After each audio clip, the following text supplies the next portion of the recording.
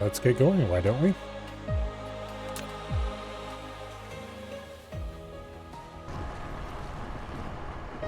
Okay. If I remember correctly, last time I had decided that the next thing that really needed to be done was to get some kind of logistics that didn't depend on snaking belts halfway across the planet. And would allow me to ship things between planets. So, let's see.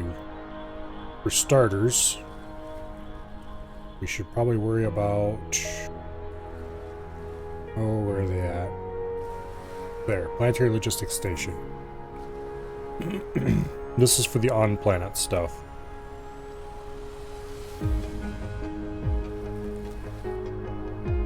Looks like we need steel, titanium. Those are things you can better acquire off-planet. And chips, which I'm pretty sure are also something we can acquire better off-planet. The problem is, off-planet meaning a different planet than what we can acquire the other stuff.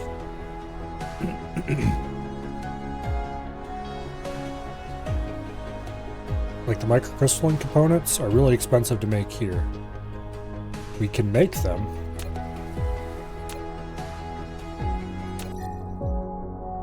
It's just very much not an ideal place to do it. However,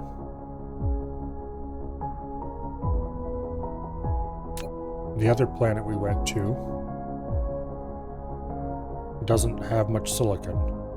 It does have some silicon, so I guess we could produce them there much more effectively than here. However,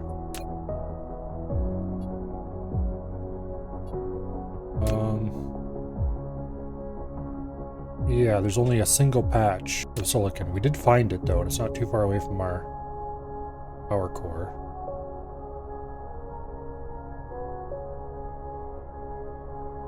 Let's see, what else do we need? Circuit boards are easy to produce there. Microcrystalline components will be easy to produce there, so we can get CPUs pretty easily over there. It'll be the only thing we can produce with that silicon, probably. And then the last component are those purple things, which those are made with things we definitely cannot produce there in any reasonable number. Well, all except the graphene we can produce there, I guess.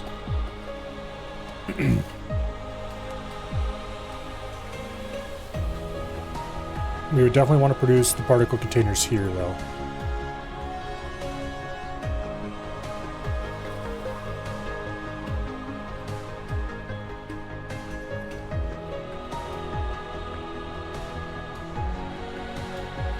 It might be a good idea.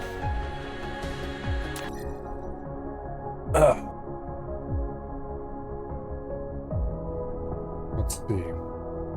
The middle planet. This one has tons of silicon. Some copper. Not much iron. But still about half as much iron as what our starting planet had. A little less, actually. Probably about a third. Well, more than a third, less than a half. It has a lot of stone. Not much coal. So this would be a good place to set up production of electronics. You have tons of iron and copper here.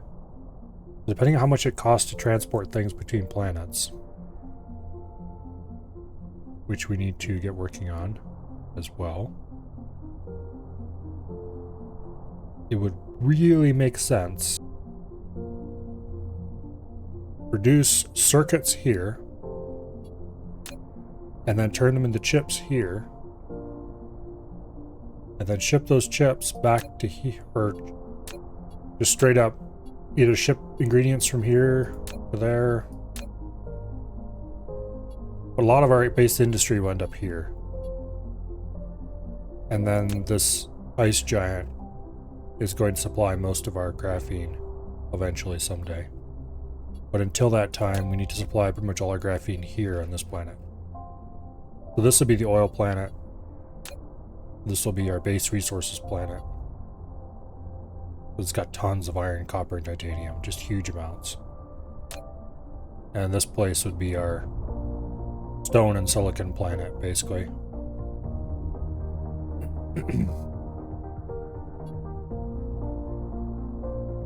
But we need to get planetary transporting first.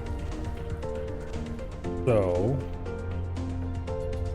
I think that's the next thing to unlock, actually. How much does this place cost? It costs one of those, plus some titanium bits, plus some more of those purple things. Okay. The titanium bits are... Ooh. Titanium, steel, and sulfuric acid. Ow! Okay, that's actually pretty expensive. Just the sulfuric acid alone is the annoying part. We definitely have to produce the sulfuric acid here because we need water. I don't think any other planets have water.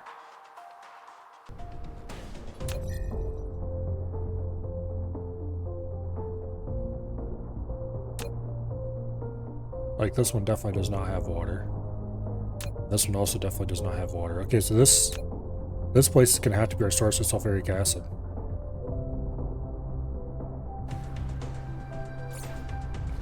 Okay. We'll probably only need like a few of those though. Don't know how they work for sure. But the planetary, I can fly back and forth and be the world's largest logistics robot if I have to. But I can carry quite a lot in my inventory. The planetary logistics stations are the big thing that needs to be done next.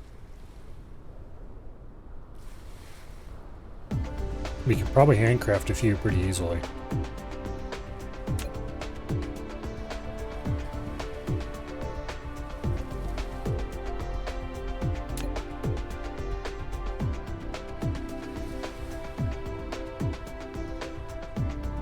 Okay.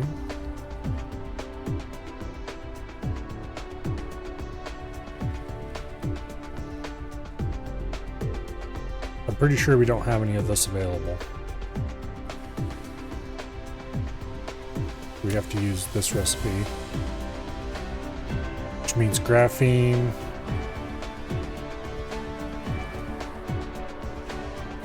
Wait a second.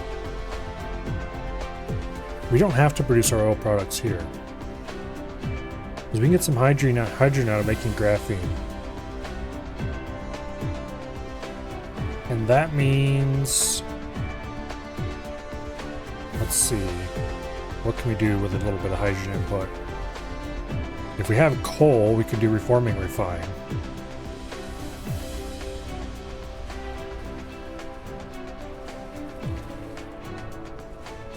I don't think we have much coal on the other planets, though.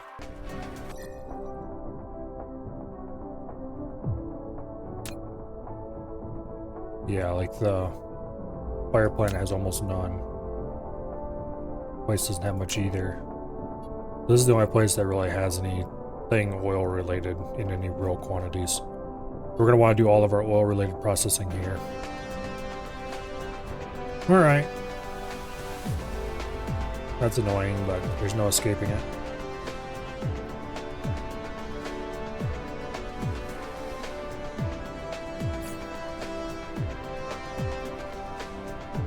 So, graphene. I do believe that this is our only source of graphene, this belt right here, currently. Now, we could load some of that into drones.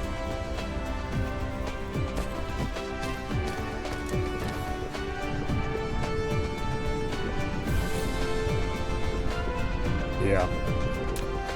Let's load some graphene into drones. This is not a long-term solution.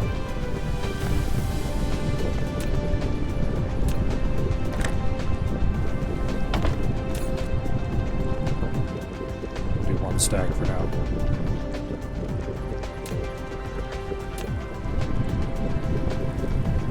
And my face. Okay, there we go. Provide to other distributors. Load of drones. Ta-da. Okay, we have graphene available on drones. The distance is far enough that as long as we don't go too far over to the edge of this factory, we should be able to reach it. Over here, close to where we're producing these things. That's 2 of the ingredients available. The other one is copper. Oh, we've got copper right there. We can set up a quick temporary factory. Also, that's not a great sign. It looks like we're having power problems.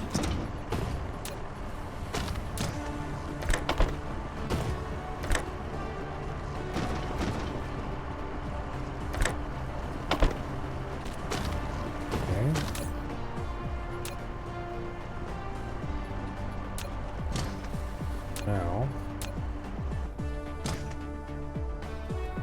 I'm willing to bet our power problems are linked to not having a solar sail at night. But even so, leaning on the solar cell for power is not an ideal right now. Okay, you also get limited to 1 slot. That filter, graphene, pull from other distributors, not provide a request, fill with bots. Okay. Add another storage. The output. 1 single stack, please. Okay. So this should function. It's far from ideal, but it'll produce enough to get us a couple planetary logistics things. However, we're going to need logistics drones to use them with it. Logistics drones are CPUs, plates, and thrusters.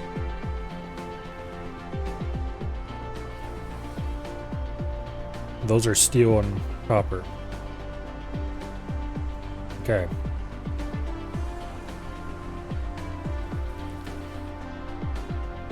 These would be better produced on a different planet, except for those CPUs. And those...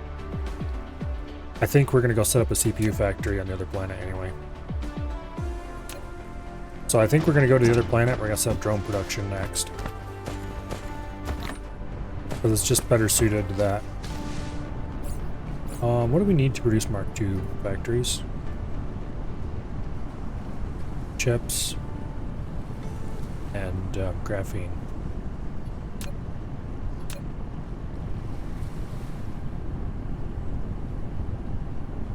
No, not yet. How much faster are they? They're 1x speed instead of 0.75 speed. Oh wait, I've been assuming these are 1x speed. I might have screwed up some of my ratio calculations earlier. Might explain why this thing is operating weirdly. Because that would mean we overbuilt the smelting. By actually a good bit. Well, by 25%. So these are all replaced with Mark IIs, then we would be at 1x. Alright, that explained why ratios were seeming a little weird. We do have graphene right there. We do have CPUs right here.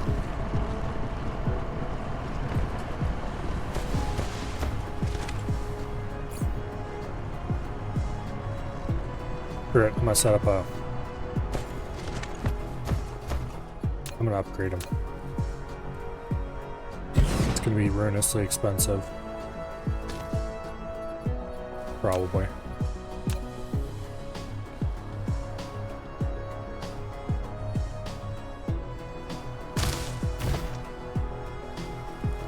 Wait.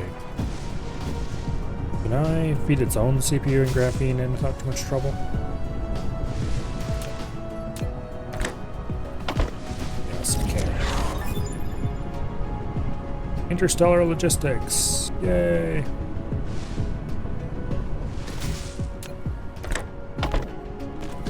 Bots are slow. Okay, the solution is have more bots. There's CPUs, there's graphene. This is going to be an input for factories. Because if I'm building Mark II factories, I'm going to replace all the Mark 1s with Mark 2s.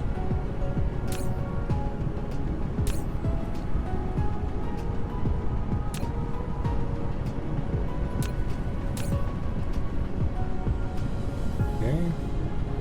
You handle CPUs. Request. One available route, one route out of range.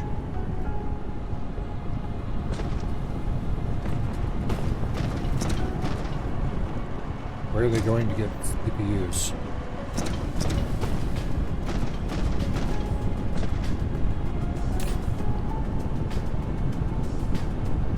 That concerns me a little. Because there only should be one route. That route should be way the heck over there.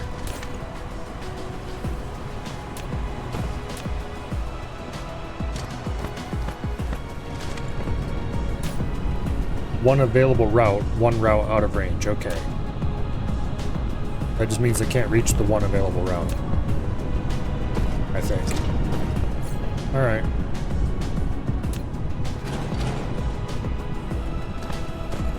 Well, I guess we'll run. It must be barely out of range, because this one's just inside of range then.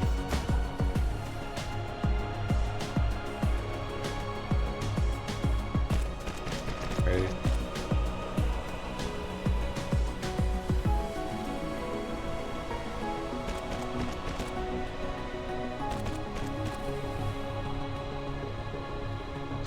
Okay. I do hate this building system sometimes. I may or may not have mentioned that a few times already.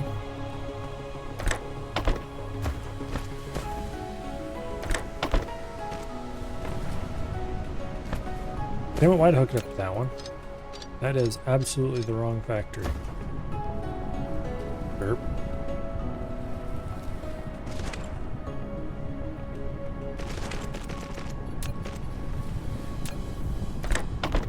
Okay, now you...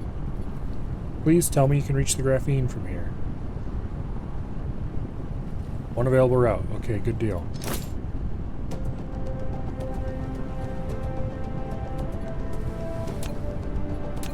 Very good.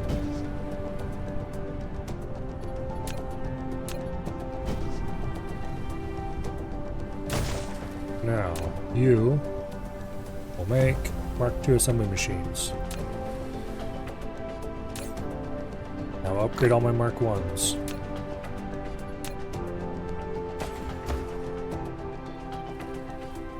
And then we're going to upgrade all the Mark 1s in this factory, which is a lot of them. And then we'll go to another planet and upgrade all their Mark 1s. And build ourselves a large factory for doing things over there.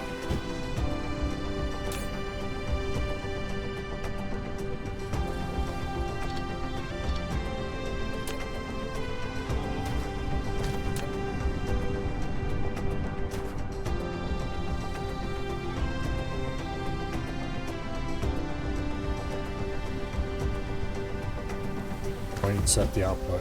Sure.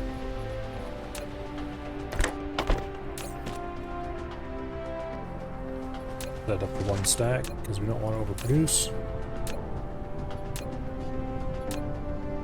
Okay.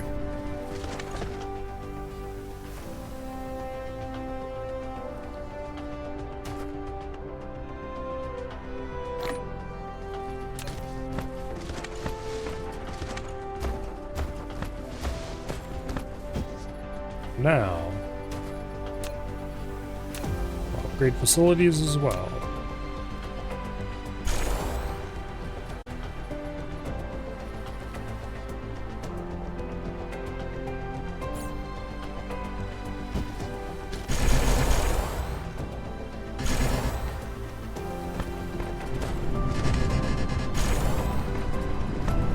obviously there's only one kind of facility we can currently upgrade.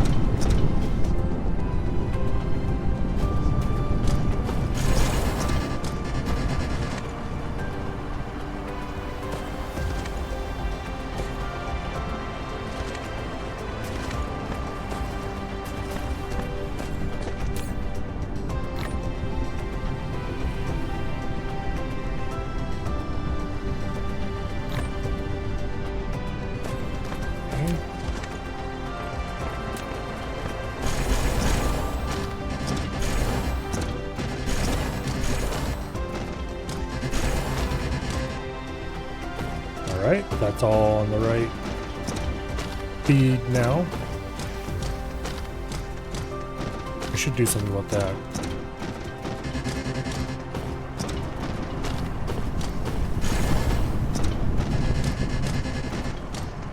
Okay, we have run out of machinery.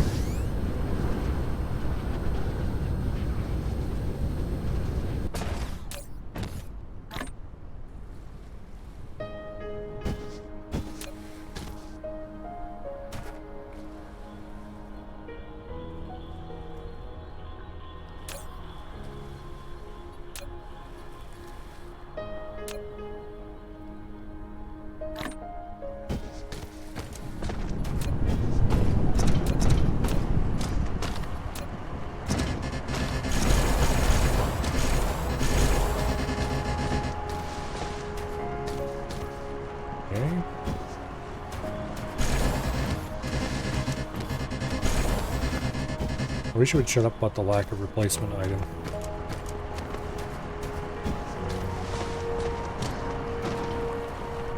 That is completely, particularly when it doesn't have any items to replace is the reason why it's complaining. Like, I don't care if you don't have any items to replace or not. That just means I don't want you to do anything. Let's go see what's going on with the graphene production. Okay.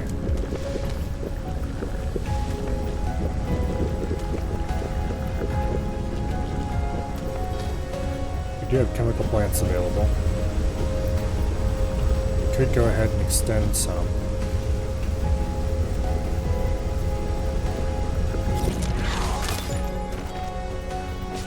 Yay, we've received a larger energy core.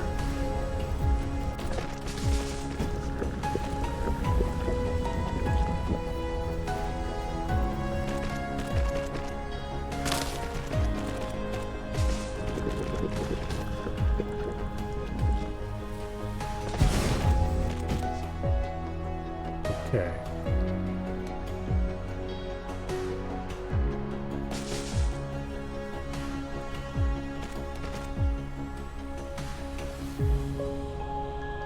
That one is one tile too long.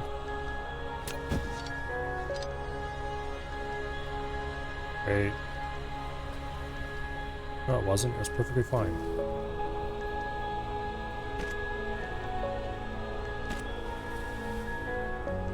There we go. It was exactly right.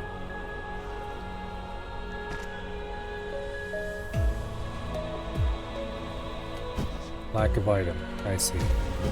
Well, how was it showing? You know what? It was showing blue there. I swear it was.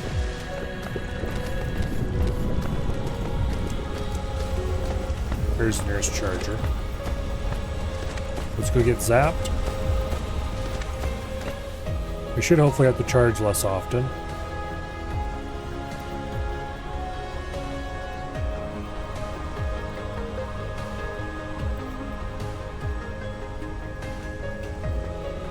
Make another row here. The problem is I won't be able to I'll always be away from one of the corner ones, won't be able to reach it quite.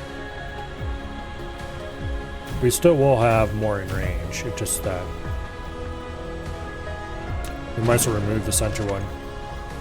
That way we can, if we stand right in the middle, we can be assured of being reached by all of them.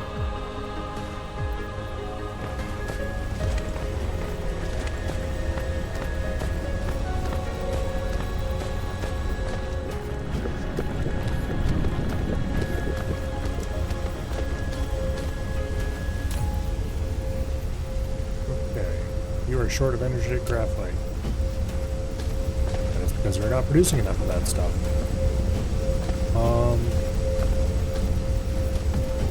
All the machines are running. Indeed. They're running at capacity. This means we really should add more of these mess.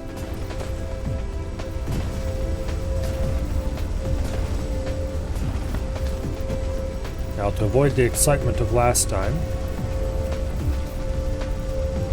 I also just realized we are not getting any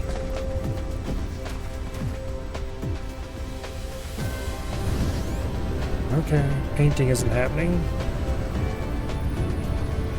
Why not? Well, it's not being produced fast enough, that's why not.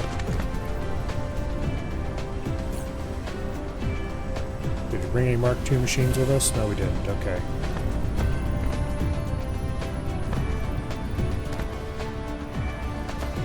Well, I probably should grab some. That'd make them produce a quarter faster.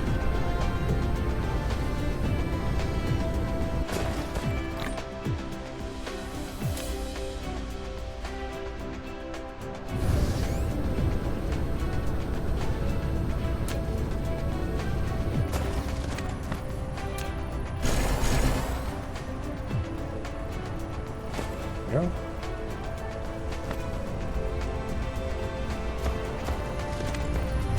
Gotta produce a little quicker at least.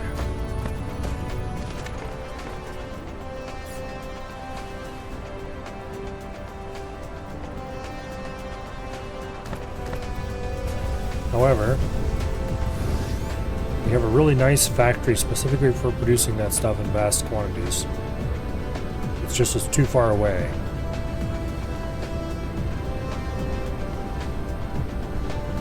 So it doesn't actually get used for anything.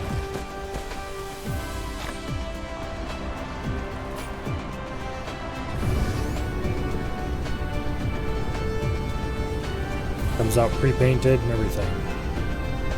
We'll just fly some over here to fill this up for now.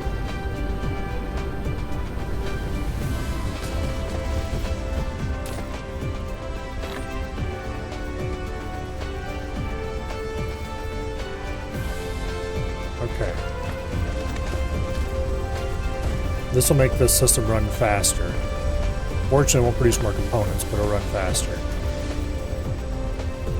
I guess that's a plus.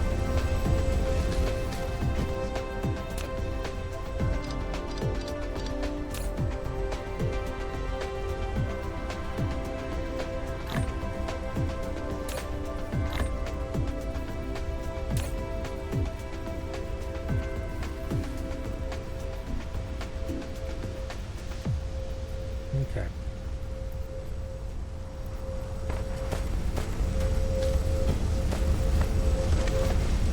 We're not producing enough graphite. Is the graphite being used for anything else? No. Just graphene production.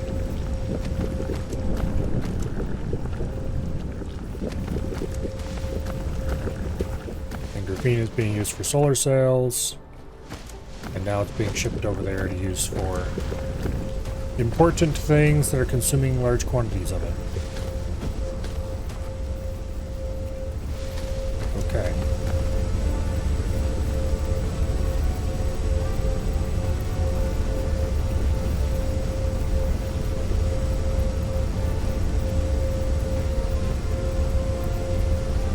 Yeah, we need to build a much larger graphene production plant.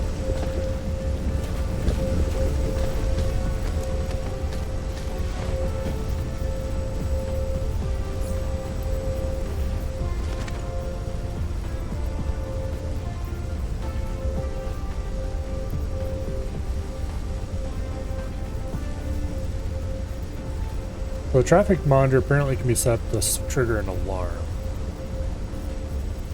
What I'd really like though is the ability to, say, turn power off to an area when a condition is triggered. Because I'm thinking about this design and the way it tends to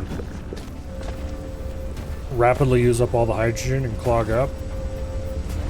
when it backs up, unless these are completely full of oil.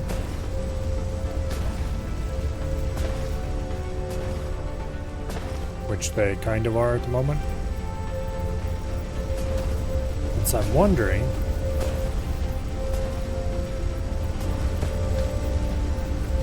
if it wouldn't make sense to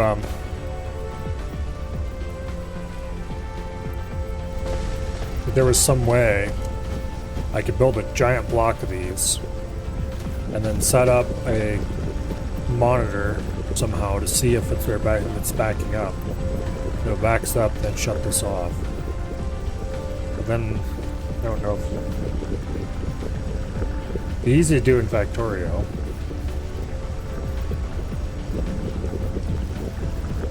But Factorio is a really complicated logic system. You can do all kinds of bullshit with. This doesn't appear to have any of that.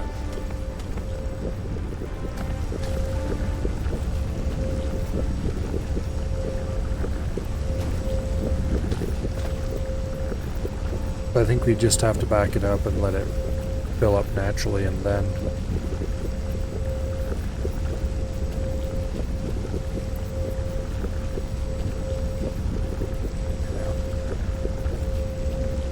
I was also thinking about doing, if you could produce small amounts of oil products on planets that only have coal, by taking a starter. But you have to build a specific factory to grow that starter before you could actually, because you need a lot of hydrogen to back one of these up.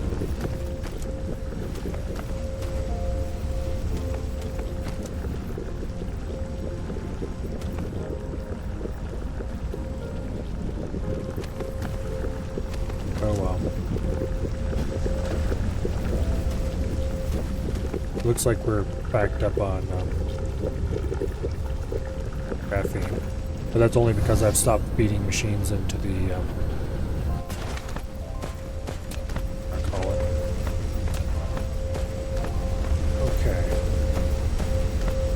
There's not many assemblers over here. We must replace what's here so I have to run back.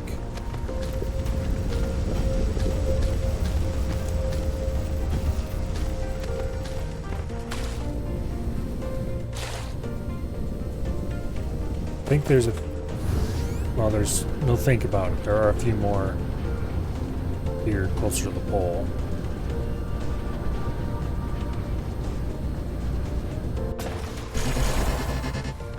There's not really that many up here either.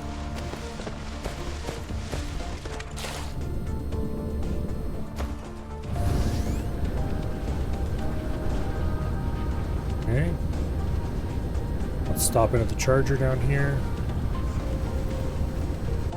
Then we'll go to the other refinery and upgrade that, and then we'll go back and get more machines going.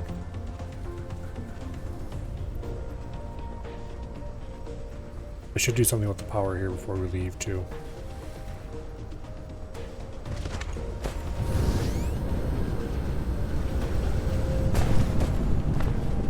Actually, were there any machines here that we hadn't already upgraded? Doesn't look like there were. Upgrading all these machines is not going to help the power situation, that's for sure.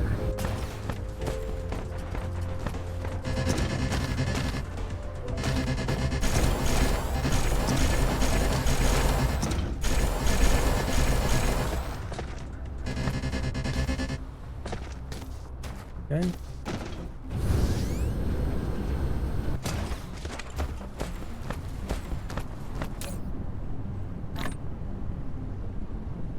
Go.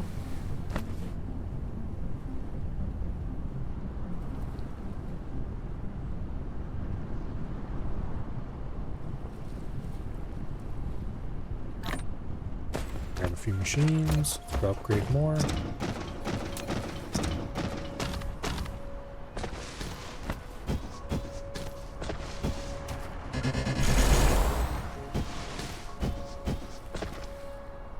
Okay.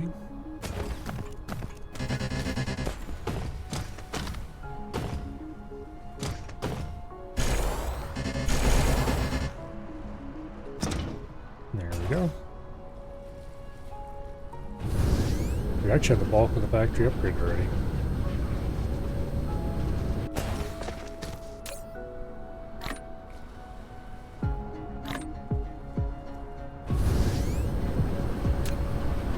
A few more trips and we'll have this whole place fixed up.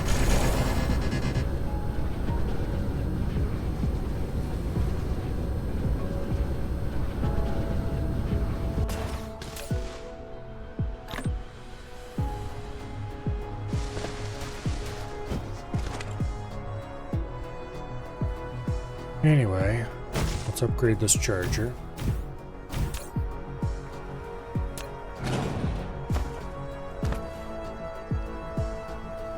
Of course, that certainly is not going to help our power situation any when I'm charging. Draw a really quite remarkable amount.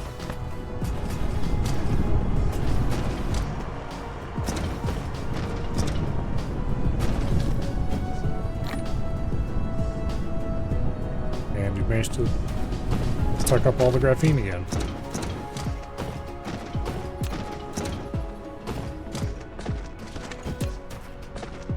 I'd like to take 50 or so assembly machines with me when I go back to the volcanic planet.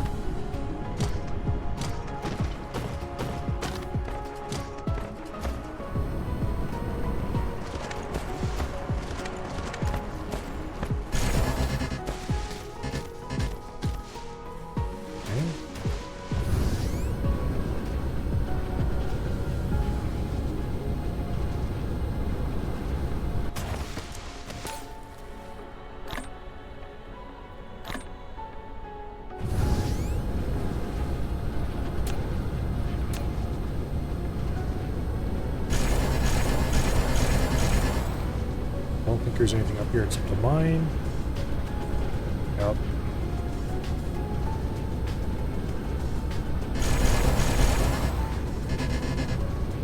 Upgrade that useless little factory that hardly does anything. Oh.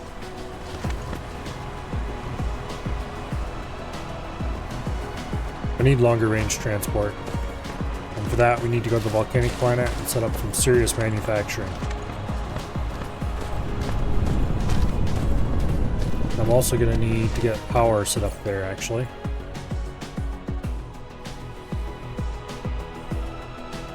Geothermal power is probably the best choice.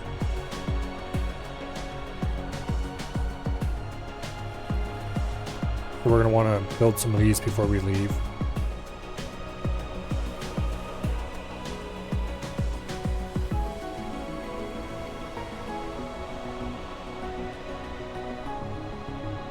Yeah. We have all these things being made already, we just need to go grab them. I'm not going to set up automation for them here or anything. But we'll take a bunch with us.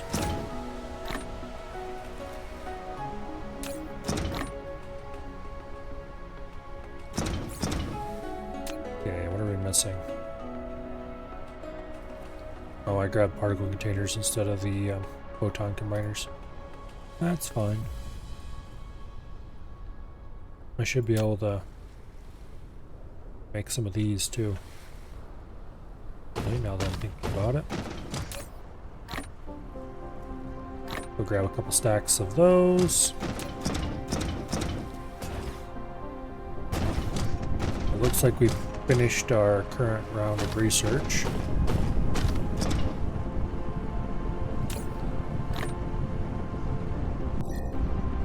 I need steel. Do I have anywhere where there's steel in containers? Sort of.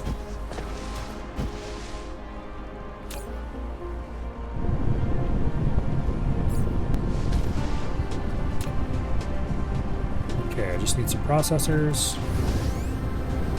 Let's fly over to the source so we don't have to make the drones fly so much.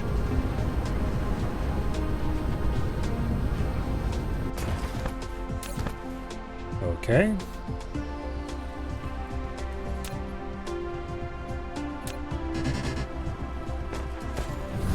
We'll grab some Mark II assembly machines, upgrade that.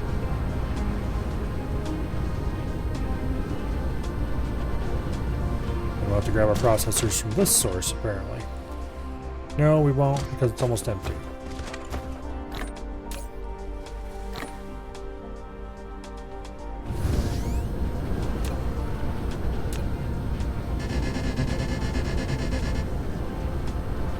And that was upgraded. That was next.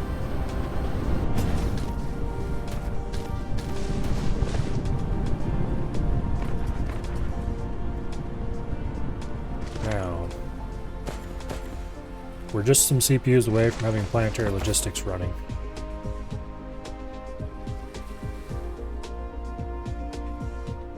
What do these take? Those take extremely expensive titanium ingots. Alright. We can make logistics drones. Well, we're going to be primarily making tons and tons of logistics drones on the Lava Planet. I'd like to take interstellar logistics stations with us, or planetary logistics stations with us, and the supplies to make interstellar ones.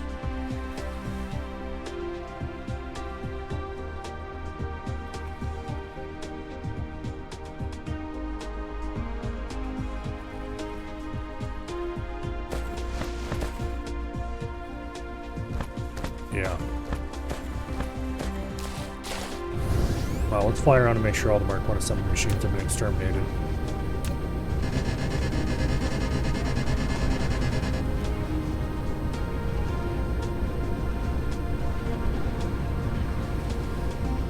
I'm reasonably certain I've got most, if not all of them now.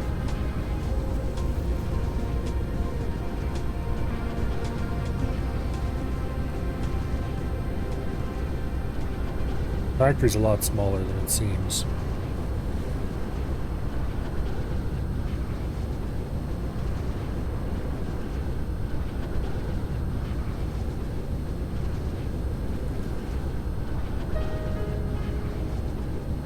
Yeah, I'm pretty sure I've got all of them. No more Mark I's exist.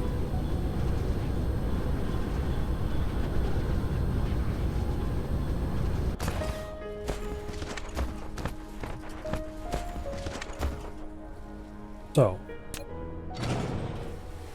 that means we will hook the Mark I assembler to the Mark II assembler, and we will produce more directly.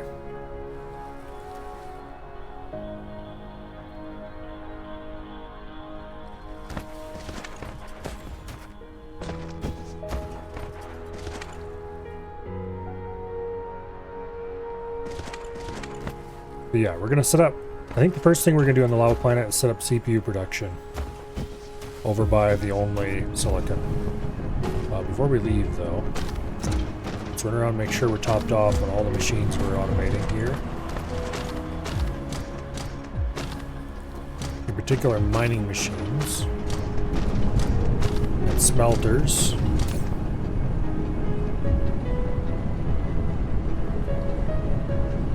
Topped off on smelters. Mining machines, yes. Chemical plants. Well, now we are. I highly doubt we'll use any chemical plants there, but you never know. We should take spray coater along, just in case we should probably start producing some amount of spray there.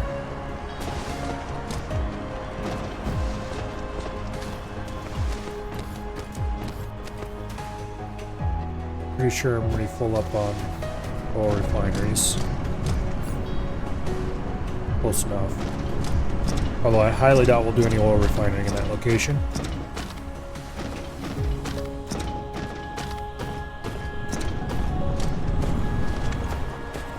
It might be interesting to attempt to do some coal processing of some kind, but we'd have to fly back here anyway to get supplies for that.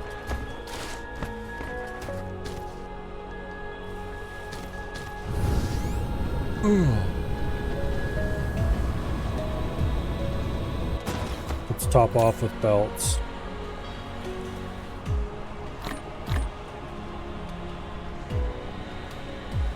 Here. Stop stealing my belts, damn it. I want extras for the trip.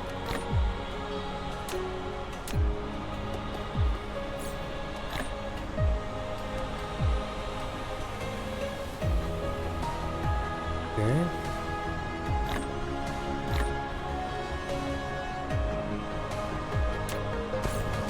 We should grab some more foundation as well, just in case.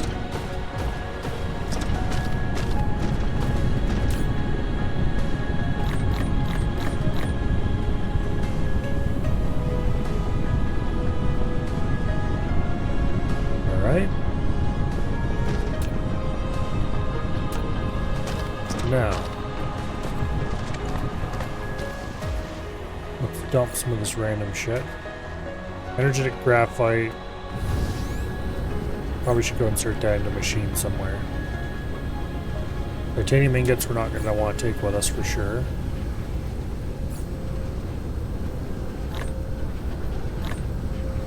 Here, you two can have more energetic graphite and be happy. Coal. Go ahead and search one of those machines. Stone. Are we using any stone in the area? I don't think we are. Yeah, we are.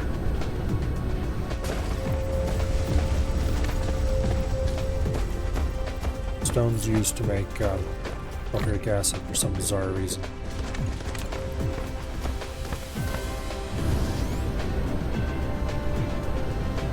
Okay.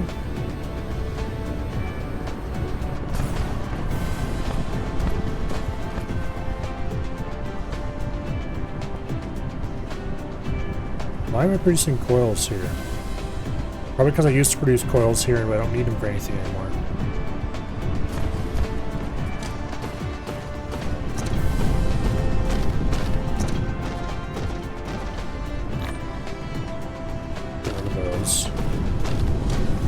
Processors we want more of for sure.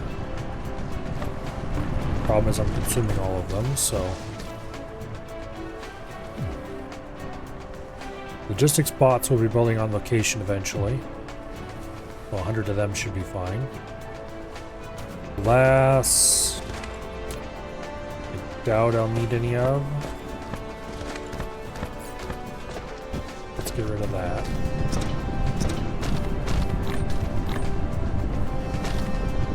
Okay. Drop a storage. Let's put hydrogen fuel rods.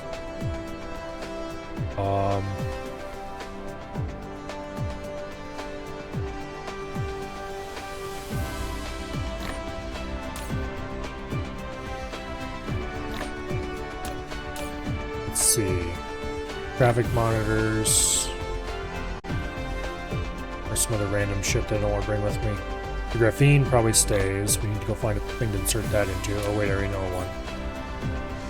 Here, you can have all the graphene you want. Okay, those two are some of the valuable things that we don't need for anything, and they've been just clogging up my inventory forever and ever, amen. Now.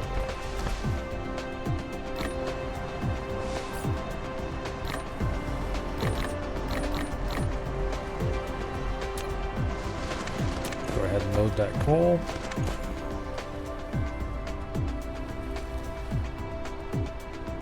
Might as well. Not doing anything else useful. I think I'll grab more super magnetic rings and more particle containers before I leave.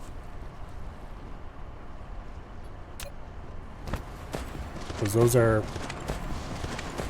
useful, annoying things to make.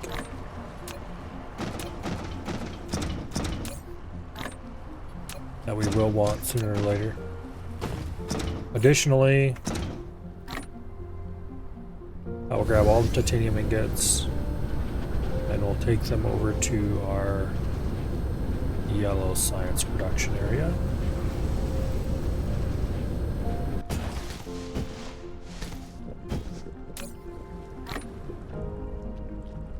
Because we're going to the land of infinite titanium ingot. When we come back, will we bring all of them that we can bring?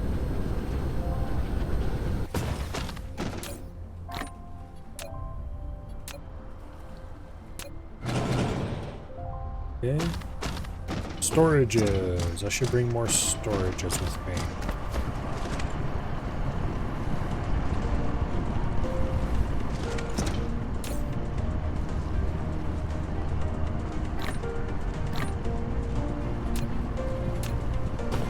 Where's the spot where I automated them? There it is.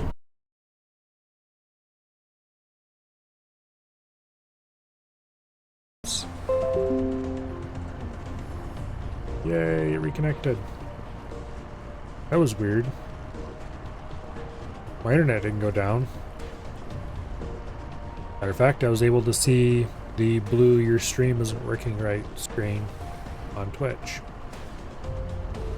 I guess Twitch just didn't like me very much. Alright, well that little... Why do I have two things of chemical plants in my inventory instead of one? Here, you know what? Let's just leave all the oil refining stuff here for now.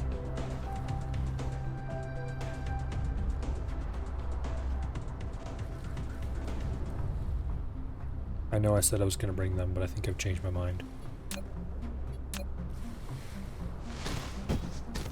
Actually, screw it. Let's not. No matter if... Yeah, no, we're good. Okay. I think I have everything I could possibly need. And then a bit more besides. So, let's plan a trip back to the lava planet. And we're going to be spending quite a bit of time here, I think.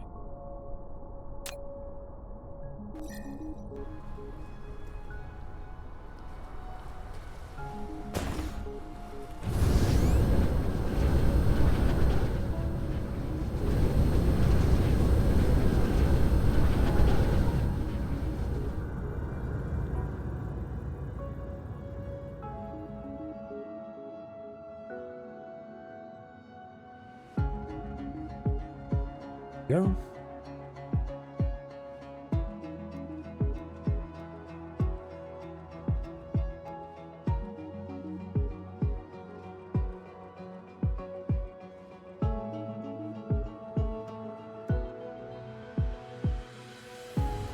I'd speed up a little bit, or a lot of it, as the case may be.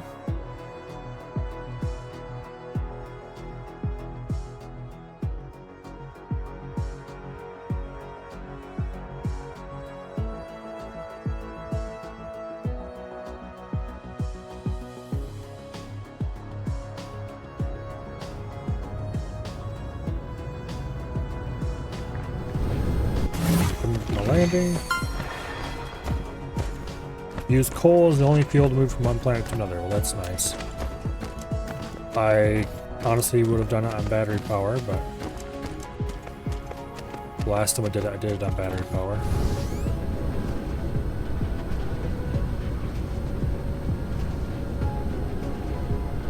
Okay, so here is our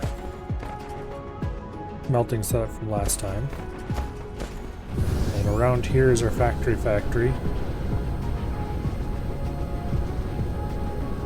Complete with the container, we dumped everything we didn't want to take with us on the way back. I should check to see what kind of crap I left in that. Oh, I was going to make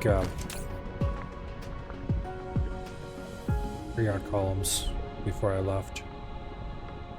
Okay, we got all kinds of shit here.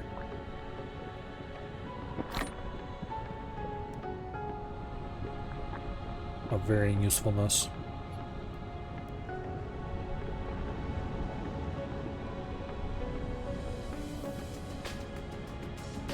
Okay. I didn't bring enough Mark II assembly machines either. I brought a bunch of them, but...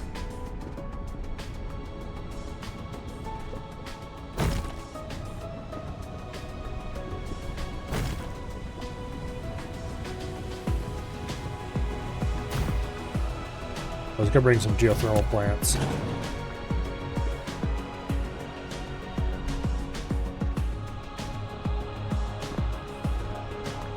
Because I definitely need more power here.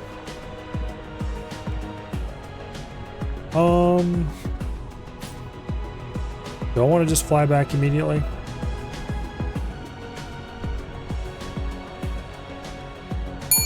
Sure, why not?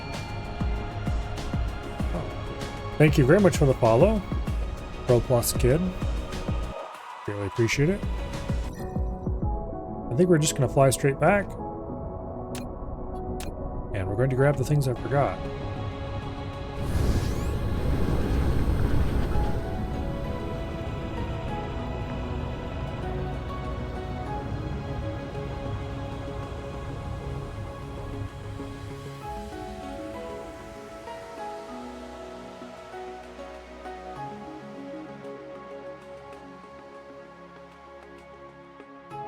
And get accelerated up to max speed.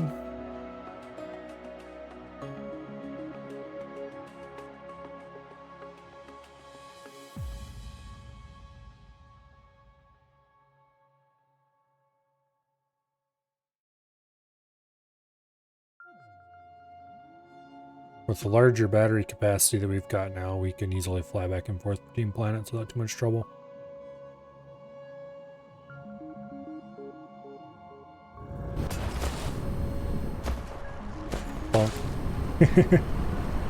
Alright, where am I?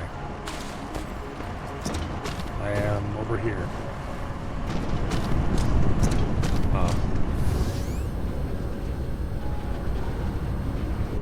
Okay.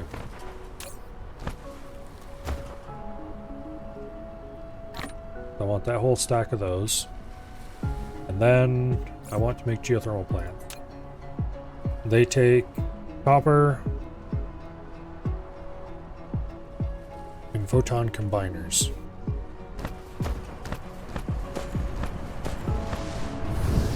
The easiest place to get copper is going to be over here.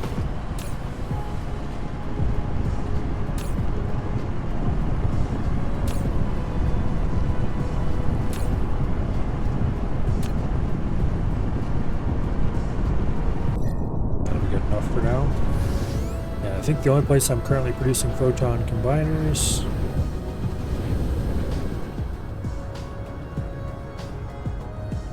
is over here.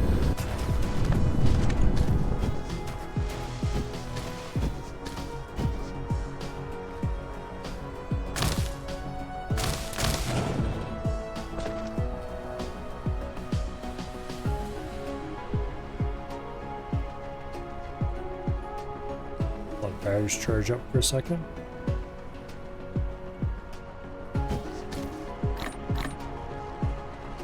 Okay.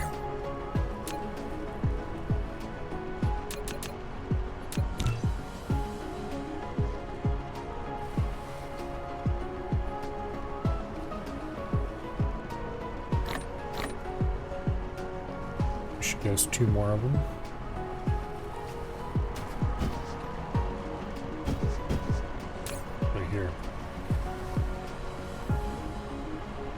We'll just harvest a bunch off the belts.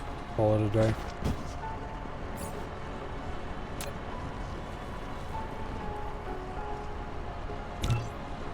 Short on steel. We should be able to make like 11 of the damn things, what we have currently.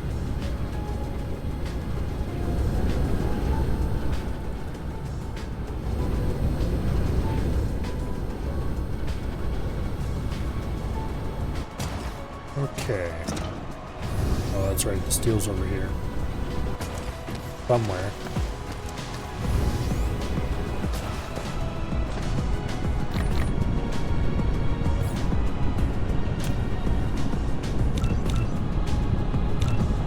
Okay. And now we're once again out of photon combiners. That should get us a bunch of these things.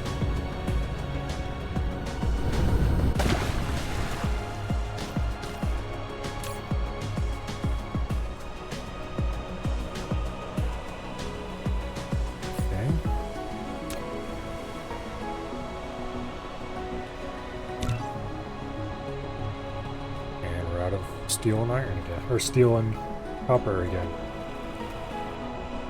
How many do we have? 16. We're gonna have 20 by the time we're done. Is 20 enough? Maybe.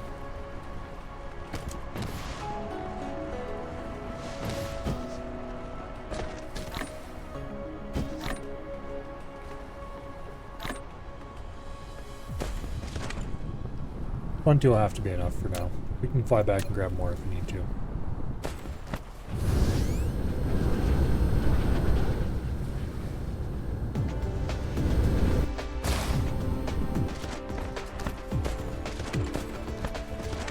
Okay.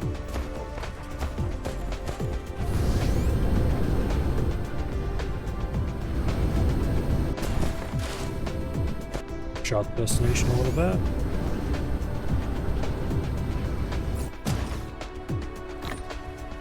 Some of this material in the inventory.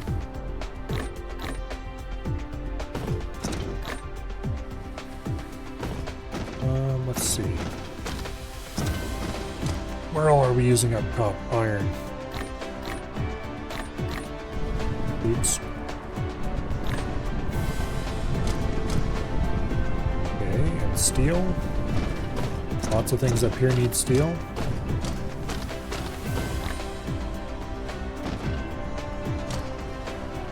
I don't have a single thing of titanium ingots. I should have grabbed titanium ingots before I came back. Oh well.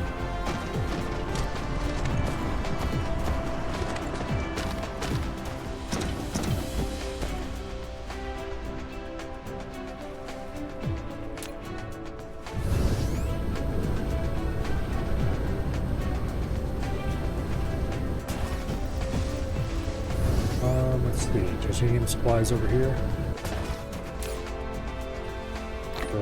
Doesn't look like we actually needed more. Partially because I'm not doing any research right now. Oops. We should definitely be doing that.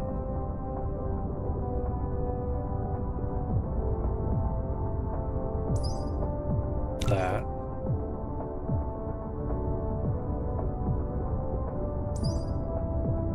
How about that?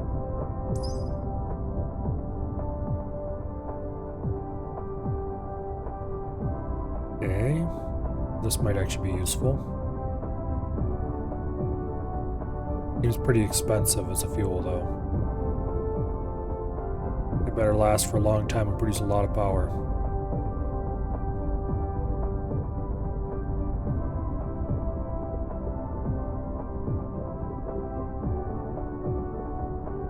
Oh well, we'll queue it up anyway.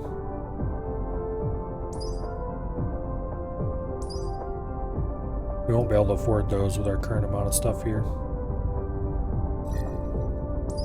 There weren't any particularly amazing upgrades I haven't grabbed already. Inventory capacity, maybe, if we have enough.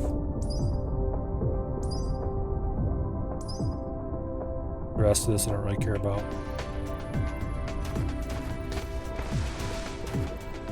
Okay. Now, let's get charged, and then we'll fly across our destination again.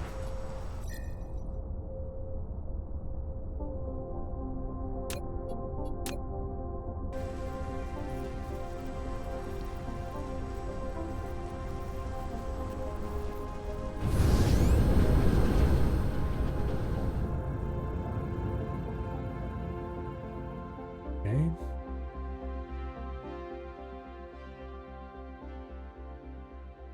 Go ahead and accelerate.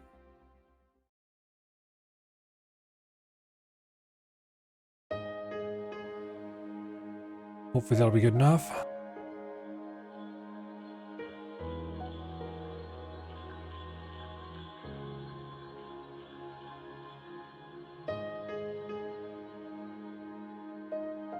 Not sure how close we can fly to the sun before we burn up.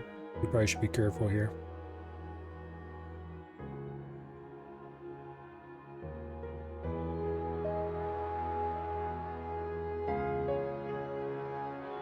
Apparently that wasn't too close.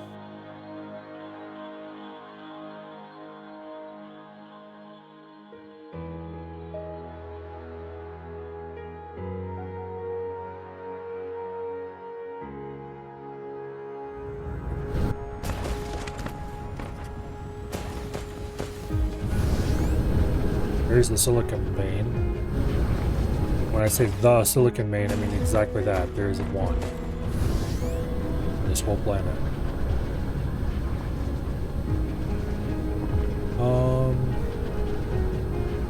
Yeah, okay, this is the equatorial power line.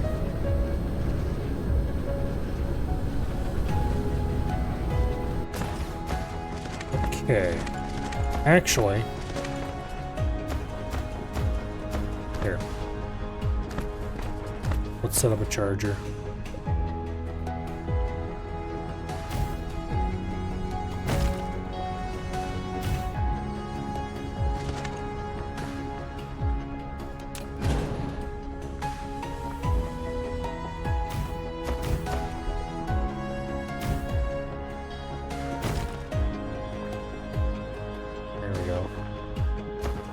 This shape can charge with all of them, as long as we're close enough to the center. And we're going to fly to one of the poles and see what we can do with these geothermal power stations.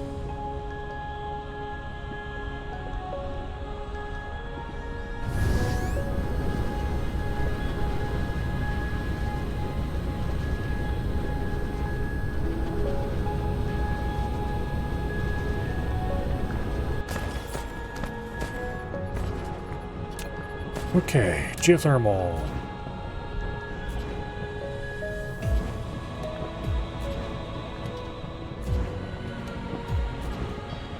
Oh, that one's 110% right there.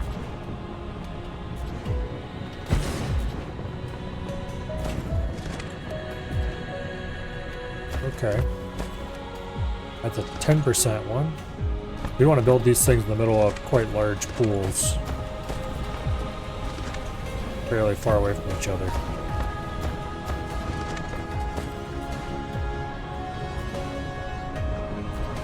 $120%.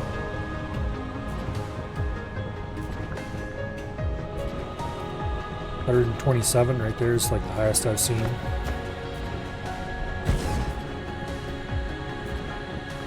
There's a 121. 123. This is probably far from the most efficient possible way to build these. But I don't really care.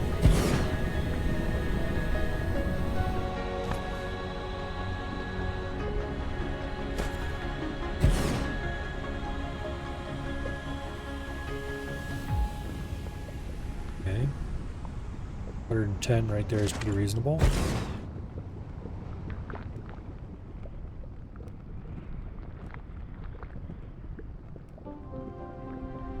Okay, there, 124.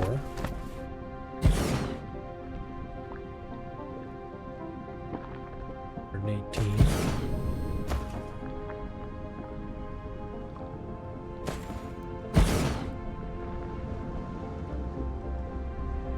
27. This is going to do wonders for our power production.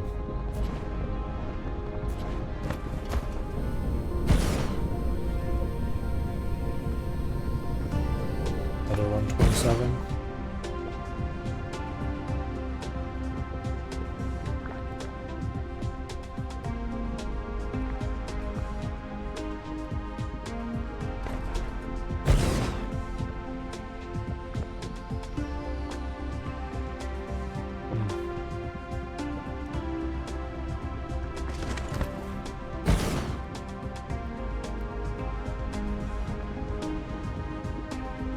guess that'll do.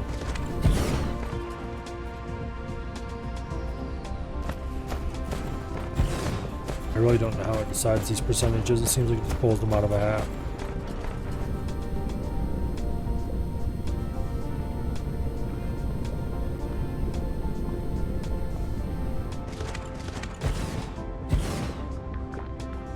You move it closer to shore and suddenly it becomes 127.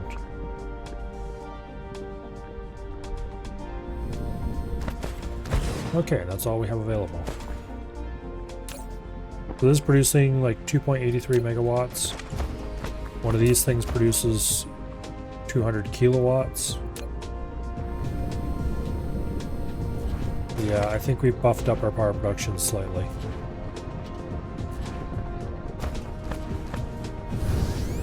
Alright, good deal.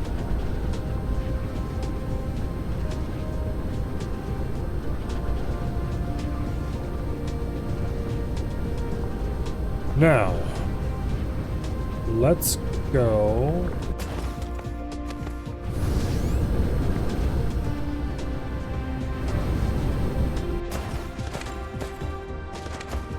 I think it's over here that the silicon is. Yes, it is. Let's go continue the equatorial power band.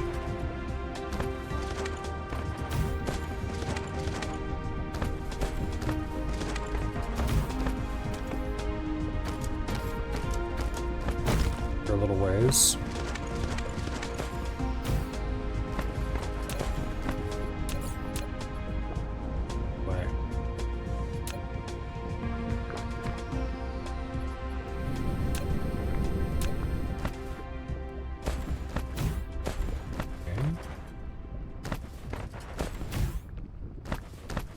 The silicon here is where we're going to be putting our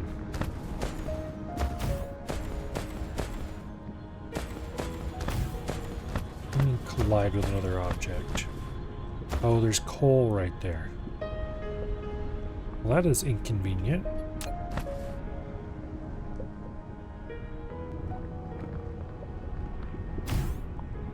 I guess we have to misplace that one slightly. Anyway, we now have a line of power poles around the entire equator. Why? Because I thought it was a cool idea, that's why.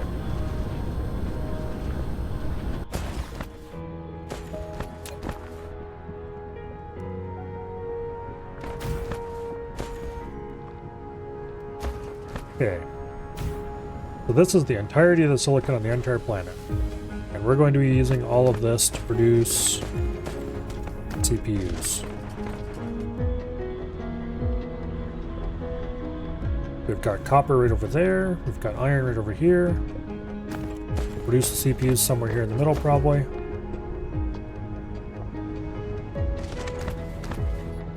But first, let's do some calculating.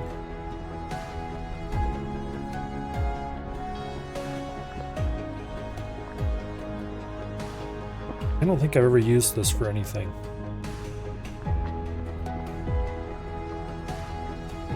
Alright, so microcrystalline... We want to make all of this into processors. To make processors require 2 chips, which is just copper and iron, so let's ignore that for now. And 2 microcrystalline components. Microcrystalline components is 2 high purity silicon, and high purity silicon is 2 units of silicon ore.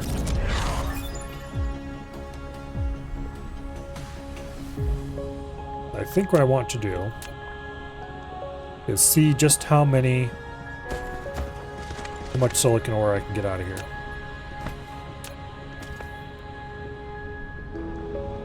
I don't want to overmine this, because this is what we have available.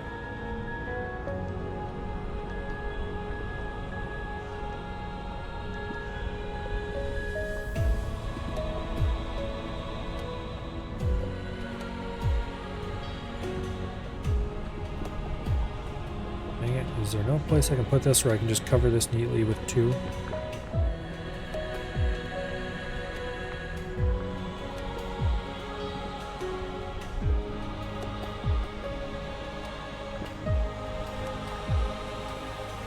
Well, maybe if I move one.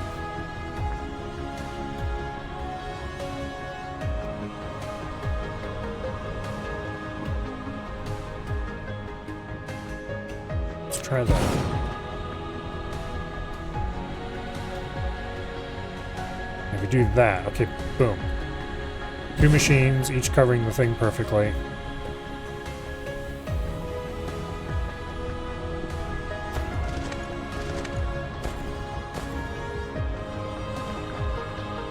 Okay.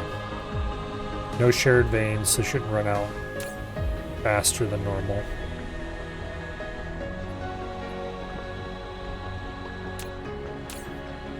They both cover the same number of veins, although they don't have quite the same amount of resources. That doesn't mean they'll mine at the same speed. Which is useful, I guess. Because if they both mine at the same speed, then we can feed them to 2 separate smelting lines without combining. That's actually really perfect. They both have exactly 7. Okay. That's great.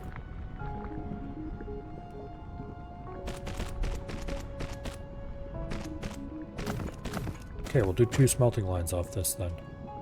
231 per minute. That is not a useful number, damn it.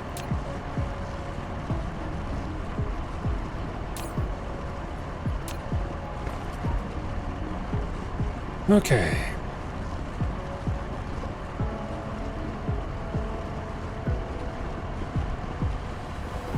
$231 divided by 60 equals 3.8. A bit more than 3.8 a second. Which means that this consuming 1 per second means we're going to want to run probably 3 smelters per. That won't be quite enough. 4 smelters would be a little too much in theory. So we'll run slightly under capacity to help make sure it lasts long enough.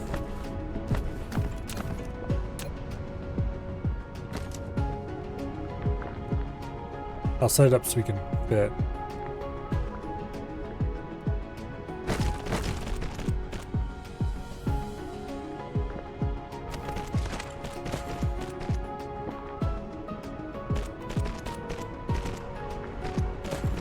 I was about to say I'll set it up so I can fit 4, but I've changed my mind. We're only gonna do 3.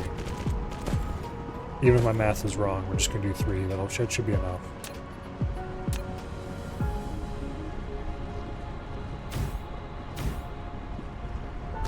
Okay.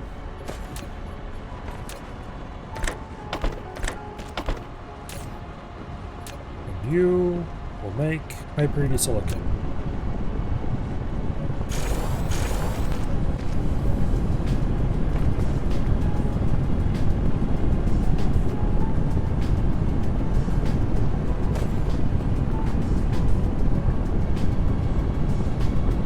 Live visitor object top.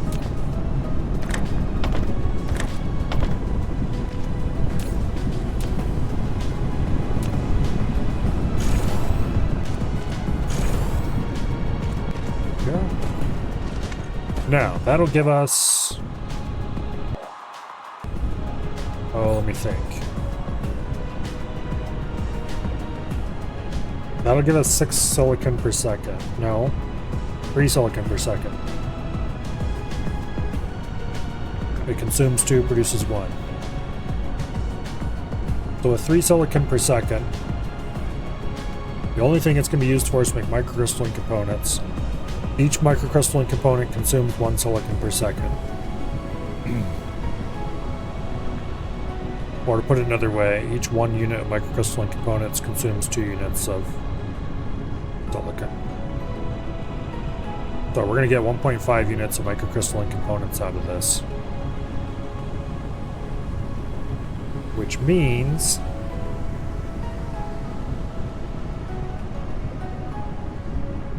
we'll worry about that later. Okay, but anyway, we're getting 3 units of microcrystalline components out of this. That is probably the most inconvenient possible number.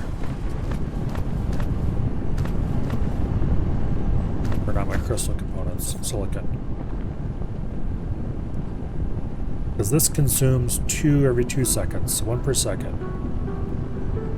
Which means we want to do 3 assemblers.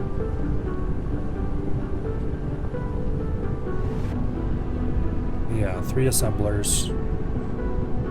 And we also need to produce 3 per second copper, which is just simply 3 copper smelters.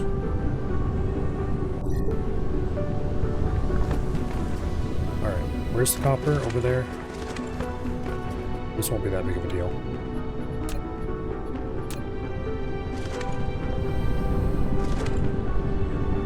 Needs foundation support. Of course it does.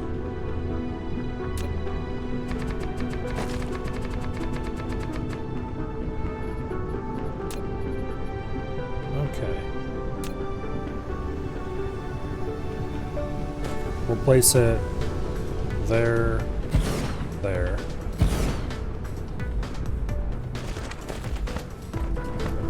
And then for the copper, we'll put those right behind them and direct insert.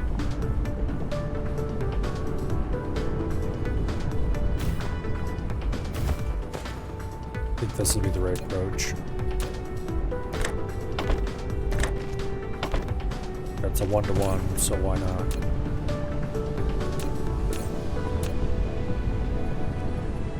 The only reason I wouldn't do that is if I was going to spray it. Which, while it is a little tempting to spray it, I'm not going to be doing that right now. There's really not much coal on this planet.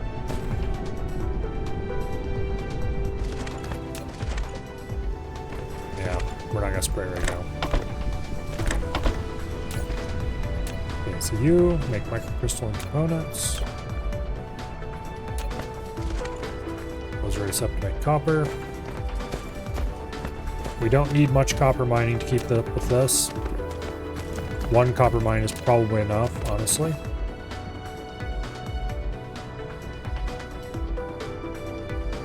But I'm going to set up 2.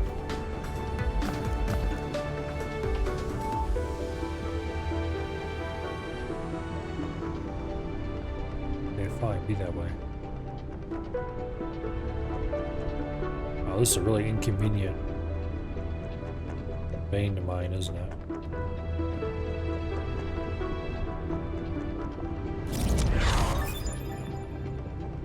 You're off, I'm busy.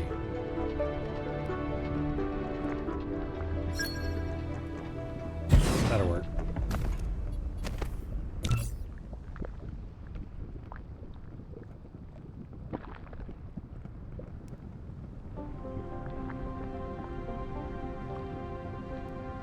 Okay.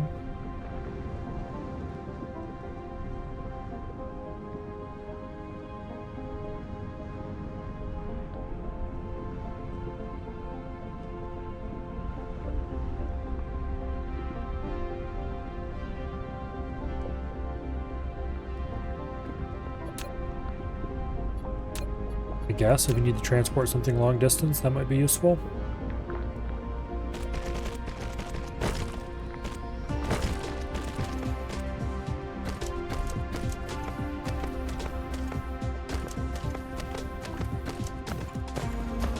I'll just run this over to here.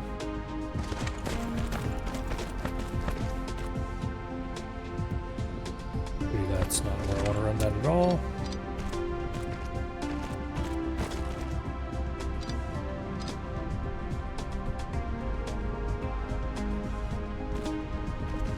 Darned correction lines.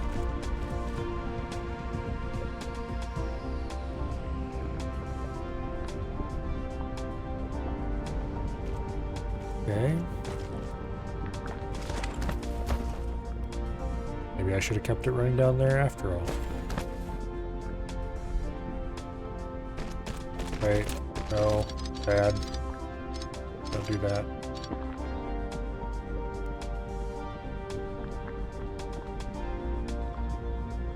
Here, we'll run it straight by turning off grid until we get past the correction line.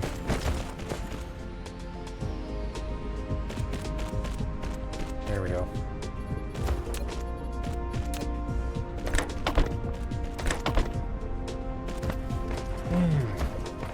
Okay.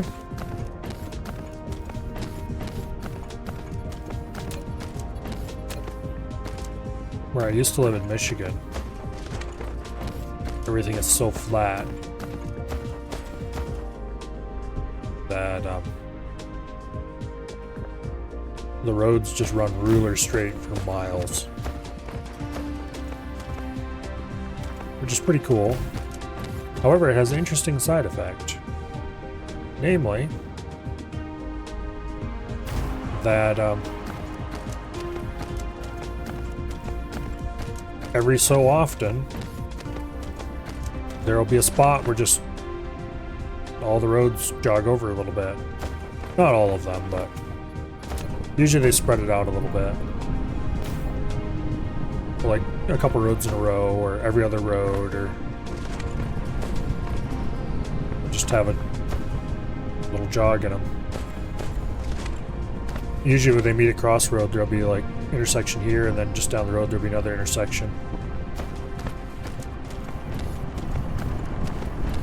Because you can't just run the road straight without them getting farther than the regulation distance apart after a while.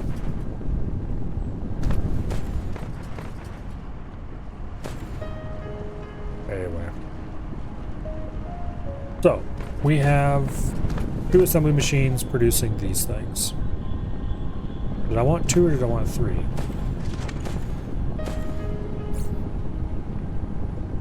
No reason to build 2 without thinking. I think I want 3 of them. Yeah, I want 3 of them.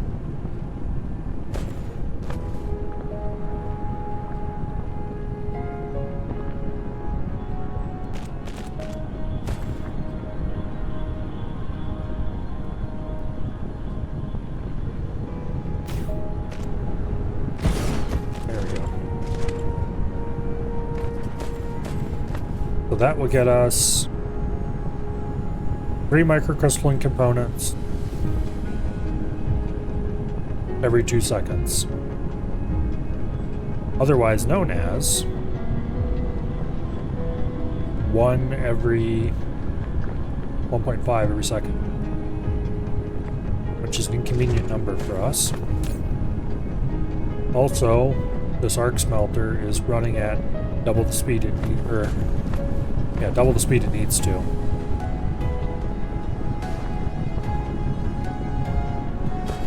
Producing 1 per second instead of 1 every 2 seconds, but that's fine.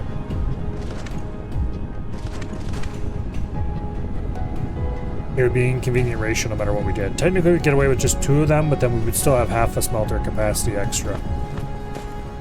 I'd rather just direct insert like that all of the day. So, when it comes time to actually assemble the processors, these build 1 every 3 seconds, but they consume 2 resources per time. I think what we want to do is build 2 machines assembling processors.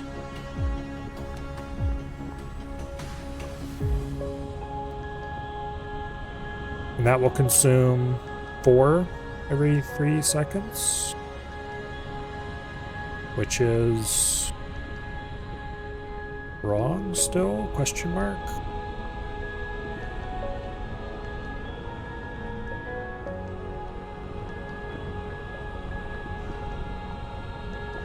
Oh, let me think. This can be a really annoying ratio, isn't it?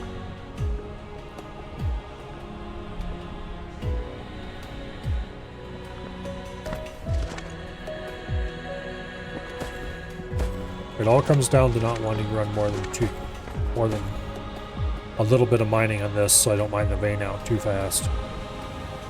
It is 500,000 ores, but I want this to be able to run long term without me having to do anything about it. If I added one more machine and increase the number of these a little bit, we could get a much better ratio.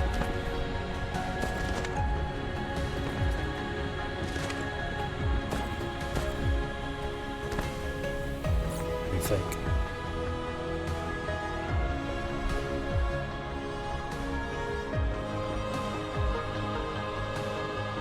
This is producing 1.5 per second. This is consuming, just one of these would be consuming one every 1.5 seconds.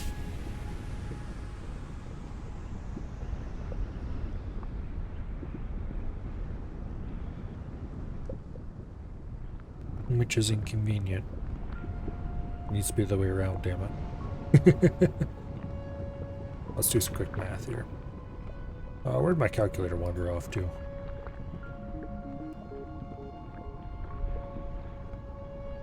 I didn't start it, that's where it wandered off to. Okay. Calculator. Put over the other monitor so I can access it a little more easily. Although this game does annoyingly constrain things to the window, even when it's full screen. Can I actually change it so it doesn't do that?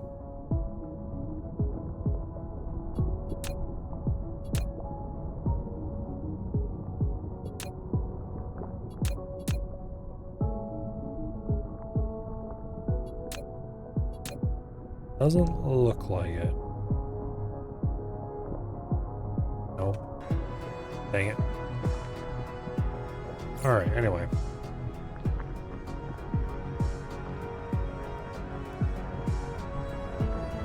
So.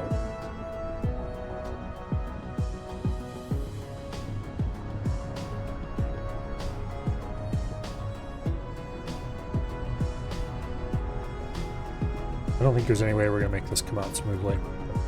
We might as well just assume that if we build two machines... Wait a second. If we build two machines, that would consume 4 every 3. 3 machines would consume 6 every 3. We're producing 3 every 1. Or wait, are we? How much are we producing again? Okay. We're producing 3 every 2.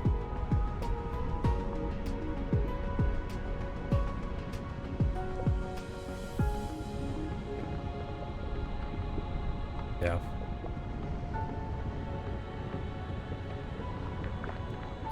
Honestly, I think I'm just going to direct insert. It won't be the right ratio,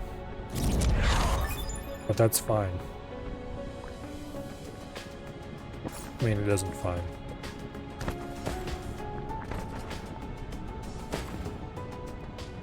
But it'll have to be fine.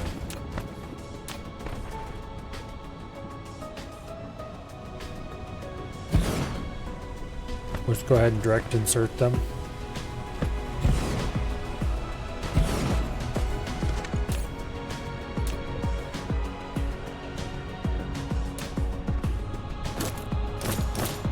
These will run slow, and that's just the way it'll be.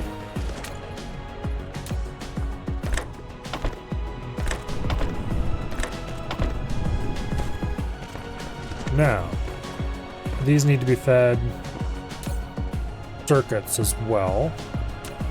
However,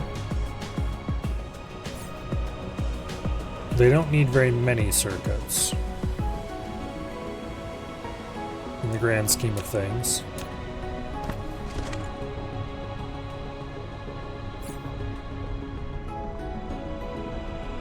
They need exactly the same number of circuits as we are receiving in microcrystalline components.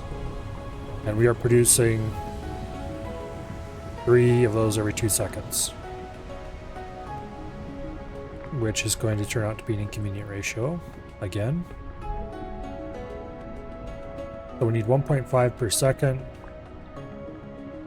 which means 1 single circuit board factory is more than enough. Really? Looks like it. Okay. Well, into that case,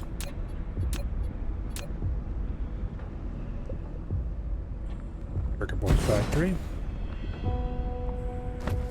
Actually, put it there. Let's direct insert its copper.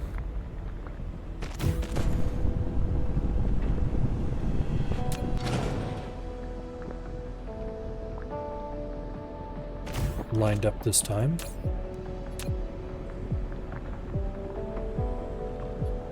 And then we just need to produce a little bit of iron and ship it over here.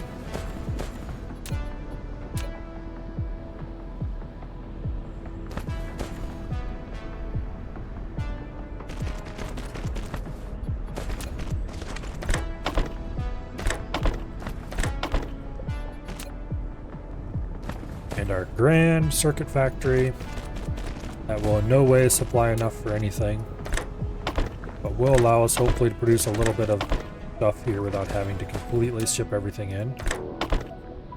We finished.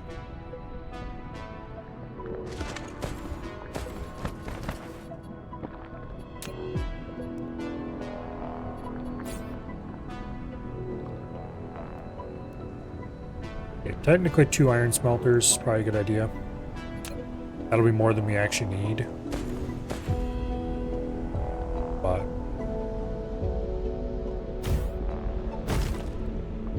sure. I think we're gonna need slightly more than 1.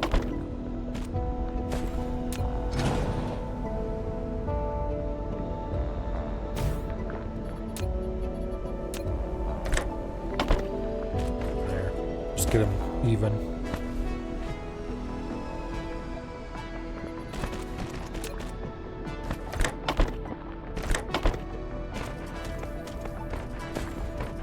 Alright.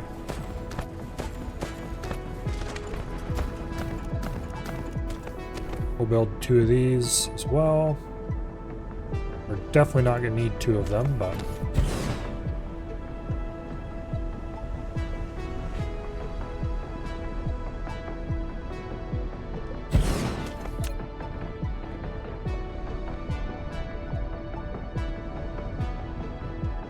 Come on.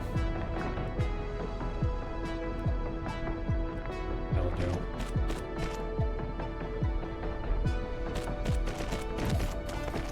Now.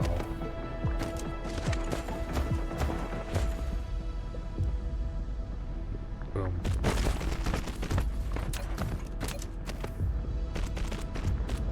Run that to there. Build one of those over here. And suddenly...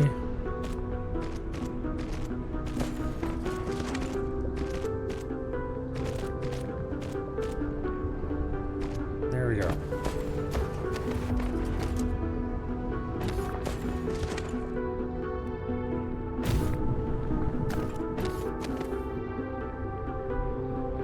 Okay.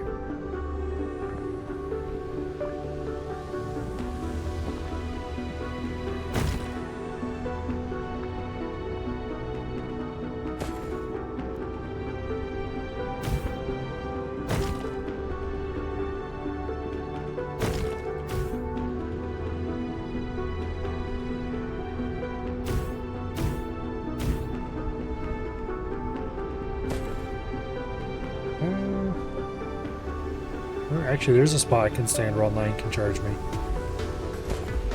Barely. Oh, I need to set these.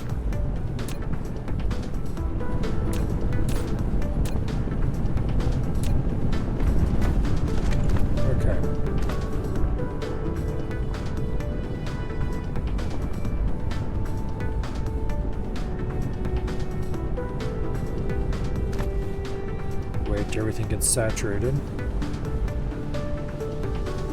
There we go, we finally got some that are sneaking through to the end one.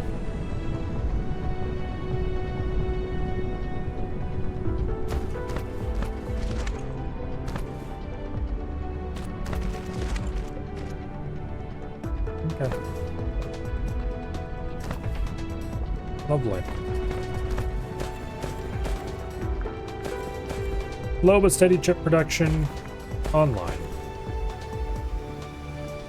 Now,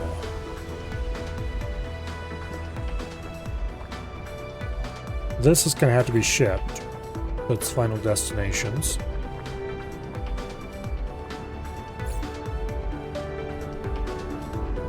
The good news, though,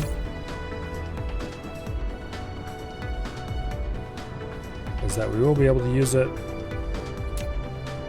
to craft the things we need, namely the planetary logistics stations. We just need some steel and some titanium, both of which are relatively abundant in this place. Get rid of that copper ore. Copper plate. I don't want that crap in my inventory.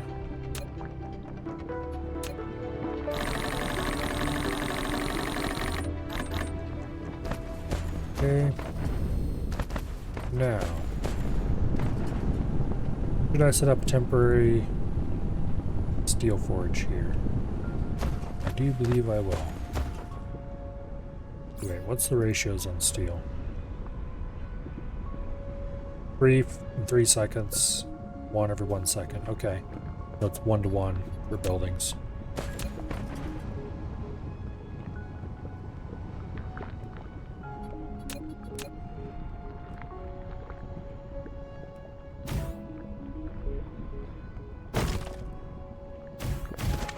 We'll put in 3 for now. This is strictly for personal use anyway.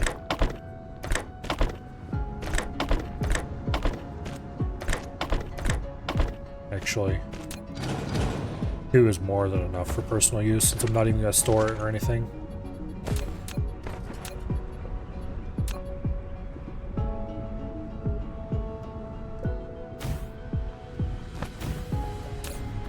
Okay, you produce iron, you produce iron, you produce steel, and you produce steel as well.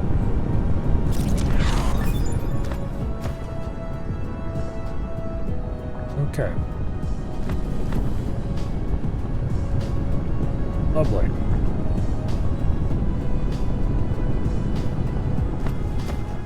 Now,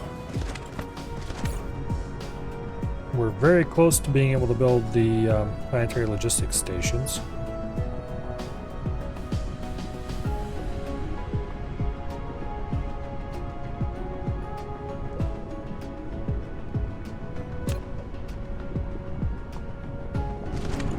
However, we are no closer to being able to produce logistics drones.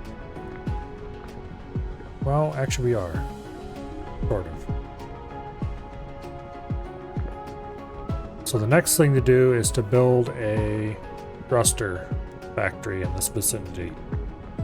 And that requires steel and copper. That's actually easy to make. Okay, maybe we should increase the size of this steel plant. Because we got copper right over there. What's the ratio? 3 to 2? Every 4 seconds? Okay. So to run one thruster factory, we need 1.5 copper production and let's see.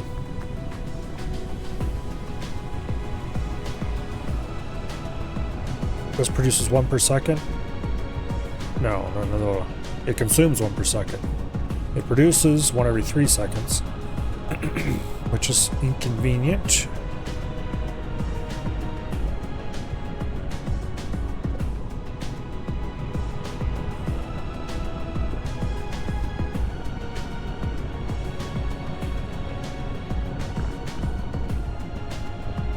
Yeah.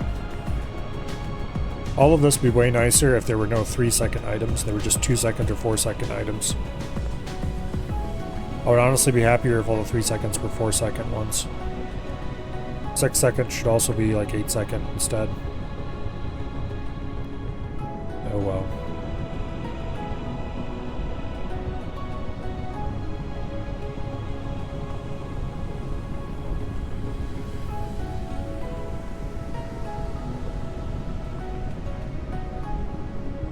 So we're going to want to run a single logistics drone factory. We're going to want 2 thruster factories.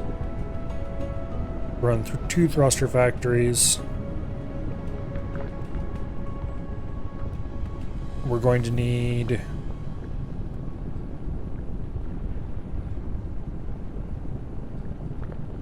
oh,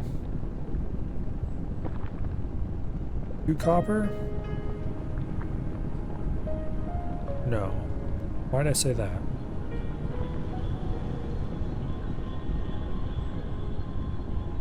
Okay, so this is 1.5 copper.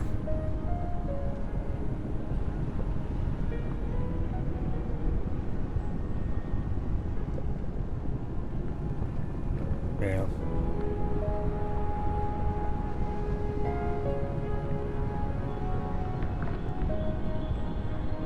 This is a case where we should just direct insert the copper and just call it a day.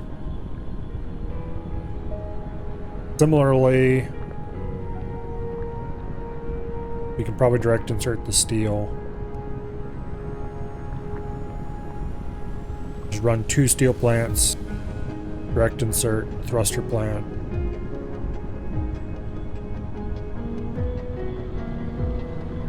Two steel plants, 1 copper plant, all of them direct insert. Just call it good enough. So, what we're going to want to lay out here. Let's just lay out this. We'll lay out a pattern over here. There's the copper plant.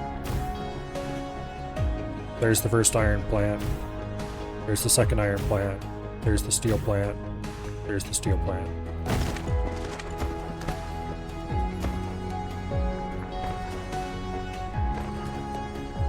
And then we have copper and iron go past on belts behind this. We'll hook those up later.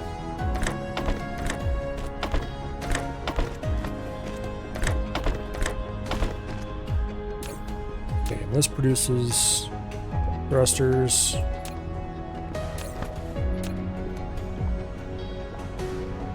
That produces steel. That produces iron. Produces copper.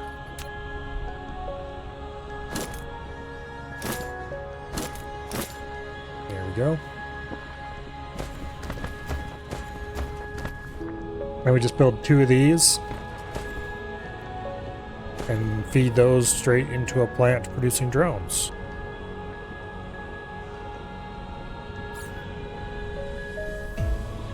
Along with more iron.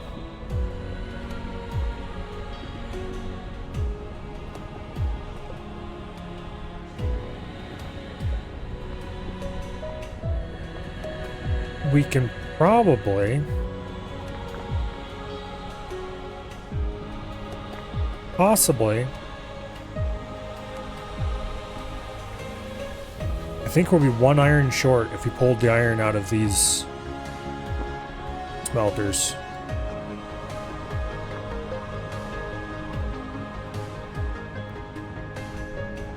I think that's what the ratio would work out to.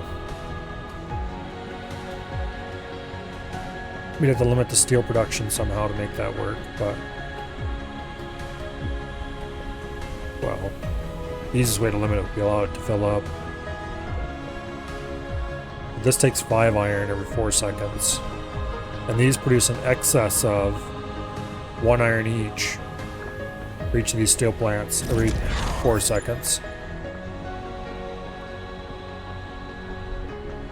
So,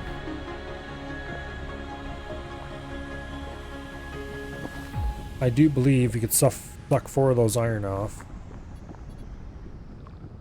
using dedicated transport belts through here, probably.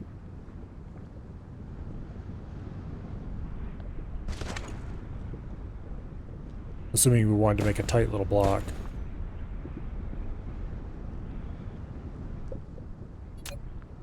Okay, let's try this. We'll do direct insert between these two. And then we'll run in an iron plant like that. An iron belt. And we'll run in another iron belt like that. Now the problem is we're still going to be short one iron.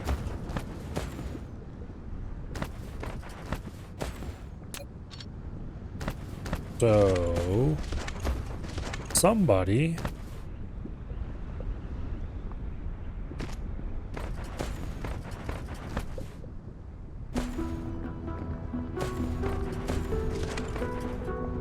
we will have iron and copper lines running back here.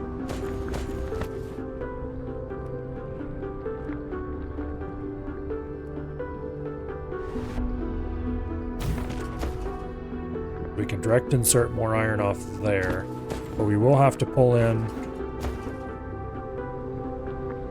some iron ore from elsewhere and bring it back. Alternatively,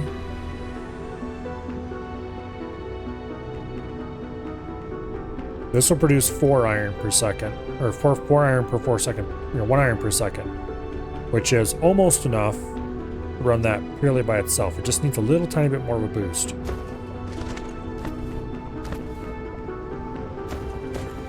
So no matter how we work it out, this is dreadfully inconvenient.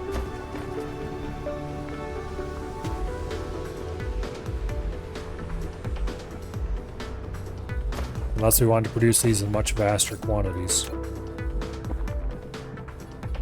But I don't really.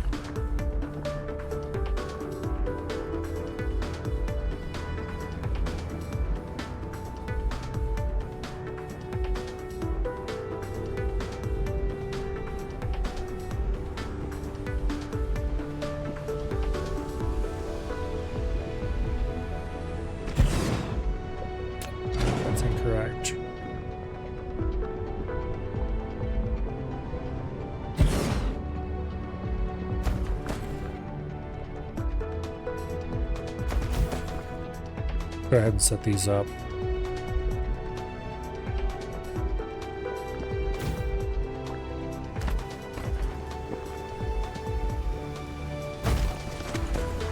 Would actually kind of like to run the iron ore through here anyway. Somehow.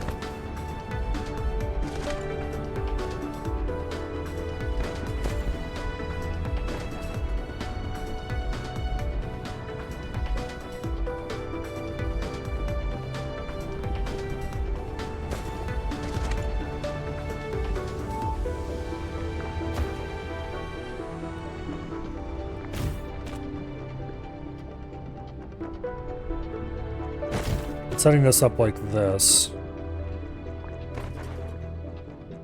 So I think this is backwards.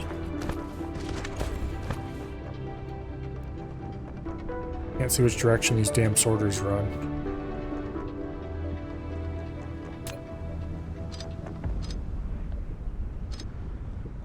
Means I shouldn't trust them.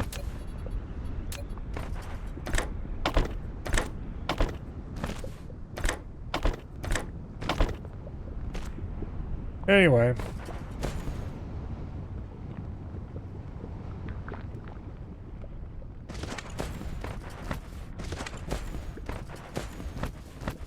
This is kind of a dumb kind of a dumb design.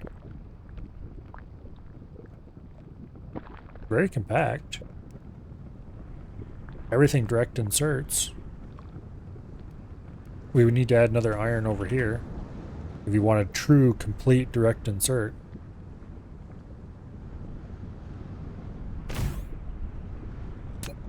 Whether that's a goal that's actually worth anything or not is a completely separate story.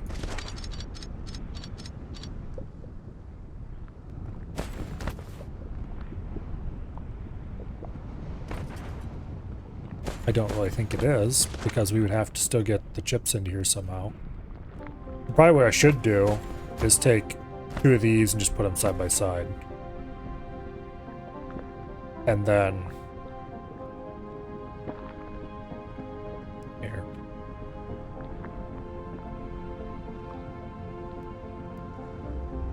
Grab that. And we're gonna actually put it right here.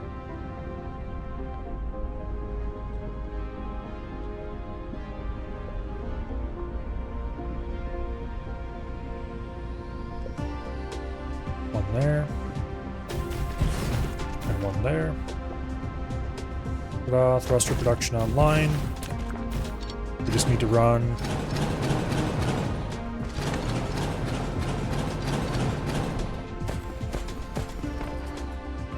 a little bit of copper ore over there, which would be pretty trivial, considering we don't actually need very much.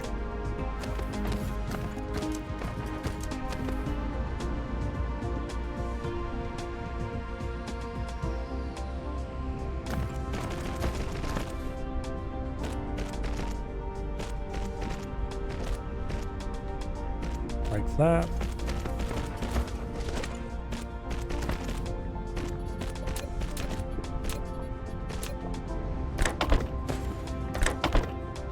Why did I just hook the copper line to the... there. Okay.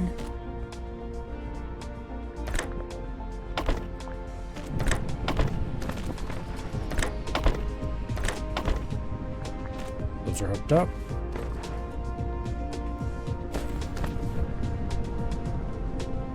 Now...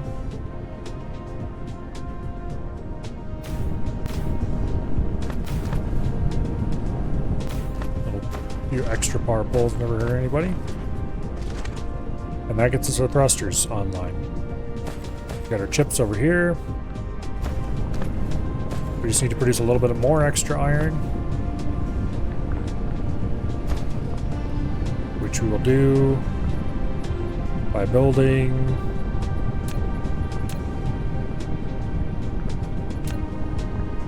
direct insert smelters there. And there. There, I think.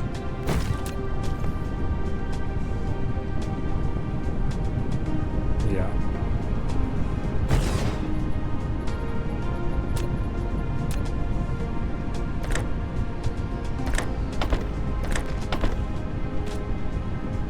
Okay.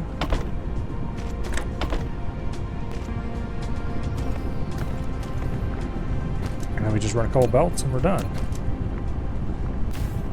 Once we set these recipes, anyway. This is way more iron than this thing needs, but that's fine. Yeah, that produces logistics drones.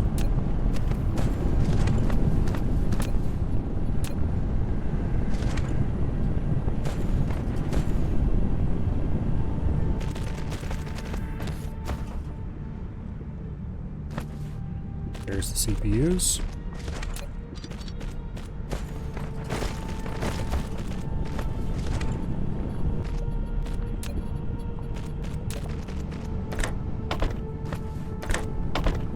Building these is one of the primary reasons we came to this place. Wait, why are you connecting so far out? Because it wants to, that's why. And it's not going to listen to reason. Alright, whatever. See if I care. Okay, I do care. Turns out I care quite a bit.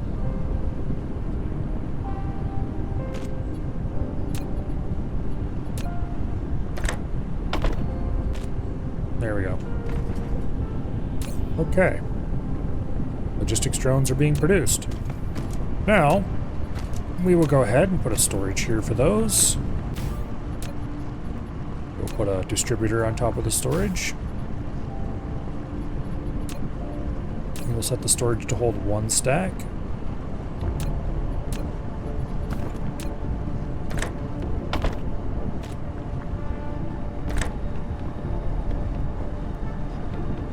please connect in the middle. It annoys me when you don't. Gas filter. Distribute to other distributors. And we'll go ahead and fill it up with drones. The little ones.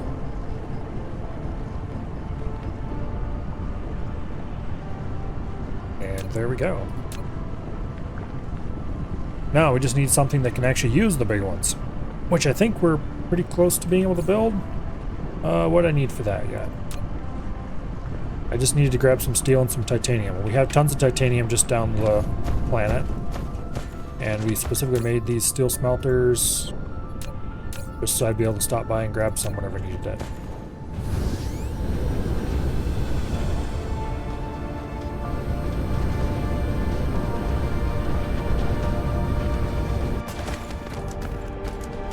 Okay.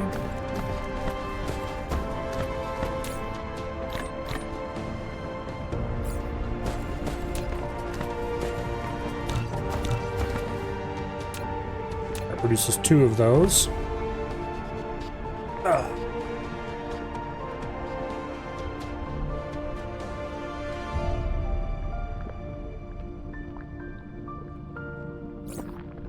So I need to figure out how these things work now. Well, they're quite large.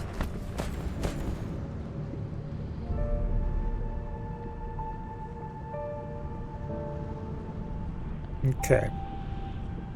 I'm pretty sure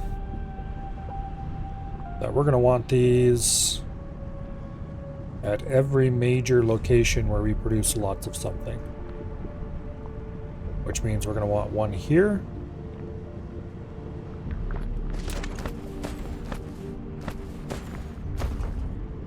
And we're going to want one over where we were, and we're going to want one over at the factory. And these apparently have a planetary range, which is very good. So, go ahead and plunk this down close to the equator, and right beside this, what do I call it? The storage. Logistics Station. You have taken the first step to establish the Interplanetary Logistics Transportation Network. Provided the place of logistics station of the raw material is set to supply, the logistic drones will transport cargo to elsewhere with a demand on the planet automatically. Never forget to put the logistic drones in the logistics station, either the supply or the demand side. The logistic drones will only work for the transportation station they're belonging to.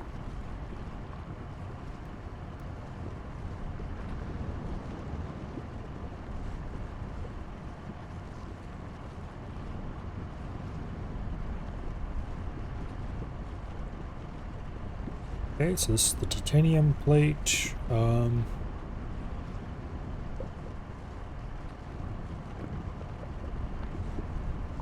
plate smelter number 1.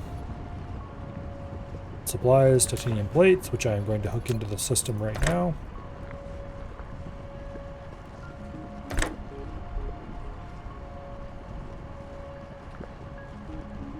Hello?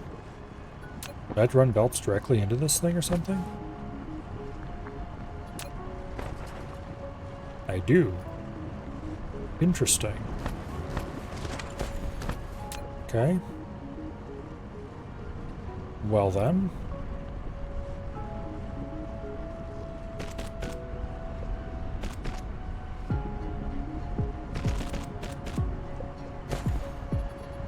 Clearly I should have set this up a little differently.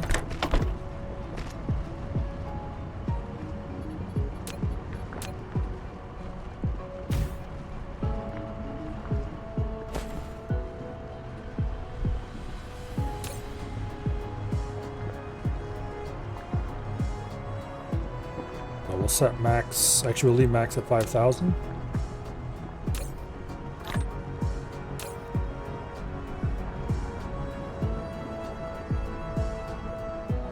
And we'll do a little bit of rearranging here.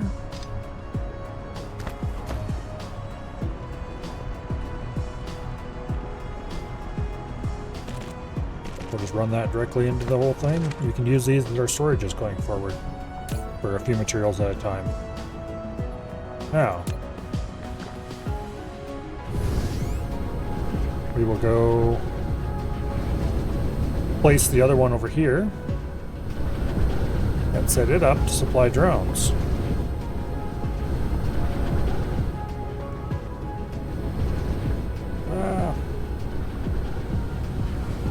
Don't land where I want you to land. Okay, why are you not running? Because you're not receiving any of your stuff. Why are you not receiving any of your stuff?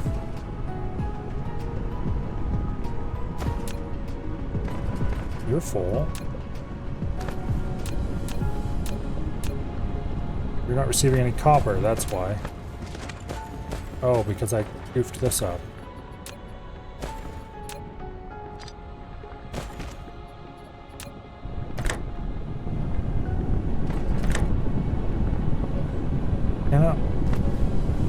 Okay, that's weird.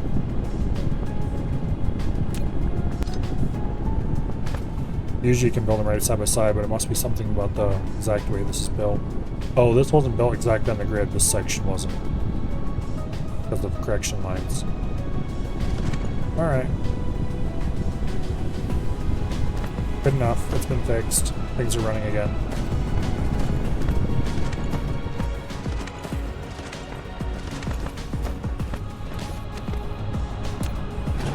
I'm actually going to dismantle that. Because we're going to be storing these in a planetary logistics thingy. We'll position right about here somewhere.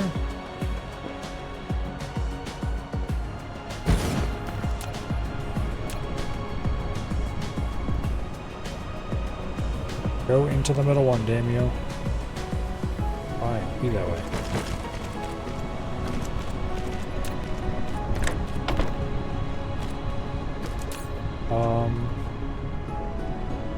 You will supply logistics drones. Max of 200 for now. Ooh, these hold 50 drones. Okay, that's cool. Each of those drones can currently carry 25 units of stuff. So that's extremely nice.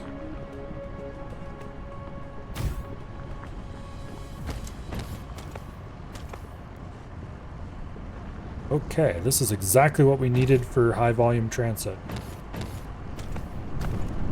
And while this doesn't pump out drones very quickly, it does pump out drones. After all, it made over 100 of them while we were gone.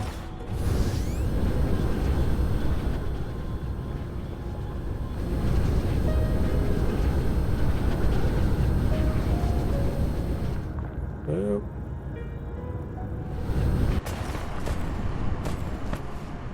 Okay, let's supply this with drones as well. We don't really need titanium anywhere right now, but when we do, there's 5,000 of it on tap.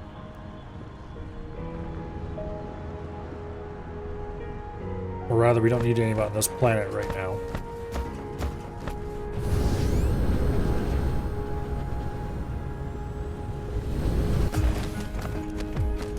Similarly, there's nothing over here that we actually want to provide to the logistics system, but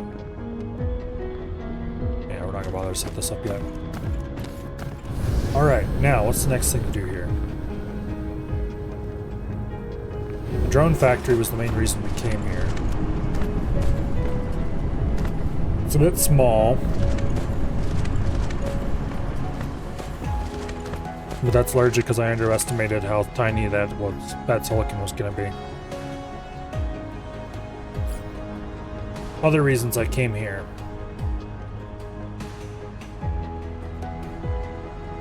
We probably should set up a massive thruster factory. We can't do reinforced thrusters here because we can't produce titanium alloy here. Because we don't have sulfuric acid. Man, I wish I had a planet with sulfuric acid oceans. That'd make all this so much easier.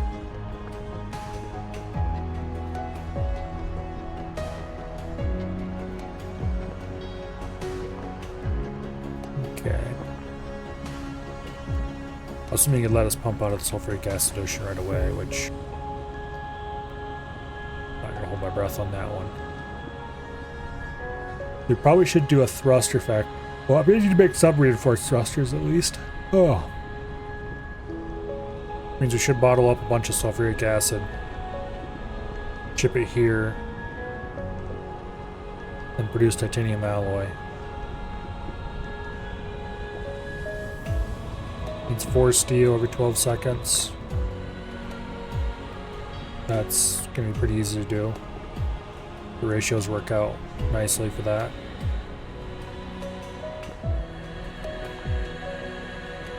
And we can just summon titanium alloy anywhere on the planet. So this can be built anywhere easily.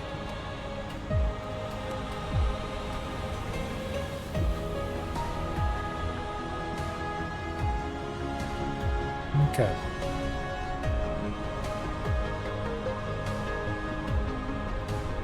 Probably should find some coal somewhere. And get to making proliferator. How much coal does this planet have? Not very much, I know, but I mean, are there any good? There's 100,000. That's really not much. Like, really, really not much. I think those are the only 2 coal veins on the planet, actually. Okay. Cancel any ideas of making proliferator here. We'd have to ship it in. I'm not inherently against, however.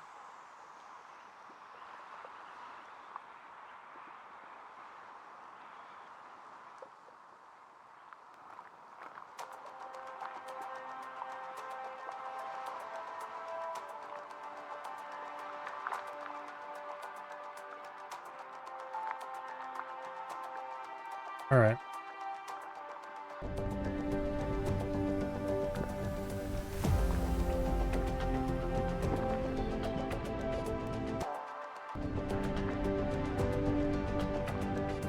The next step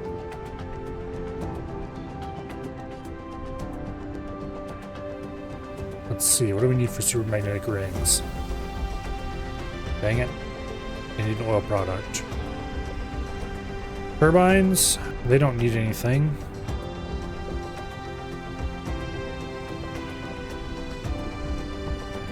Plasma exciters, they need a stone product.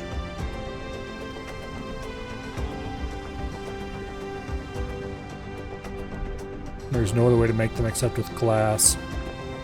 And there's no way to make glass except with stone, and this place does not have much stone.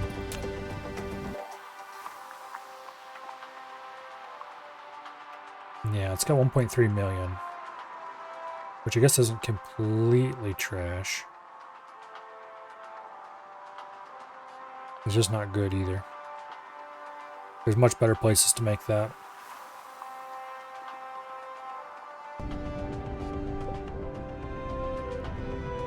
I think we would be a lot better off.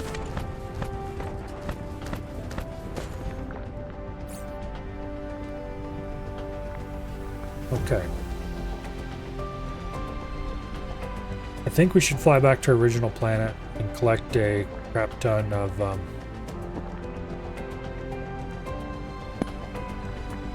sulfuric acid. Bring back. Well, let's load up on titanium. Can I draw titanium out of here even? Yes, I can.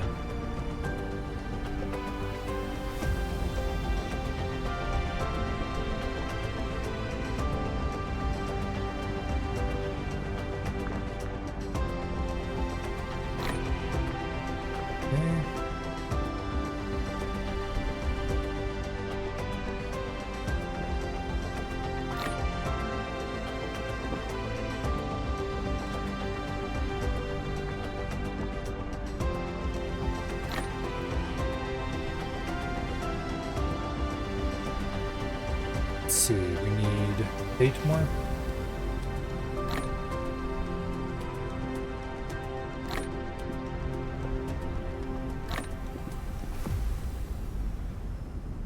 We've got a full inventory. Okay, we could easily make room in our inventory and carry less over, but I don't care to. We'll just take what we got, come back later. We're gonna go grab sulfuric acid. We don't need a huge amount.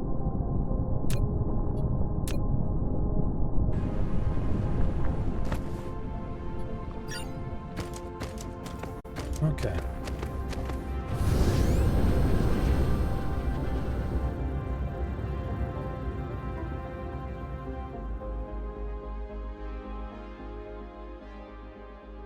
Go ahead and accelerate up to top speed.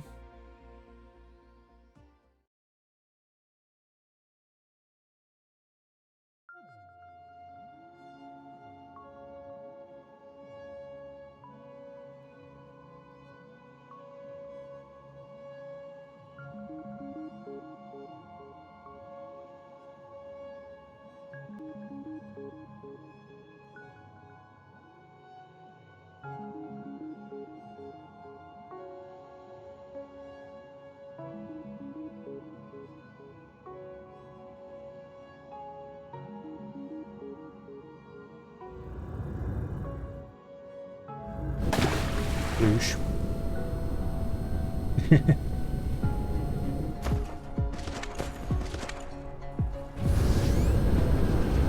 Alright.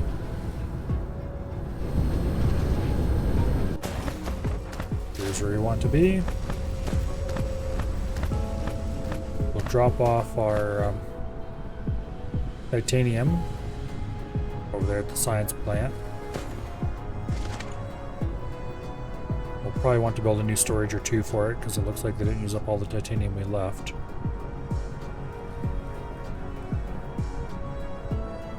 Which is actually good news because it means we can start going for more expensive things now.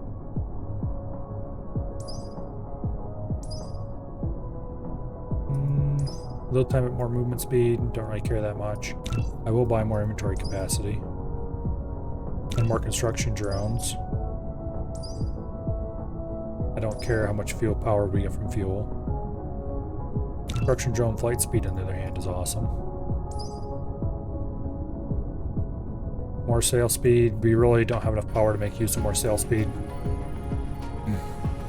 I just covered distance of one EU in less than a minute. I didn't know I had faster than light technology. Apparently.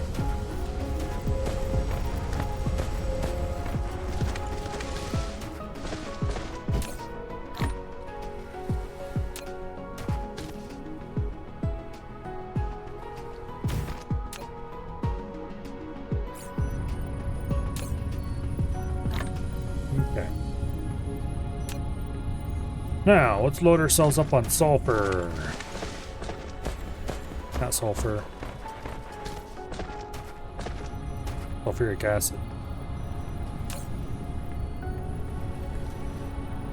Which we have not been producing in any reasonable quantities. I want as much of this crap as I can possibly get my hands on. I want it unsprayed because we're not spraying anything over there anyway. We might as well not waste the spray.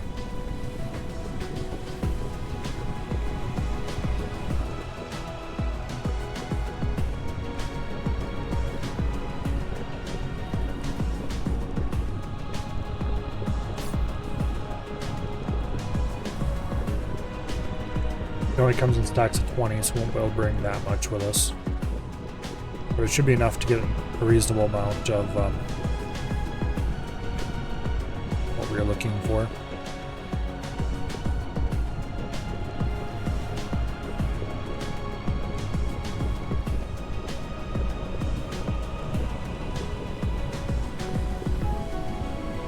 Interestingly, we may have covered 1 AU in less than a minute. But it only listed our speed as a 1,000 meters a second squared. Which I'm pretty sure is not... I don't think that's faster than light speed. I did look up what light speed actually is. Because I don't remember off the top of my head. Not exactly a number that's relevant to my daily life.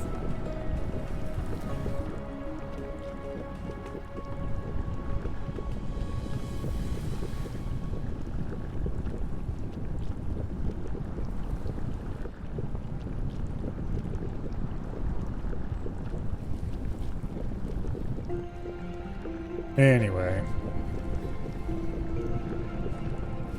But now I'm curious, what is light speed?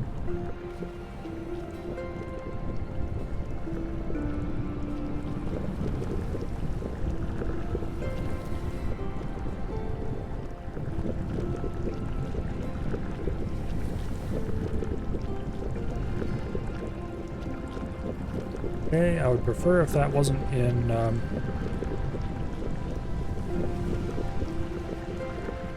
okay. It's definitely more than 1,000, let's put it that way. Matter of fact, it's closer to 300,000.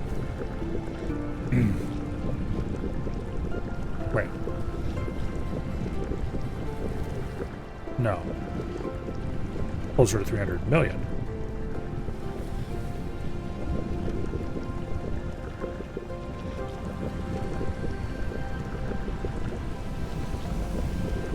Video games and their silly made-up units.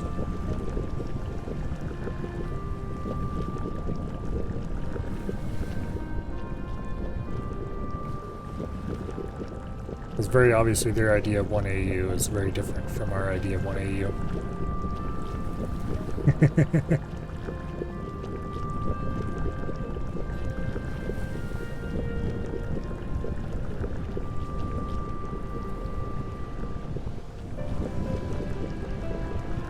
It probably wouldn't be hard to figure out exactly what their idea of 1 AU is. But I'm finding it difficult to really care enough.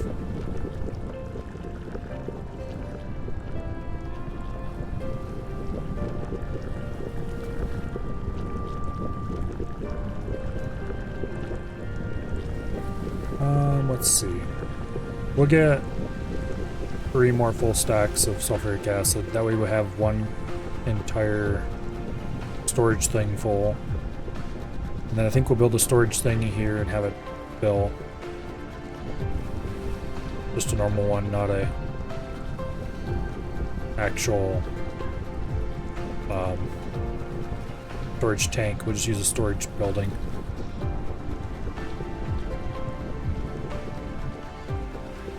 Is definitely not going to hold nearly as much, but that's the idea.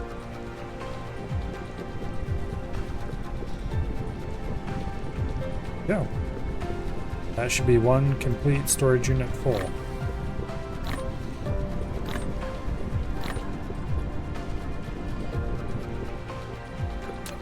Now, the storage unit right there.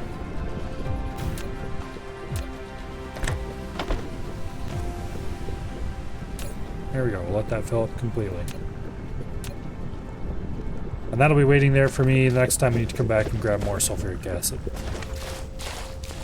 And then I'll probably never have to do that, and I'll have this giant thing full of sulfuric acid that I'll never get rid of. I'll be annoyed with myself forevermore.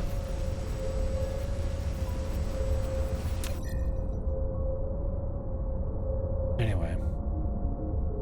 Looks like our target is particularly near.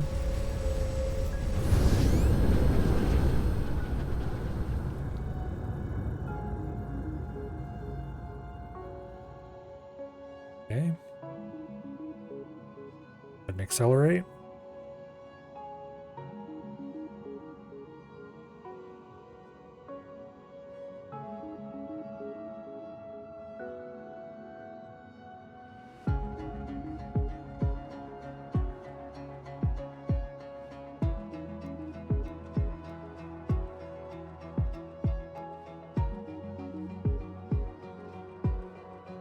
We could decelerate, but why would you do that when you can just crash into the planet?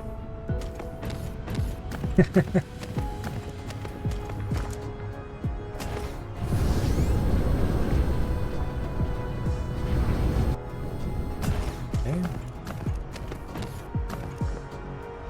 Here's our friendly local drone station.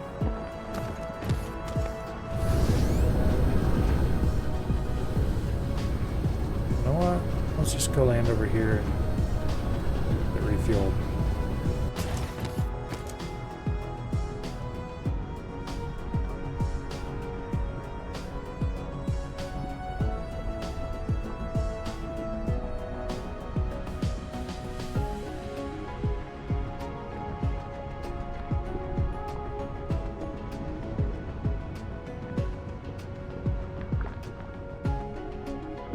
Got to turn that on earlier.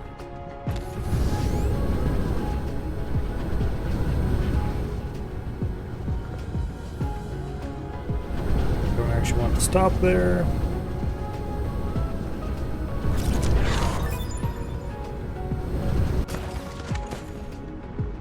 We have gained even more inventory. The recharge.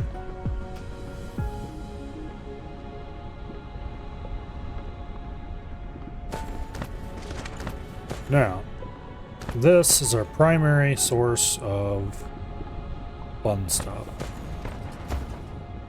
And we want to turn this into other differenter stuff with the help of sulfuric acid in a melting facility using steel.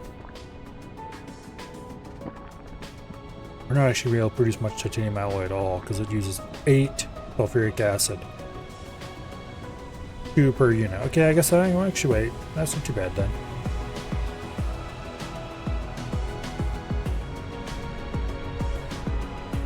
We should spray it to get extra products, but we don't have any spray on this planet.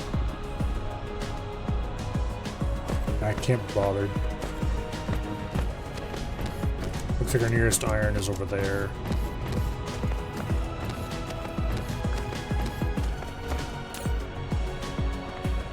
Can I set this thing up so I can pull titanium out of it? Probably not.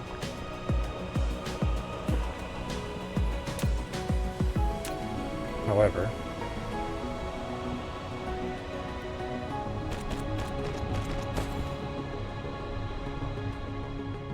I can. Okay. We have titanium in, titanium out. That is nice.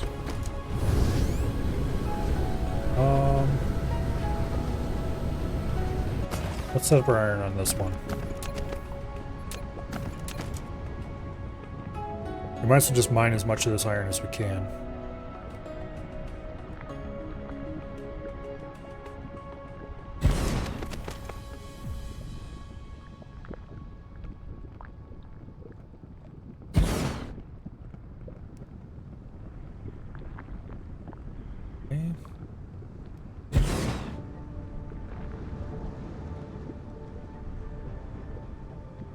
Should cover everything nicely.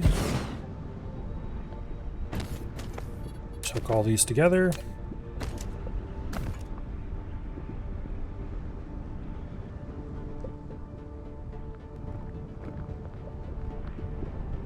Boom.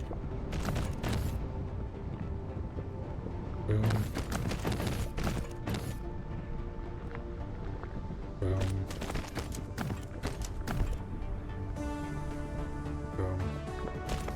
Okay.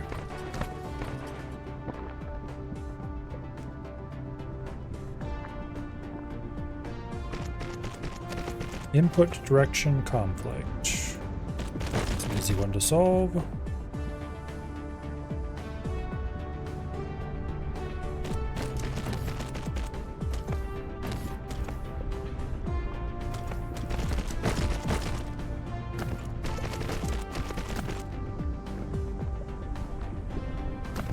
Okay, now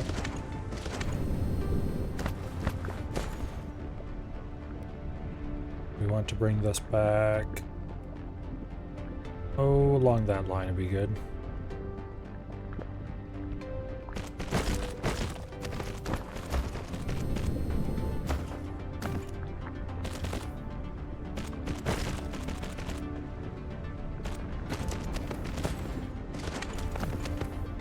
All right. Power hook up. It does not look like I will be lucky. Oh, maybe. Might cover all of them. Nope. Alright, well if I can't cover all of them with a single one, then we'll do the sensible thing and cover it with 2.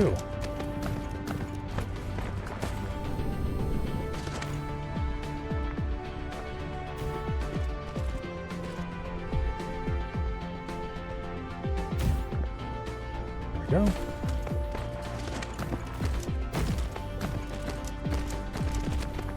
And we'll just put in a little steel smelter over here somewhere.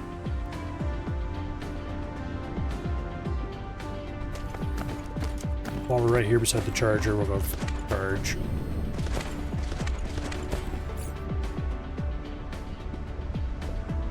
So since we're hand carrying the sulfuric acid, we don't need much of a system.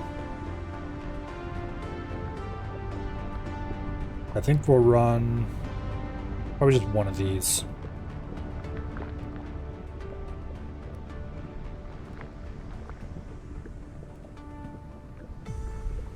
Which means to run one of these at full speed, we're going to want 4 steel smelters.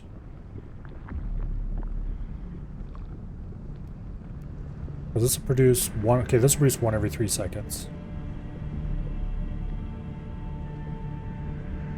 This needs 4 every 12. Actually, no, wait. That's... okay. Actually, 1 steel smelter is probably fine. 1 steel smelter direct inserting into a titanium alloy smelter.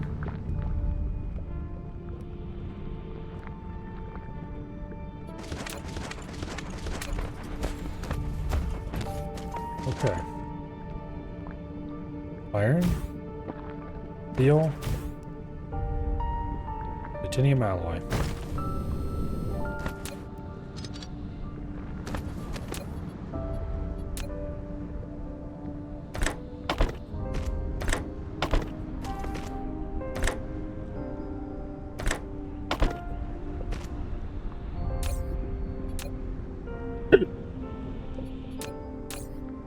I think the ratios all work out perfectly.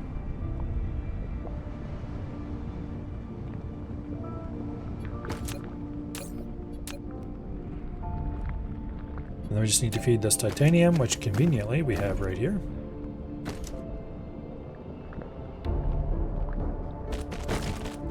And sulfuric acid, which conveniently we have right here.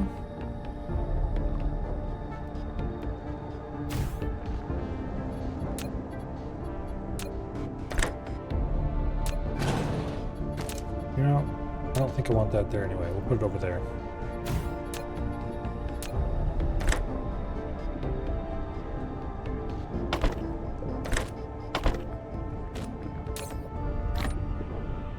Okay. And then we'll output this right there.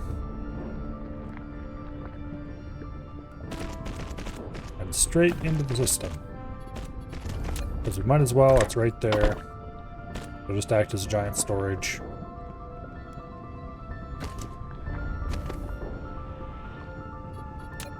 All this needs is a bit of power.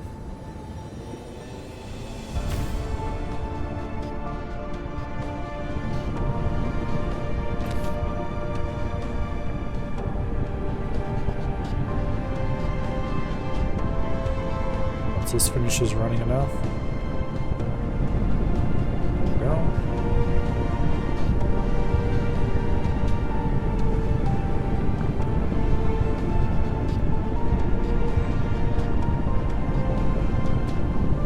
Indeed, ratios are correct. Running smoothly. Go ahead and set this up. Titanium alloy, apply it. You could set up to act just the storage too, but we're not doing that. Or a max of 5,000, that'll never happen.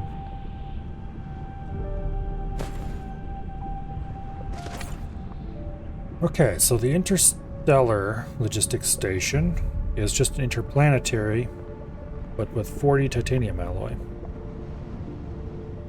I want to turn this into an No, I don't. Yes? No? Maybe? No. I want there to be a planetary logistics station here to receive all this stuff, supply it to other places on the planet. I don't think the Interstellar will do that. But we will build an Interstellar, and we will put it not too far away, and we will feed that. We'll run some belts between them. And last, the Interstellar is just a straight upgrade over this one. And allow use of both kinds, both this kind and the interplanetary drone. Which we still need to build. We'll probably make a few logistics vessels using handcrafting.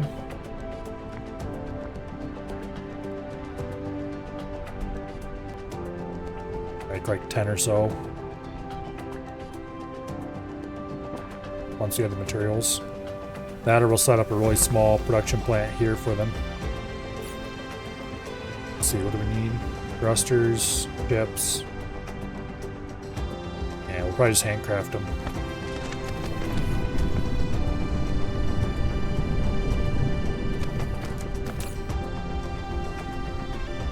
We've got 40 already.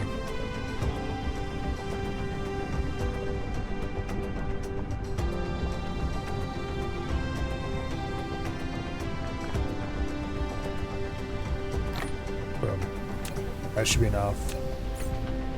Build us one of these interstellar logistics things. After we build an interplanetary to go with it.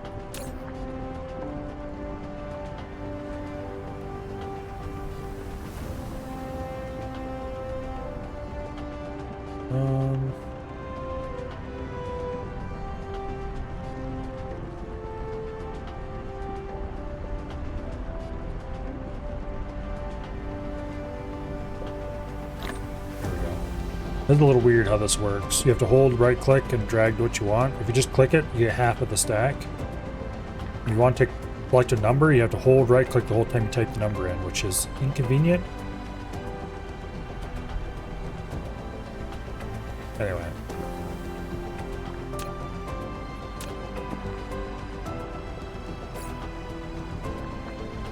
So now we just need some chips. We're not actually that short on chips, so we can just sail over here and grab some.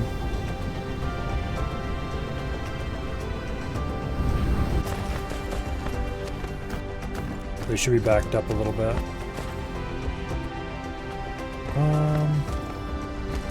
Yeah, this is the chip line.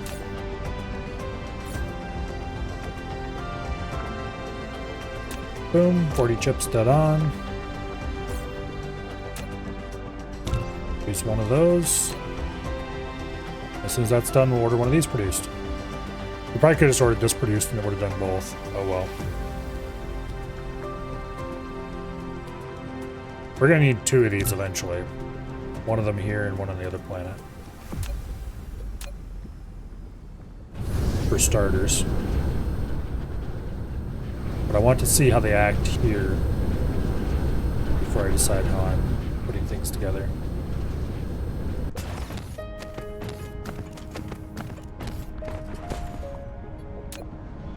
Okay, Interstellar Logistics Station. Boom. You have established an interstellar logistics station and opened the Okay, first it does node take of both logistics kinds. transportation among the planets. With it, no need to transport cargo between planets manually anymore. Just set to remote supply in the site on the raw material supply planet. Alright. The logistics vessel will bring the cargo to the This other place planets is getting with deconstructed and corresponding remote replaced. demand sites accordingly. That's a Setting lot of local titanium. supply and demand can also inherit the functions of ordinary logistics station at the same time. Okay.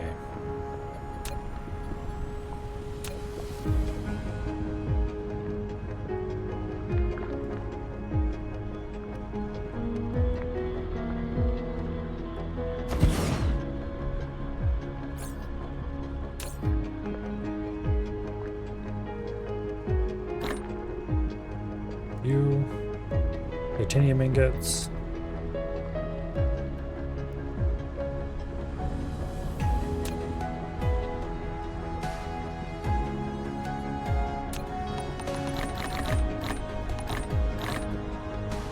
Clean up all the litter. Some of the litter anyway. Oh, this holds 10,000 instead of 5,000. Screw it, we'll leave it alone. And this will be set to the alloy, which is right there. We can set remote and local supply for both. That way I'll be able to summon these from off-world. That's pretty cool.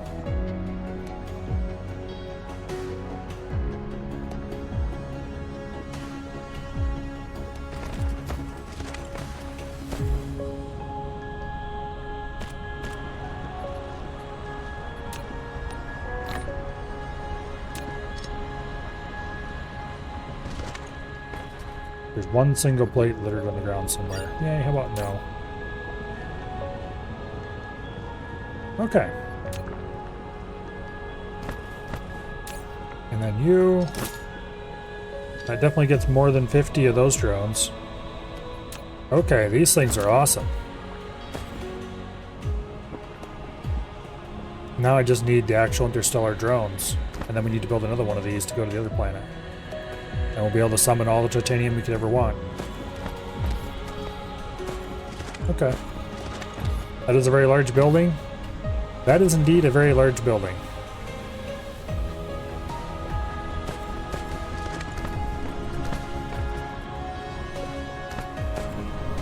I'm gonna try something dumb.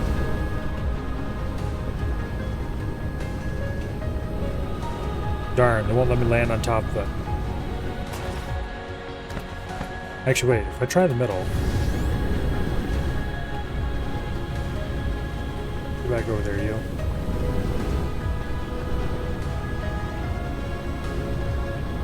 Dang it, I just phased through it and then get pushed out.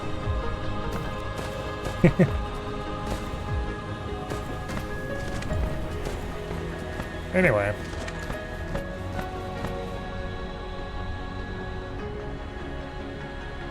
I probably shouldn't let it fill up with 10,000 titanium, but I'm going to anyway.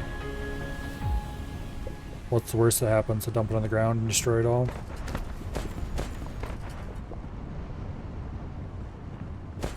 I definitely need to build multiple of these for the other planet, because this will help so much. Well, we can use the smaller ones. Alright, how many of these still have? 72? Let's grab another 40. Go build a second one of those. We can upgrade the existing.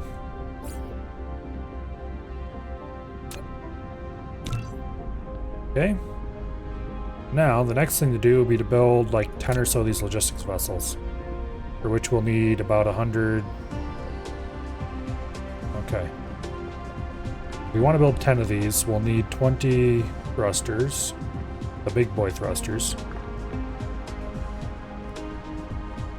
which we need supplies we don't have here for that.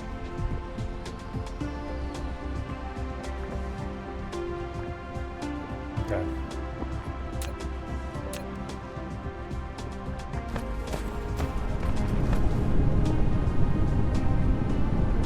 I kind of wish these would still draw a line between them, even if they are connected to other things.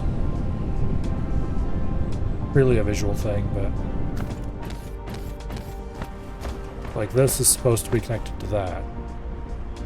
It's not supposed to be connected to this.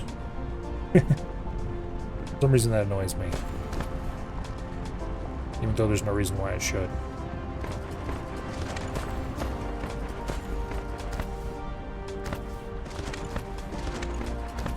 Are we out of this already? No, we're not. Okay. We are getting awfully close to out, though. We might only be able to make a couple before we leave.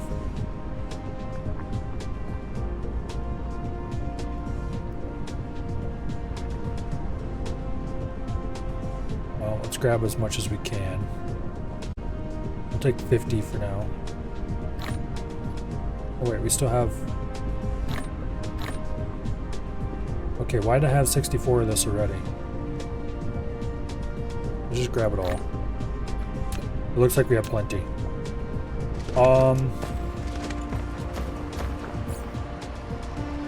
Okay. I do not have any of the turbines on me. Look at that.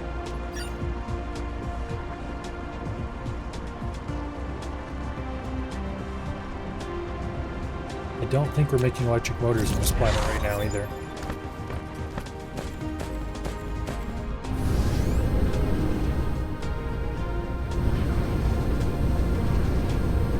Get back here.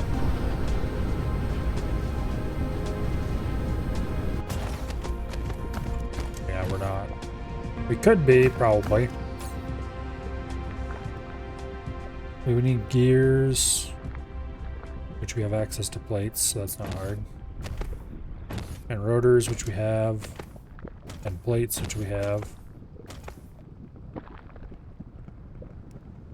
then we can combine that with more rotors. Produce some small amount of electromagnetic turbines. We wouldn't need many. Alright. Go ahead and upgrade this place.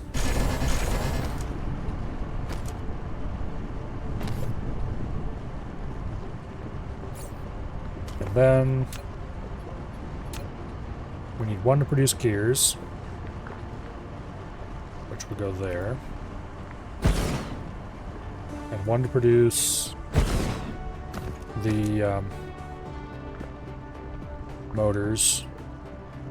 And one to produce the turbines. And these all just direct insert each other.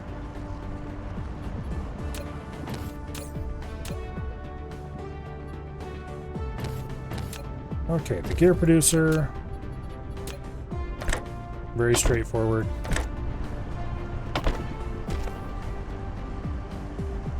Okay, you take plates, coils, and gears. And you take motors and more coils. I think.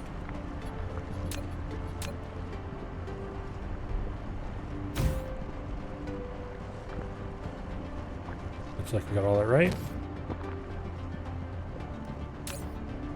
Okay.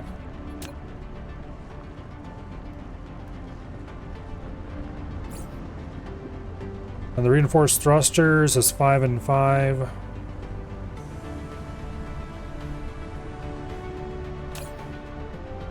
So boom. There's one thruster's worth.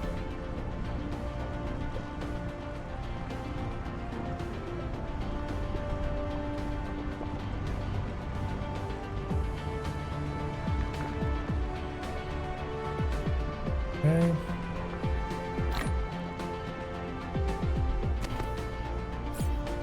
There's 2 thrusters worth. And that'll get us, with 10 processors, the ability to produce one single logistics vessel, which will allow us to carry 200 of any material planet to planet per trip.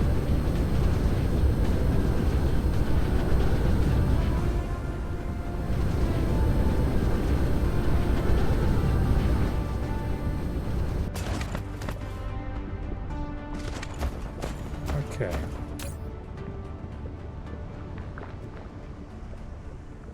Grab 40 of those. Enough for 4 of these guys. I think I want to produce 10 if I can. I mentioned that already. So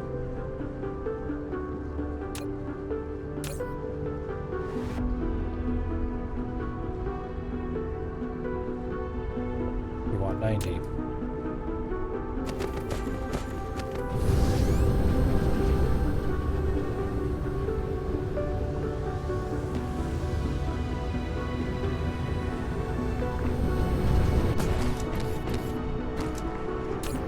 Using the sail mode that you're supposed to use to go from planet to planet definitely makes it much easier to get from surface, the area to surface area.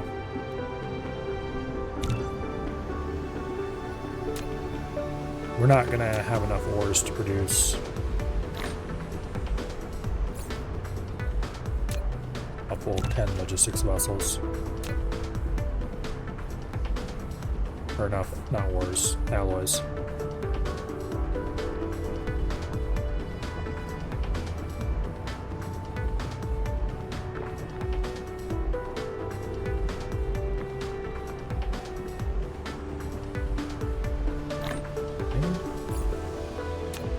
I will produce as many as I can before we run out.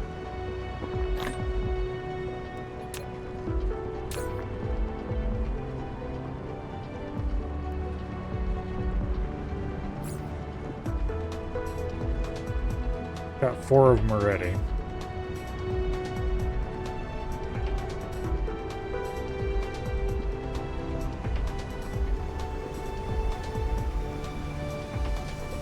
I don't know how fast these are. Probably, I'm guessing slow.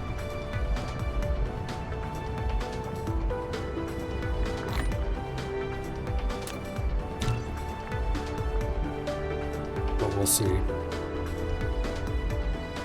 I think we can produce one more. We'll have 6 of them.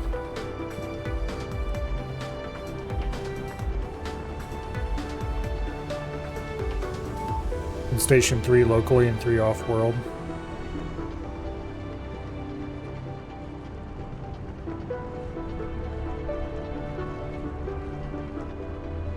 I don't think there's any real reason to station any off-world, but...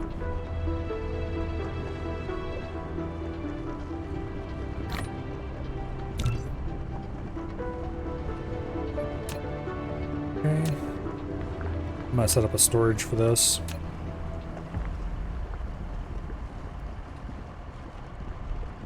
I don't think a storage can reach over there, or not a storage, but a sorter. Yep. Alright. That's unfortunate.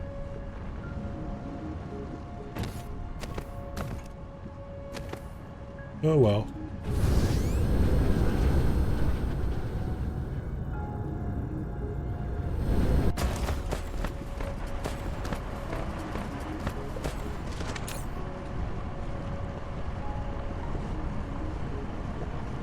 Okay, we've got 3 stationed here. I wish you could see what the max number I could station here is. I should go grab some logistics drones and fill this up, but honestly 62 is plenty.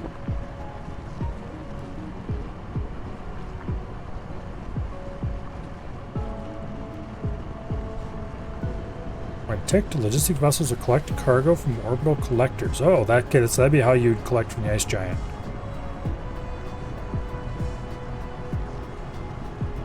Okay.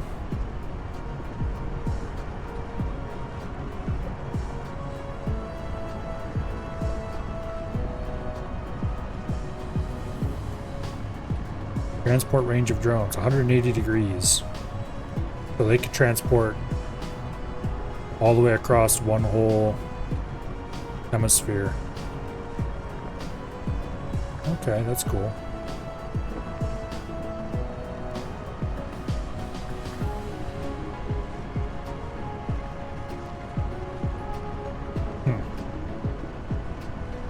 This is only set to charge up a tiny fraction of the max power it could charge.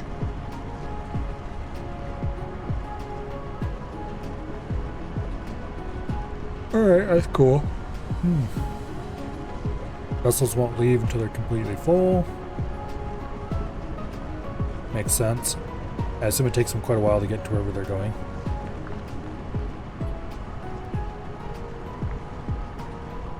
I'm gonna go ahead and put all 6 of them here.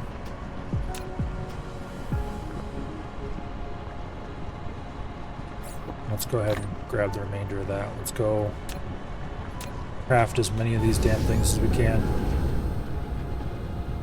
Because more is definitely better.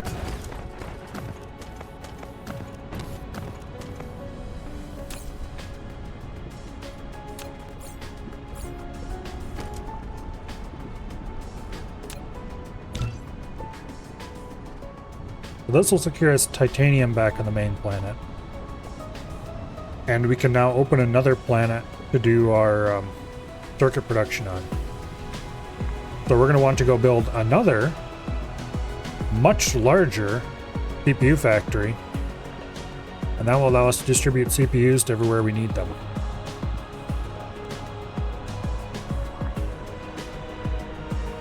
And we'll be able to build a rather gigantic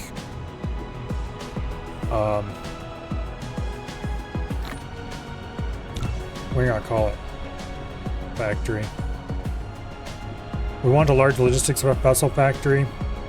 A larger logistics drone factory, probably. Well, I don't know. Depends.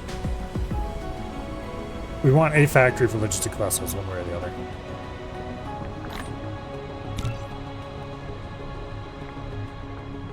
And that will allow us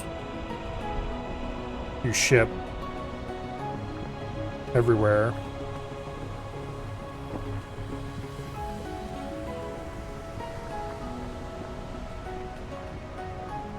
Planetary logistics alone is going to open up so much. Much less interplanetary. Going to make it so much easier. We'll be able to build large single factories that do large single things and then ship the product to the next place. Without it having to be insanely huge.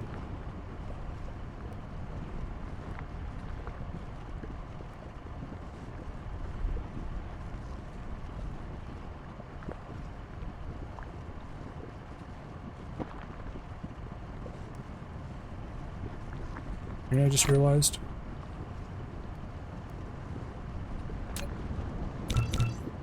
I think I have.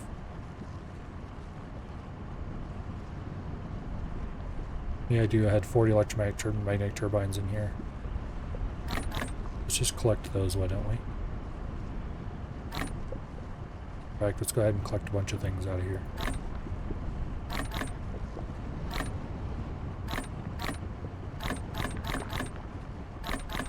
Yeah, we don't need any of that shit in there.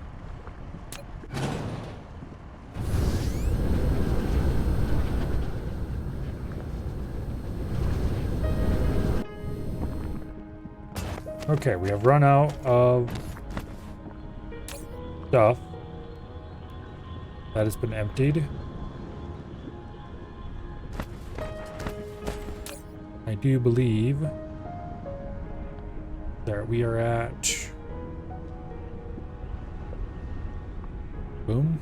Okay, we have 10 out of 10 drones available here.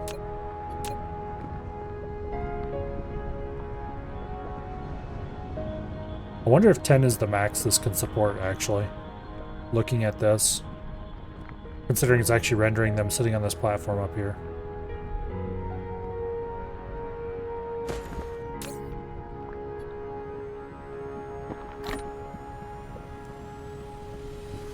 Whereas the little guys don't get rendered anywhere. Yeah, see if I remove them. Well, now I need an 11th one to test it. Go grab some chips.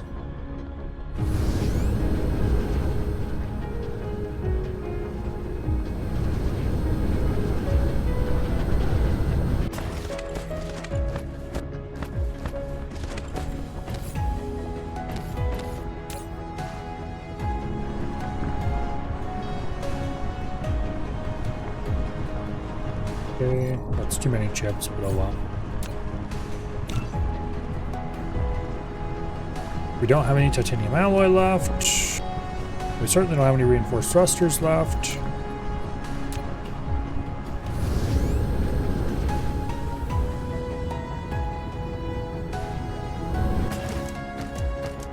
If these things can only take 10.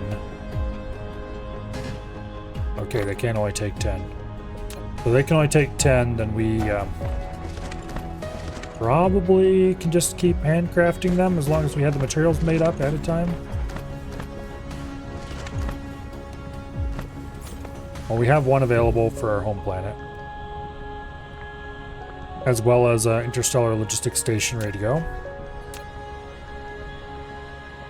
So let's go back there and let's set up the summoning of titanium.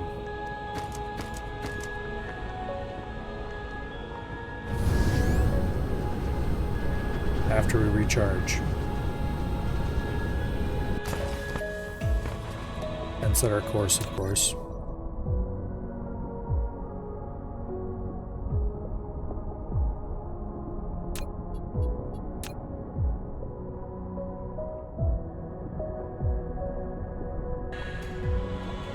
Okay, we're fully charged.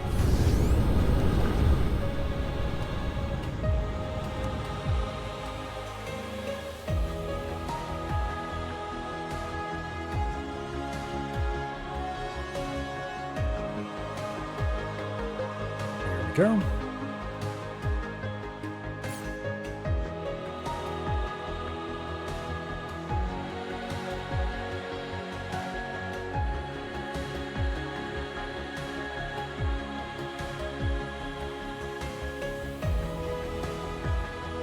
We could easily research a technology that would give us double speed.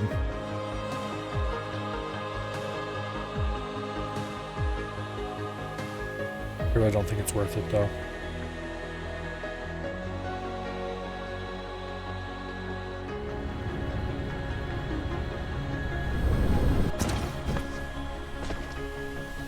How convenient.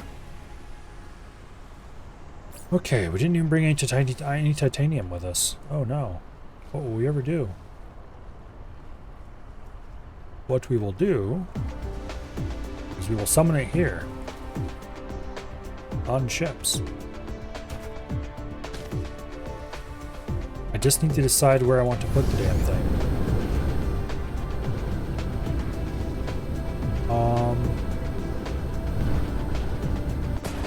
Part of me likes this general area. Right here at the meridians. I'd have to move a few things, but that's fine. Because this is pretty much the center of the planet as far as I'm concerned.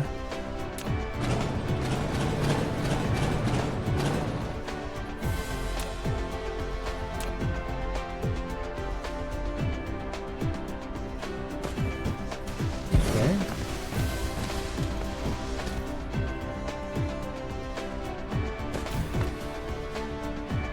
That's hooked up. Populate it. I forgot to grab drones before I left, logistics drones before I left. And I didn't set it up so that those could be shipped interstellar either, so I can't just summon them from afar.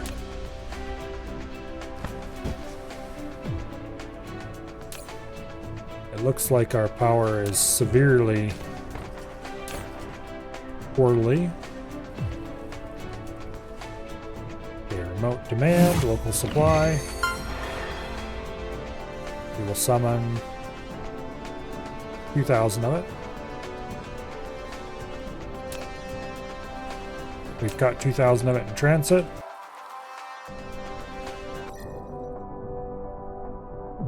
Can we see the little ships flying around? Yes, we can. Okay, they're actually quite fast.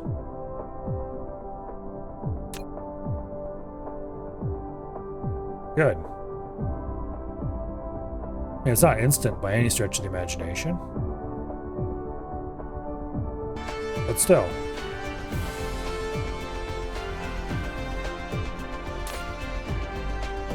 So we want to set up sulfuric acid, local demand, remote supply. We'll pull in 1,000 units of it for now. That's a lot, but anyway. Until we get logistics drones, we can't do any of it anyway. Now, where was that storage unit I was using for things that I didn't want? Thermal power plants, you can stay here.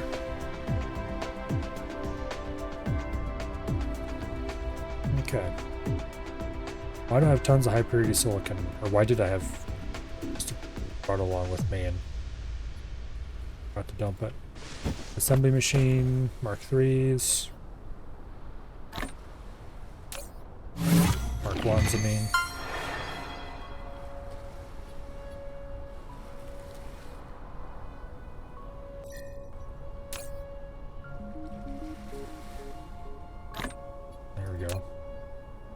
use a logistics transport vessel to transport titanium ingot. Yay. Did they all land and take off again? No. One of them is still on its way. That's the local one, though. Okay, well, I need to fly back there and grab some logistics drones.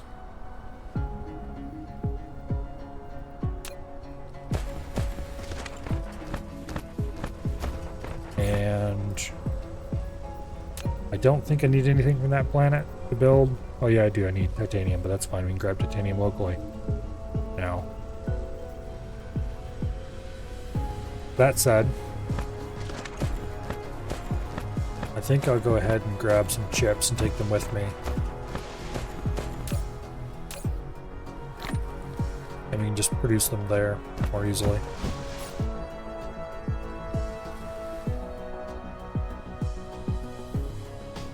Yeah.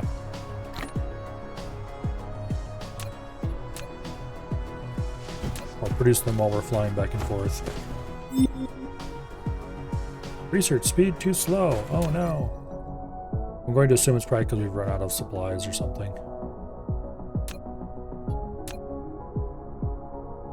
It looks like our little ship is just about back, so let's watch it land.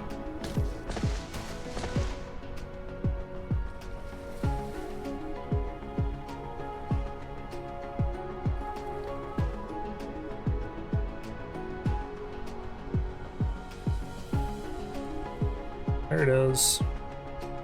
Yay! Alright. That's cool. But we need to go grab logistics drones so we can deliver that stuff locally around here.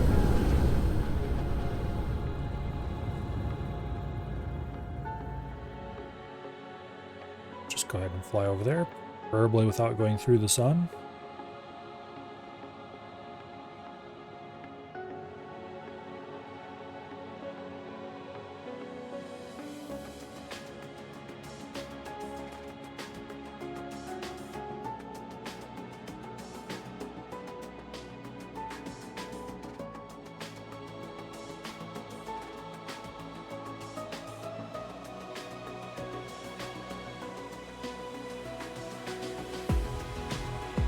Sure how safe it is to get close to the sun, or how close we can get before it is no longer safe.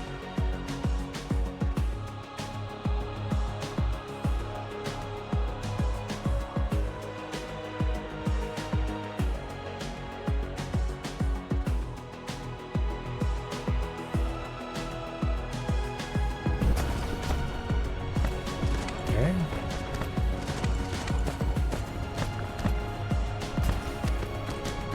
Looks like we landed right beside where we needed to land. Stop complaining about the research speed. Go ahead and grab a full set of those guys. I should, while we're here, let's charge up and let's set it up so that we can deliver those in interstellar. So in the future, being one of the main things that are being produced here, we should be able to request more of them without having to fly here manually.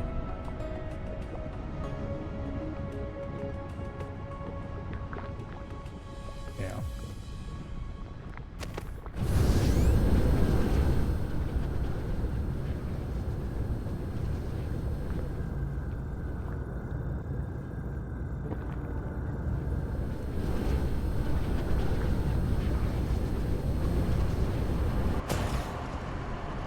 Okay. You request logistics drones, 500 max, local demand, remote supply. And apparently they can hold 100 of them. For these large ones. So it's 50 for the small ones, 100 for the large ones. Okay. So we have enough on us right now to supply our home planet. Go ahead and grab a pile of these.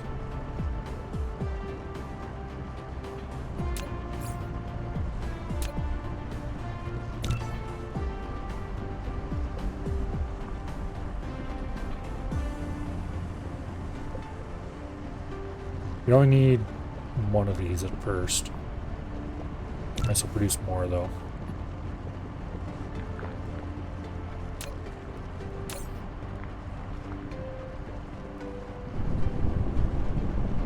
Okay.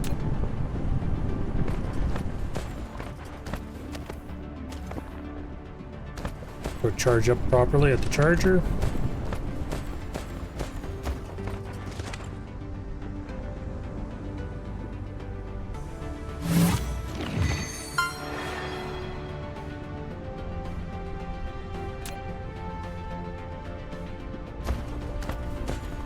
Okay.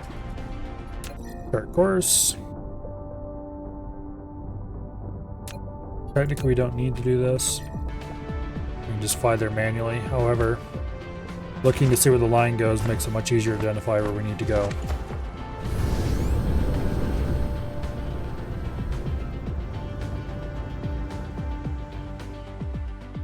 Go.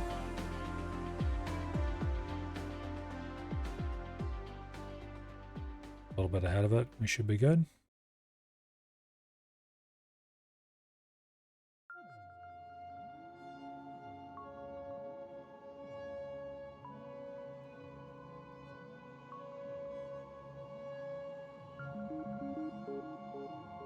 They're pretty large sails.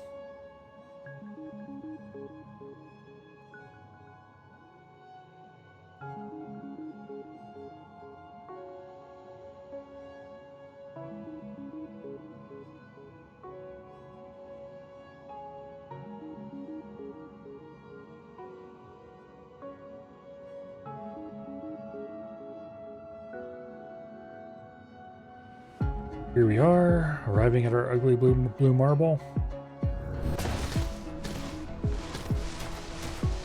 In the most inconvenient possible location. Well, not quite. There's worse spots we could have landed, I guess. Actually, this is not necessarily the most inconvenient possible location, because we do need to come here to drop one of the planetary logistics stations. Somewhere.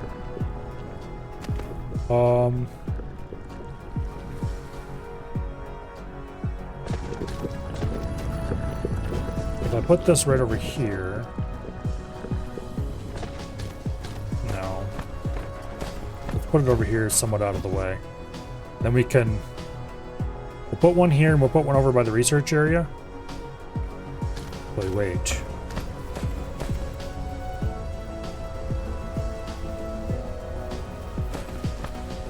Yeah.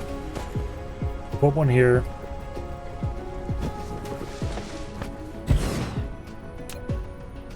Boom, cut that.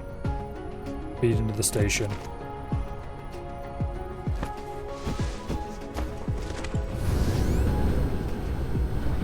Now let's go over here.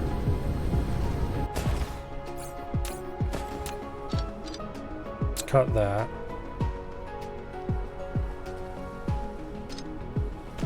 Change this. View, flippable path. Connect.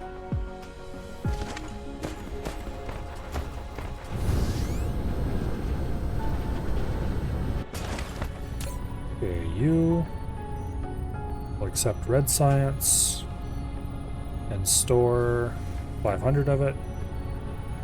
And you will accept yellow science and accept 500 of it. Apply both. This is, after all, why we are configuring the whole system.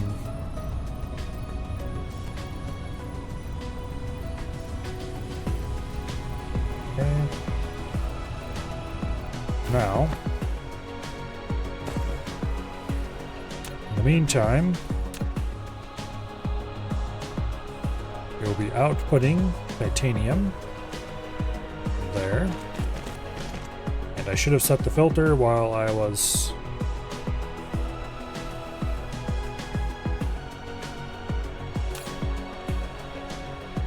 messing about.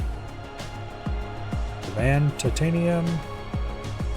We'll go ahead and set that to 500 too. Go ahead and fill this up with logistics drones.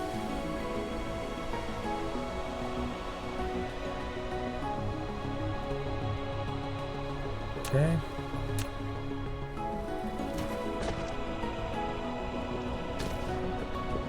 This stuff is coming in unpainted. We're going to want to feed it over to here, like that.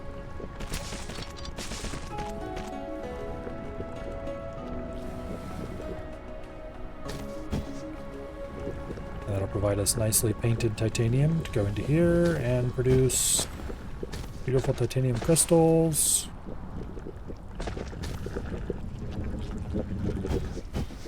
Which I realize we're not painting any of the ingredients we're feeding into this lab. Probably should be.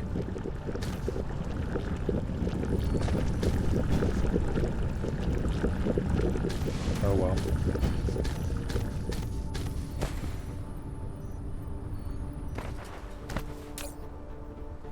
Okay. Now, why is this running so slowly? Because it's not producing titanium crystals anymore because it didn't have any titanium. Well, now it does. So it's up and running again. Okay. Now we need to set another one of these up to receive science. Over in the science area.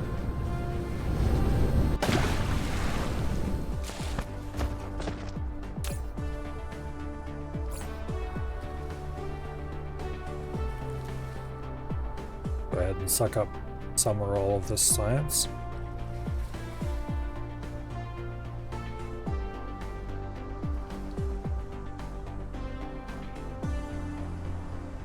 Hopefully we'll be able to insert it into the labs without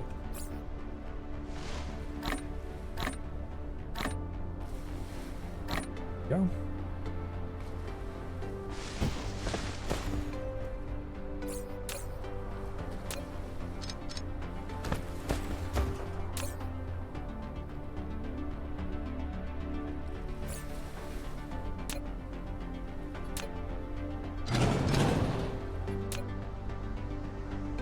I should have gotten rid of most of those. Not all of them, but most of them.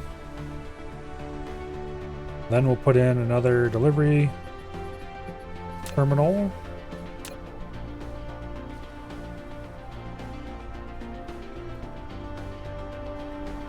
We'll just stick it right there for now.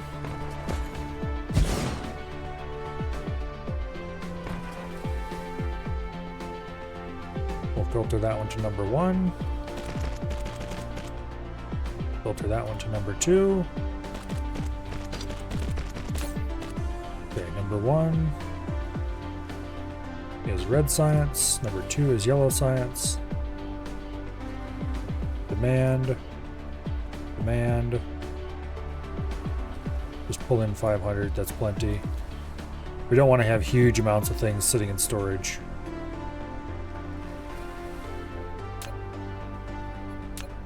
Okay. Ta-da, we've removed some giant belts. Those drones are pretty large. And you can see displayed on their bottoms what they're carrying. Which is cool, I guess. Also on their tops. And they're colored with the item color, which is also cool.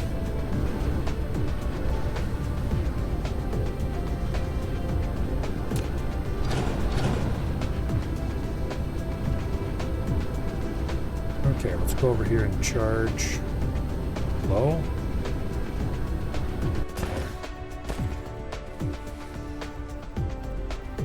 Now, the next thing to do is get sulfur into this one, and then request sulfur over there.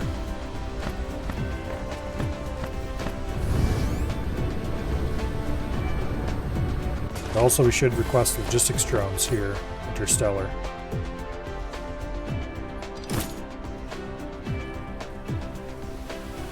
Okay, Interstellar. Get in like 100 logistics drones. We don't want a huge number of them. Remote demand, local supply.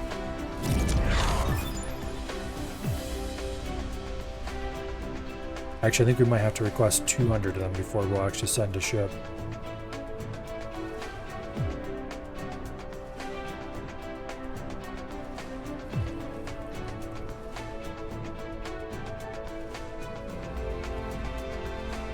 Did I forget to set up sending for these bastards? I think I did. We'll leave that at 200 for now. Correction drones fly faster, that's nice.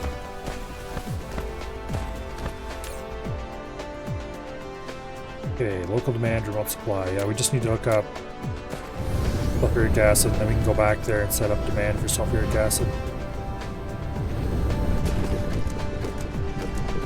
Which conveniently, we had sulfuric acid being filled into this storage. Inconveniently, that turns out to not actually be how I want that.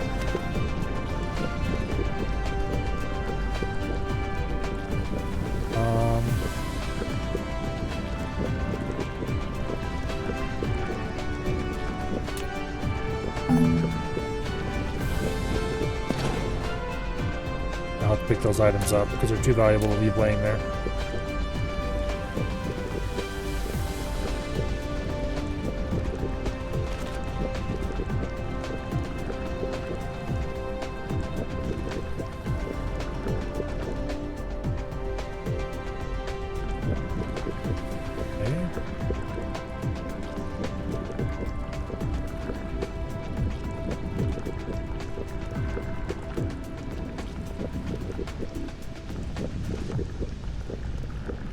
Run straight over top of that.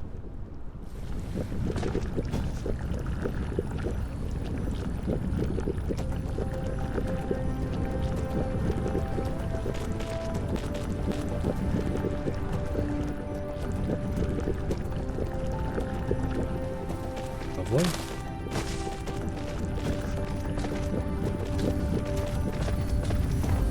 Now let's go set up the fourth slot on this. Be sulfuric acid. Apply it. We'll roll it over. We'll fill in what we have.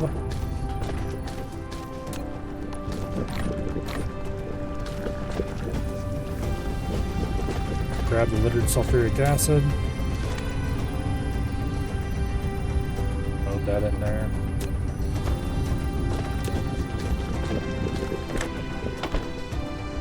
There we go. We'll ship sulfuric acid off-world.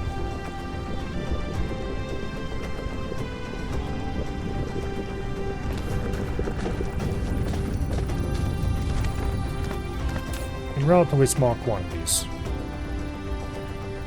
We'll only take 200, in other words, one freighter load. Actually, we'll only store 100 here. And we'll only take 200 over here. Land, you bastard. There we go.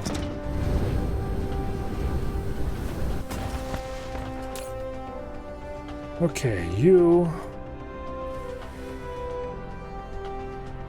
Alright, I had you set for 1,000. Fine, we'll leave it at 1,000. That's plenty. Local demand, remote supply. That'll be fine.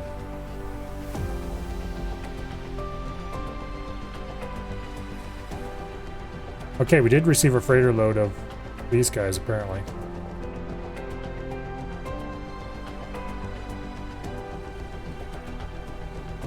We'll grab 100 of them.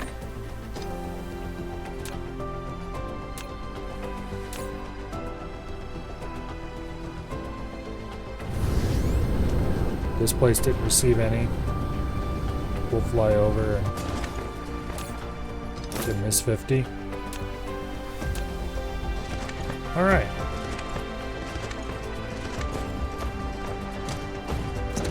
Not exactly the world's best or largest logistics setup, but it is large enough.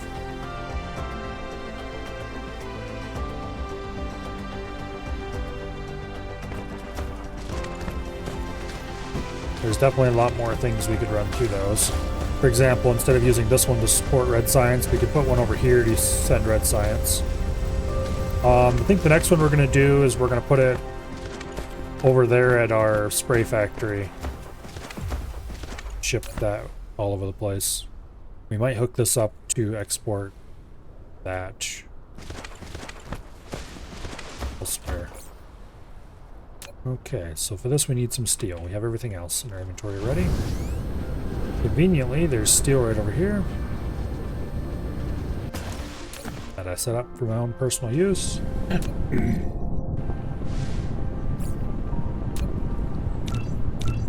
We'll build 2 more of those.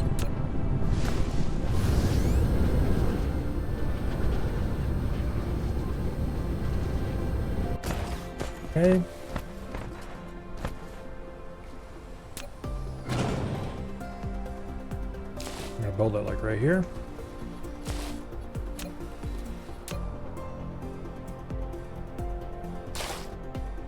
After we build a little bit of foundation for it. Let's go all out, make it the fancy foundation.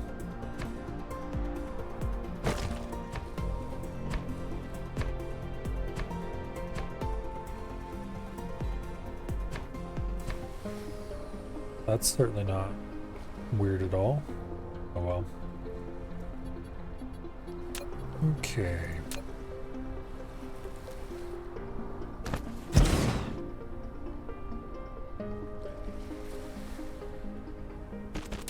And run that in.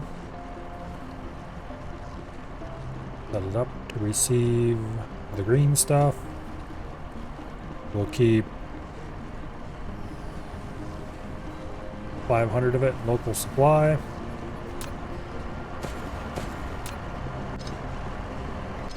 Additionally, we will disconnect those and turn them around.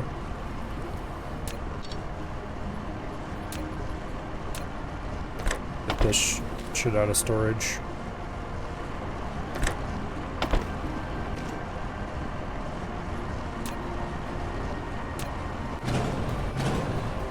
We don't need local drones supplying any of that. I mean, we kind of do, but also we don't. Not here.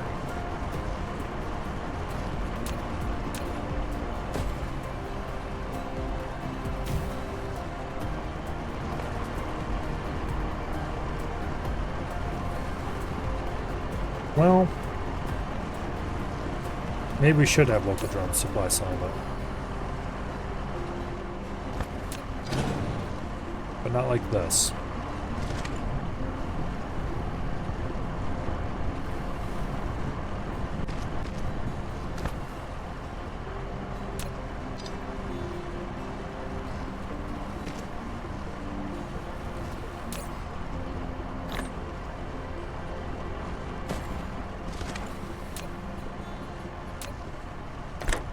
There, we'll round trip it through the thing here first. And then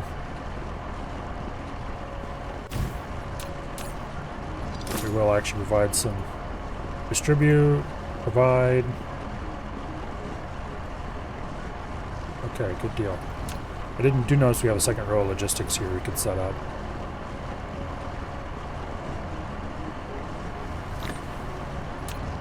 Did I give this? No, I did not. Okay, there we go. Now it hasn't.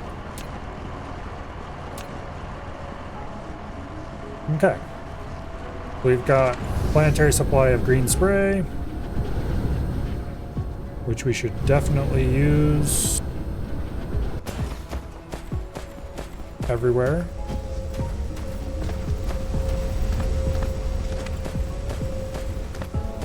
I think this thing is completely full up of orders though, so we can't request more. Which is another reason why we should go give a dedicated one to this part of the factory. I'd like to remove the spray factory here. It has no reason to exist anymore.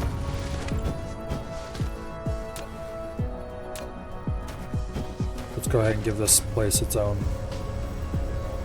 dedicated logistics hub.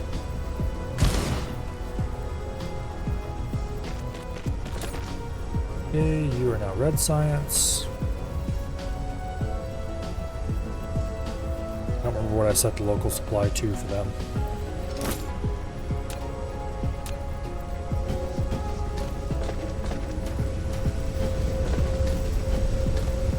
$500, that's what I set it to.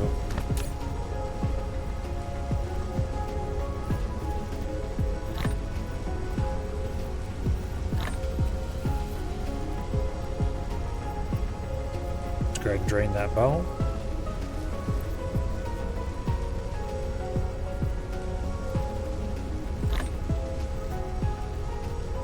And we'll clear that slot.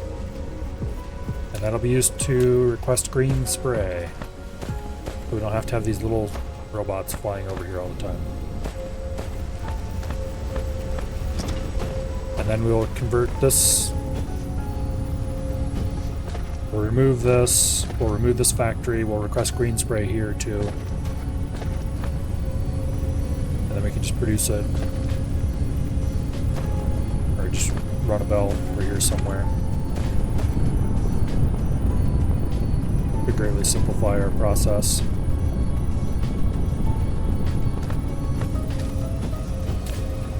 In the meantime,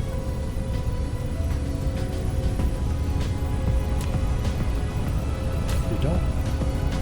Let's go ahead and set this to 500.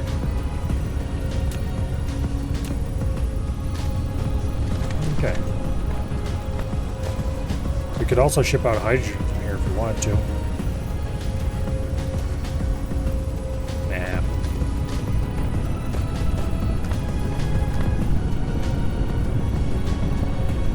Okay, first things first. Let's start tearing this place down.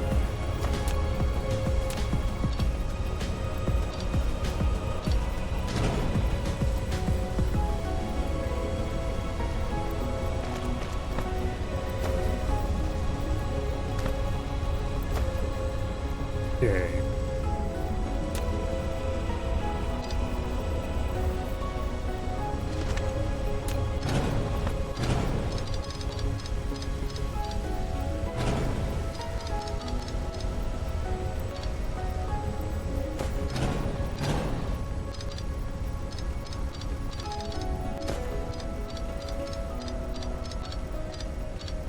A lot of random crap here that needs to be cleaned up. All of the spray we got coming in is pre-sprayed, so we don't need to spray any of the entrances.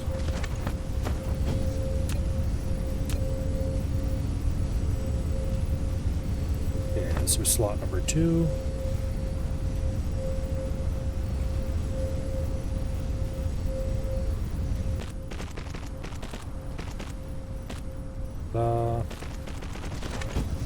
Slot number 2 is Proliferator Mark II. We want 200 local and set demand. Okay.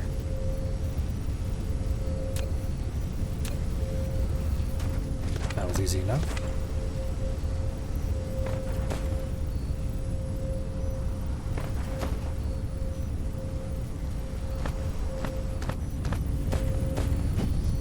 Will delete that.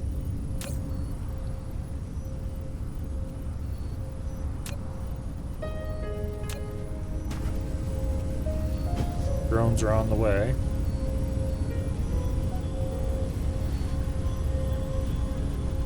Don't know if 200 local will be enough. Actually, upon second thought. Yeah, it will be enough. If not, we can adjust it later. Did I give this any drones yet? It has a few. Not the required amount, though.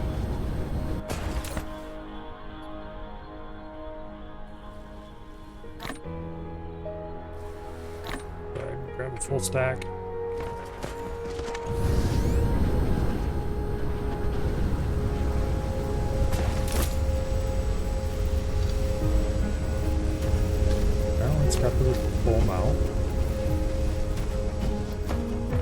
grab them automatically when I open the inventory. I see. Okay.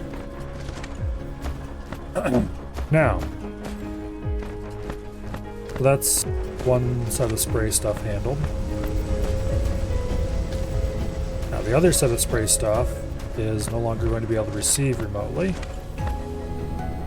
So you, congratulations.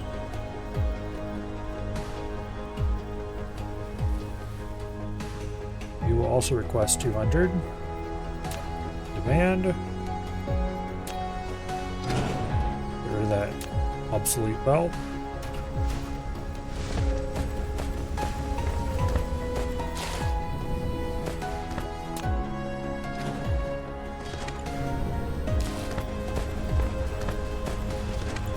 Okay. This is a somewhat inconvenient place to be importing this.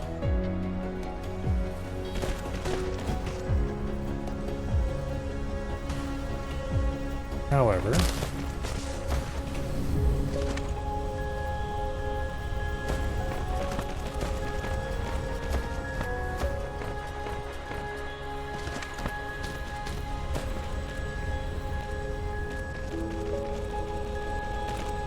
I think we're going to rearrange the way this works.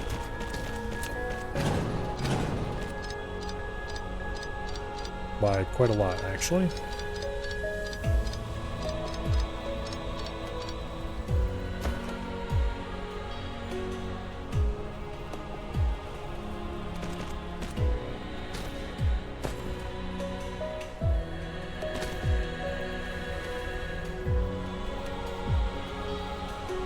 Yeah. That'll work beautifully.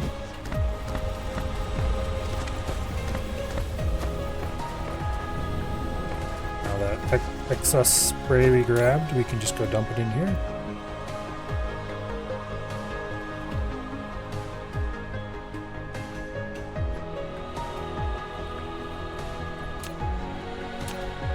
And that cleaned things up quite nicely.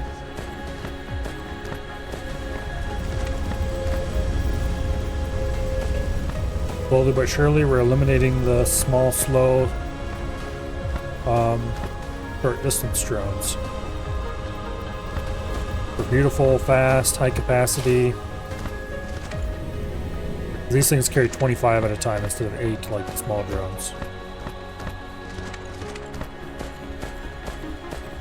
And also they come in stacks of 50 instead of stacks of 10 like the small drones do. We'll probably still use small drones for, well, small local deliveries.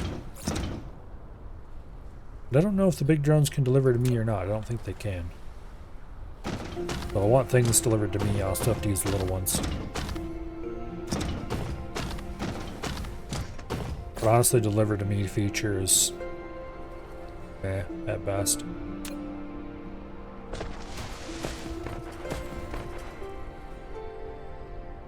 I never really used that in Factorio either.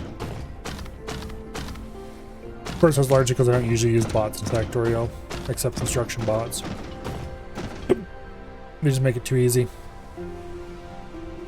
Let's see.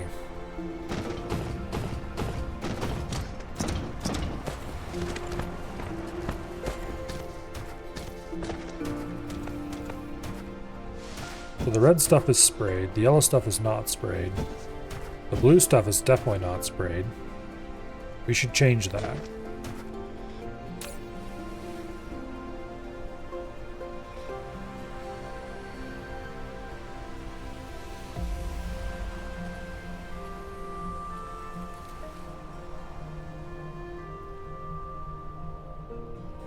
Extra hash can be produced if we spray them. Don't mind if I do. We're already spraying the reds remotely. We probably should spray the golds before they go into the system. But we don't really have to, because we can just order spray here. And spray all three on location.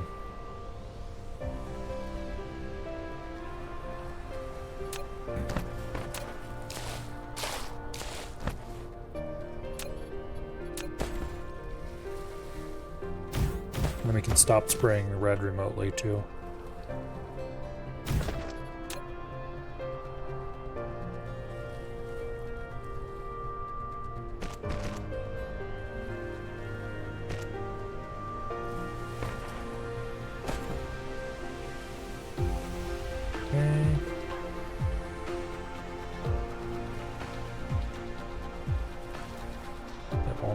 anything quite that simple.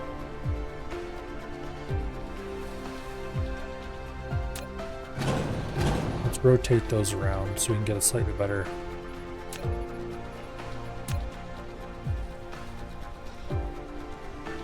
entrance angle.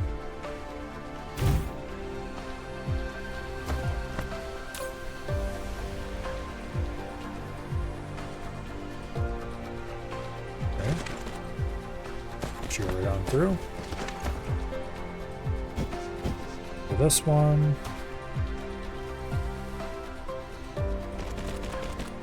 Ta-da. There. Now let's go ahead and stop pre-spraying the red.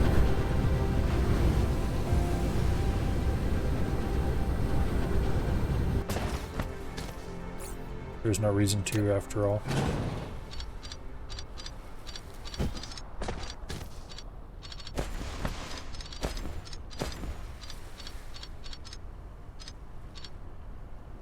Okay.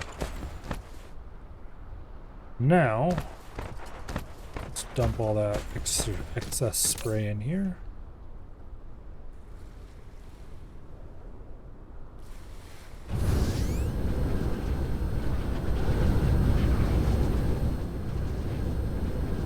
We should also be using this probably in the various intermediate steps, but actually it wouldn't be hard at all to do. Except we couldn't do it for the coils. So it's not worth spraying this.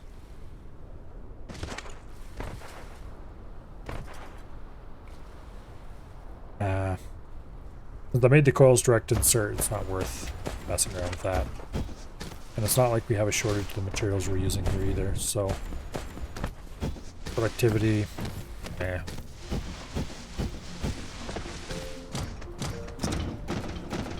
should have designed this with spraying in mind when I built it in the first place. Although I think we probably could weasel it in if we really wanted to badly enough.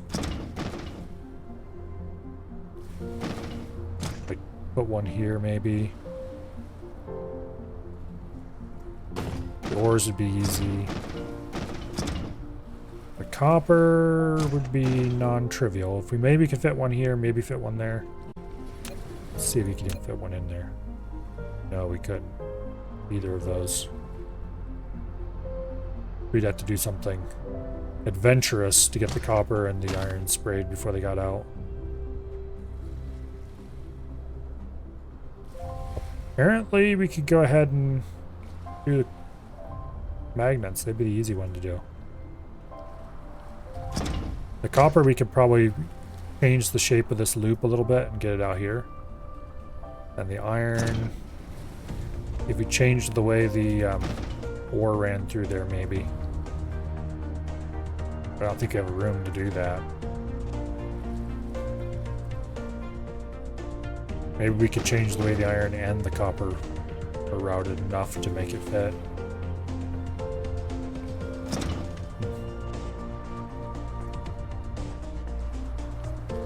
But anyway, we need to get 3 sprayers in here somehow. And then there's a bunch of direct inserting happening in here that would make the whole thing worthless anyway. Like, we could get the coils working, but if we're not going to spray every single step of the process, it's not worth it.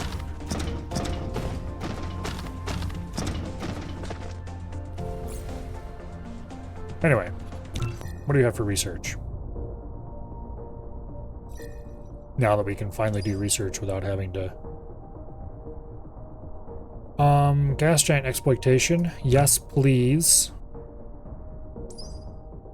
High strength, lightweight structure. This actually gets us Dyson sphere components. We can actually start building the proper sphere instead of the swarm. Proliferator Mark III.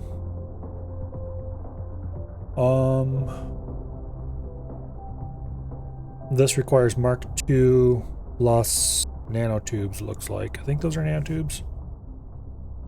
We'll queue that up.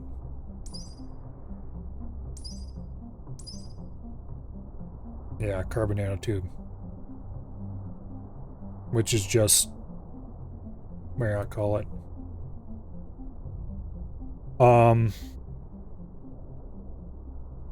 That carbon lattice stuff. Graphene. Plus titanium. Which I'm pretty sure carbon nanotubes don't contain titanium, but anyway.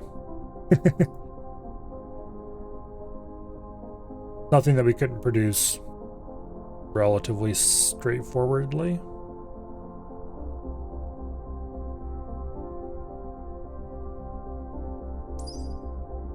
Now that we spent all this time setting up green proliferator, we probably should go ahead and make blue instead. That's a pretty substantial improvement. Plus 25% extra products. Then here's the purple science, which is the next one we need. What is that going to take to craft? Circuits and particle broadband, which is going to require some materials we're not currently producing. And also some plastic. Which, if I remember correctly, plastic was kind of a pain to make.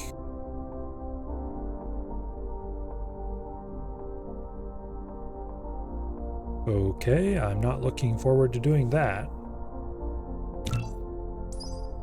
High strength glass.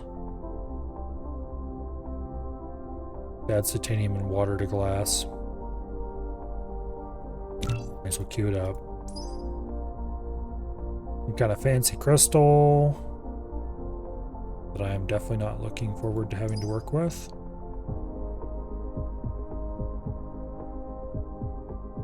A different way to make deuterium.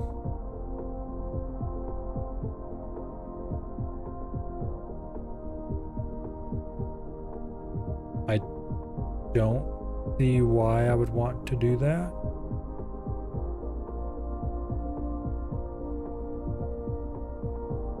I could just build a giant field of the current way to do it and get it done without having to expend a bunch of rare resources on the building. Probably be more efficient, both power and space wise, but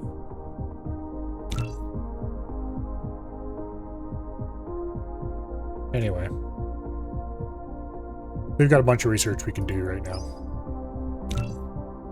including the next X. And the queue is full. All right.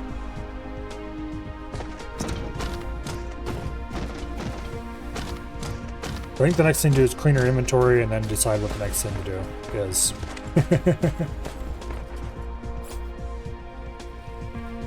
Some of this stuff can just be disposed of. A lot of it's too valuable for that, though. Like coal, nobody cares about coal. Not in that tiny quantity, anyway. Proliferator Mark 1, nobody cares about that stuff. Microcrystalline component, we should probably deliver that at some place that needs it. We'll keep those processors in inventory. Plasma exciters, we should get rid of. Energetic graphite, we should get rid of.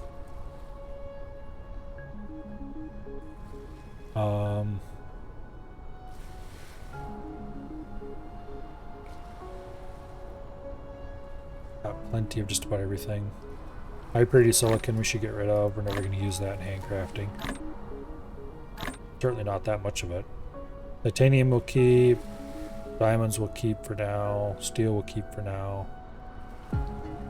The stone brick we should get rid of. Okay. I think we've got ourselves a little bit of a plan here. Now, stone brick. Who is consuming stone brick? Oops. Need to grab that.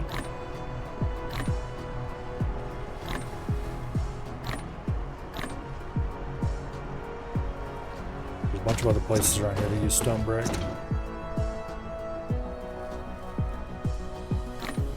go. Stone brick disposed of. Energetic graphite. There's lots of places that need that over there. Plasma exciters. We're producing them locally. Apparently that uses them. Microcrystalline components. They're likely to be used in the same place that we're likely to use the high purity silicon.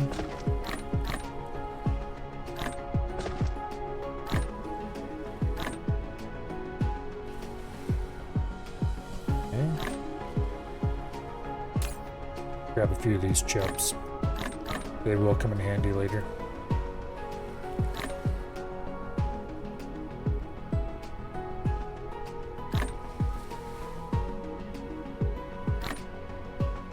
And in the meantime, we can just keep pumping this stuff in here.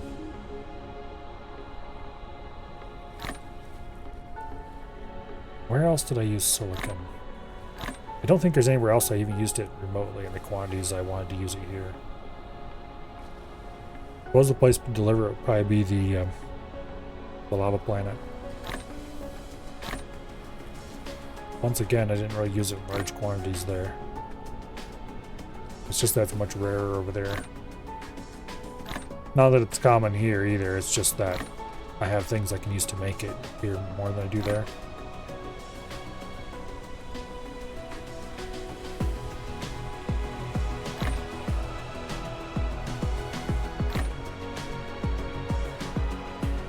Oh, a little bit more production will be all this gone. Yay, okay. Now, motors, I don't think I'm going to need those anytime soon. We will keep the turbines because there's still a few things I craft that need those. The motors, we can ditch over here in one of these turbine plants.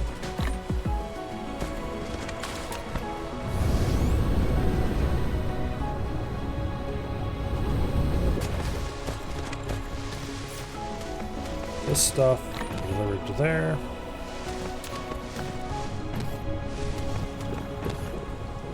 Good deal.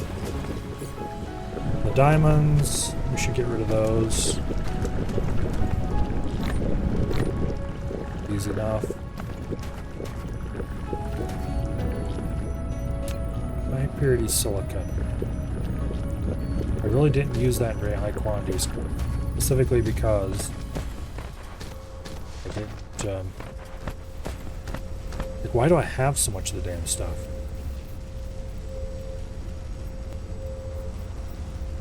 Not terribly useful to me.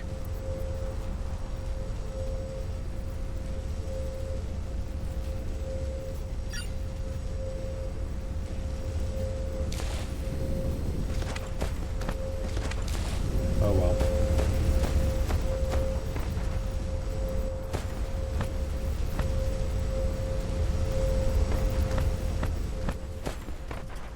This place started out with such good intentions. Now it's a rat nest.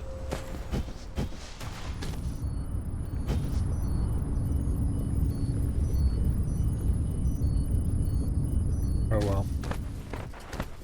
This has improved it a little bit and made it worse in other ways. For example, the sulfuric acid bear is definitely inspired. Not sure what it's inspired by, but I'm sure nothing good.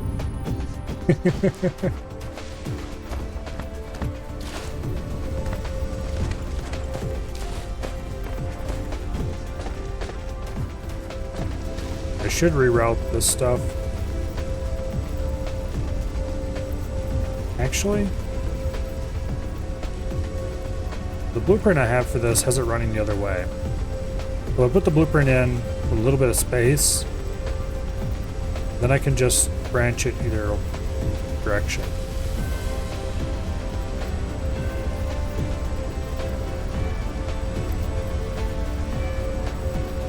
Yeah.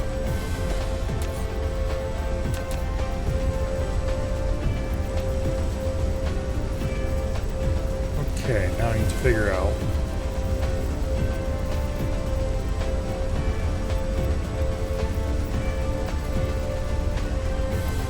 Okay. The output side is on this side, so this is the correct dish. That would go like this.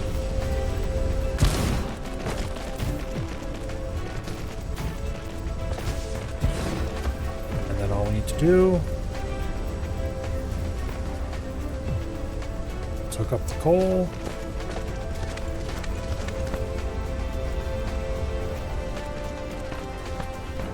Hook up that. And then we add a sorter. Go ahead and inject the beautiful green of goodness. And then we can go get some hydrogen. How much hydrogen do we have? A lot. That's how much we have. Probably because the deuterium tanks have filled. Okay, let's fix that problem.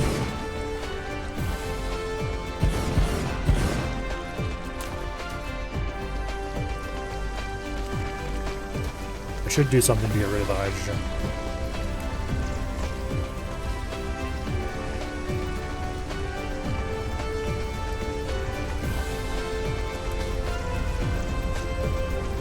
In any case, that is way more hydrogen than we could ever use, but good enough.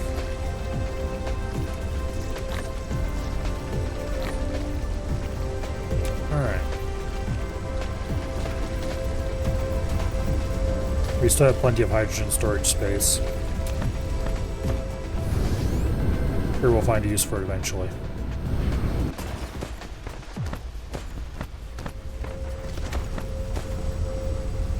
Now, this place needs a little bit of refined oil. Just a little tiny bit.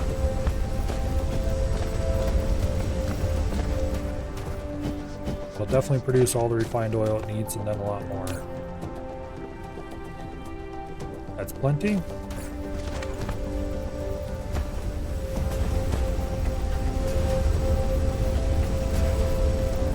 Then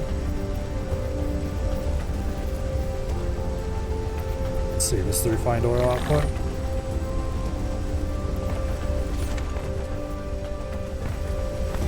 Then it needs an absolute shit ton of hydrogen.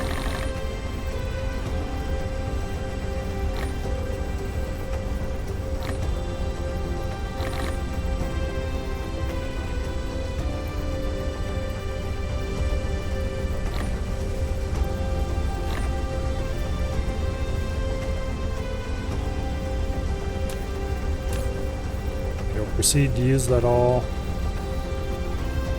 Produce massive amounts of oil. And I didn't quite grab enough oil on second thought. Damn it.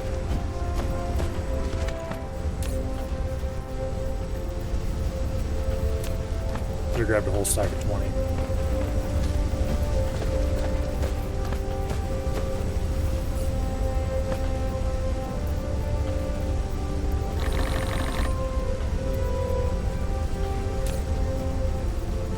Okay.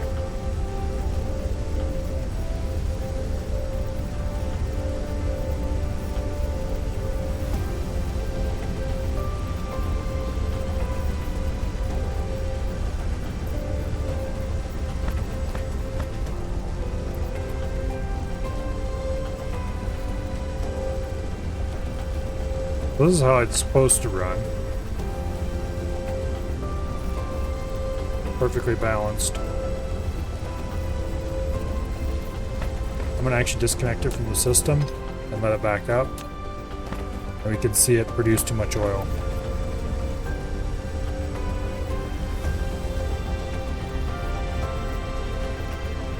And then after we feed it enough hydrogen, that should stop from backing up ever again. In theory.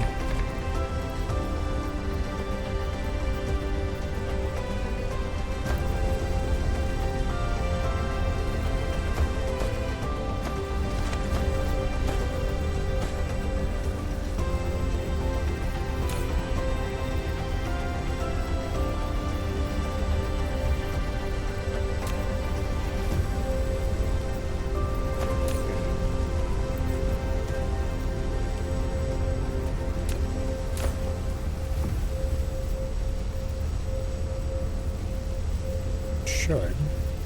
Eventually.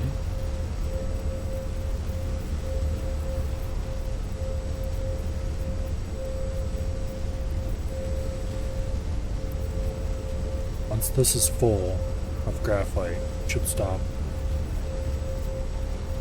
There we go. Okay, so this stops running. But this keeps running. Which means it keeps backing up more and more oil. But it doesn't stop consuming hydrogen. And that is where the problem lies. Because this one backs up first, always. Due to the way it works.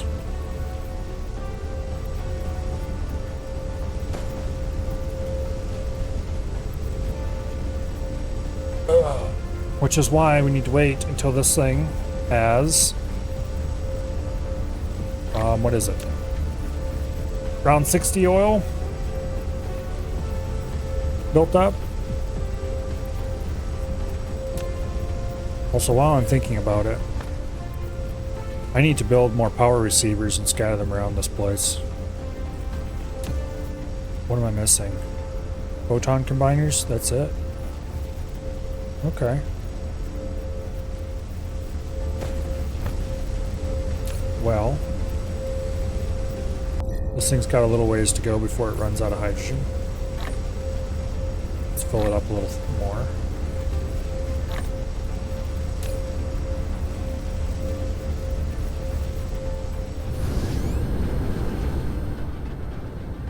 Go over here and grab some photon combiners.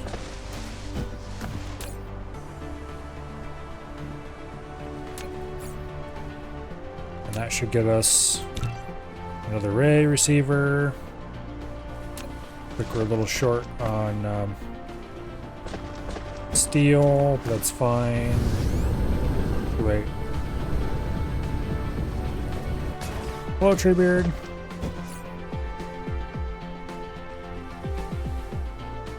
We'll grab 7 more photon combiners for relief.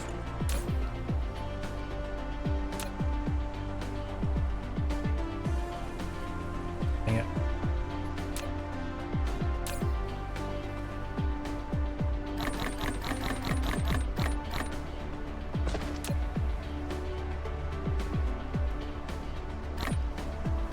There.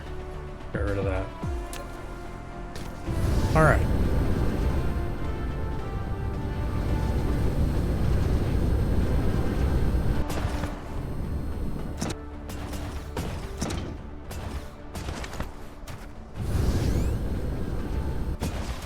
Grab a bit of steel.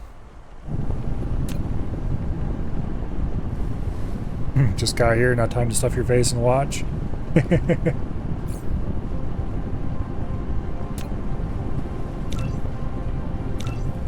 There. Now, need to go land a local charger. I removed the charger that was here to make room for that. So we'll use this charger.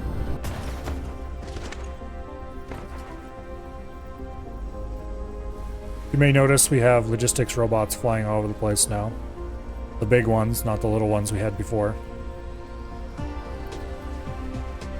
Including the really big ones that fly between planets. Of which there's one docked over there right now.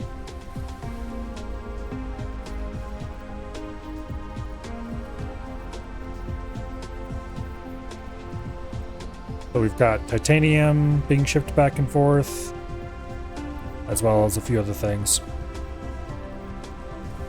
It's set up.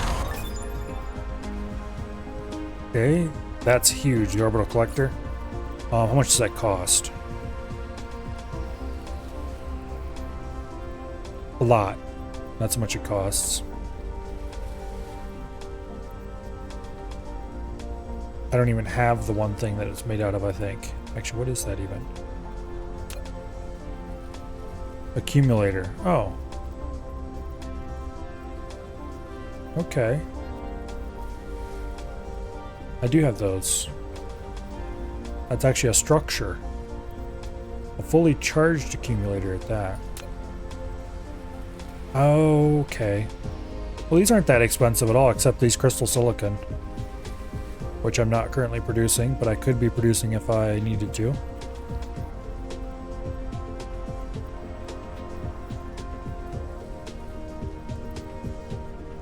We should go to the planet with all the silicon if we're going to build one of these, which we definitely want to, because it's going to give us some amazing things that we need a lot of.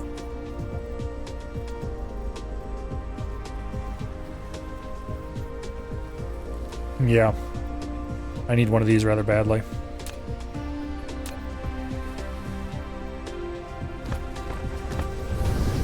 Because that will make this big chunk largely obsolete. I think largely obsolete.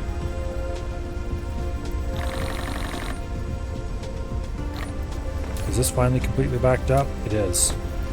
Yay! We can hook into the system now. Alright.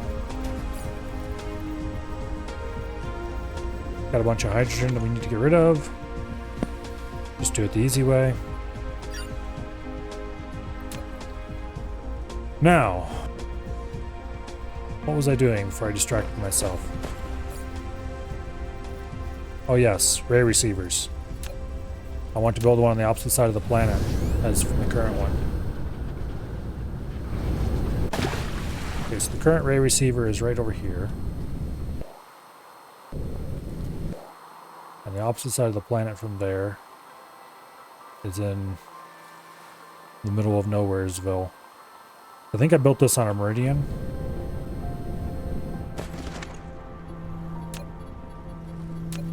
Yes, I did. Okay. So the other meridian.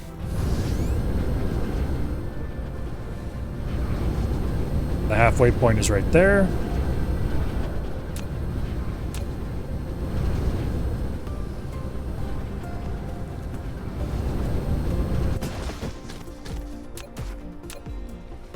Oh, and we landed on top of it. Okay, that's perfect.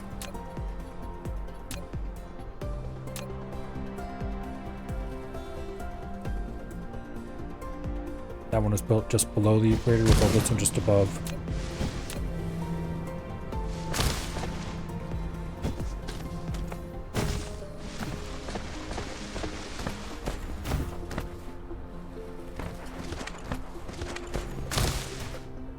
Technically, the shortest way to power would probably be to build upward to the pole. So that's where the power cap is.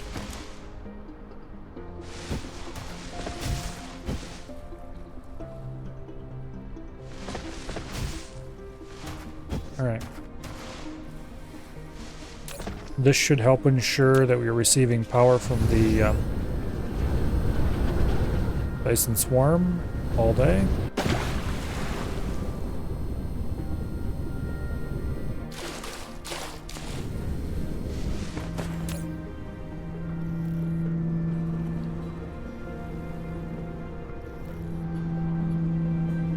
Very nice.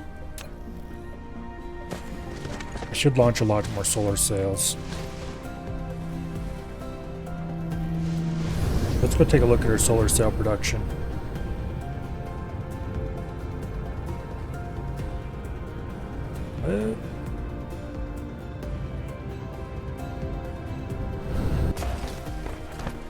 Guess that works.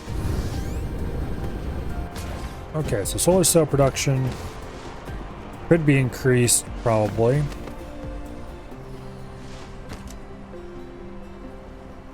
By at least a little. And I'd have to do something about more launches.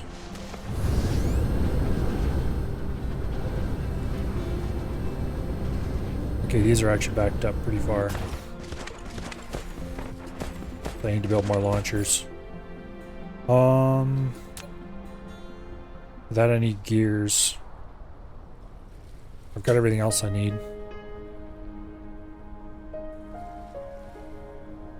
I just need gears and steel.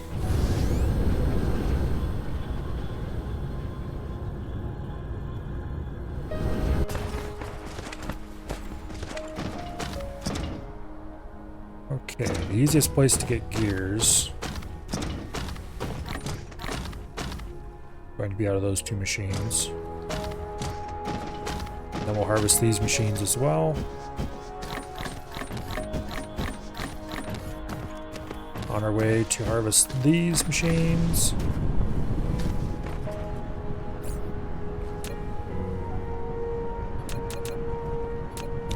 That'll allow us to produce 5 of them. And once again, gears are the limiting factor.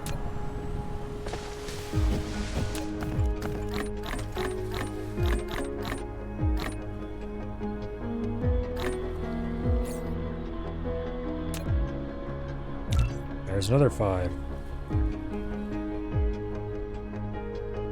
Okay, 10 rail ejectors.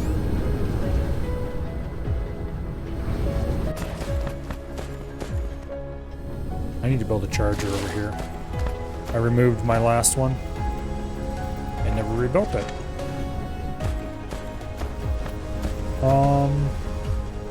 Actually, no, wait, there's one right here.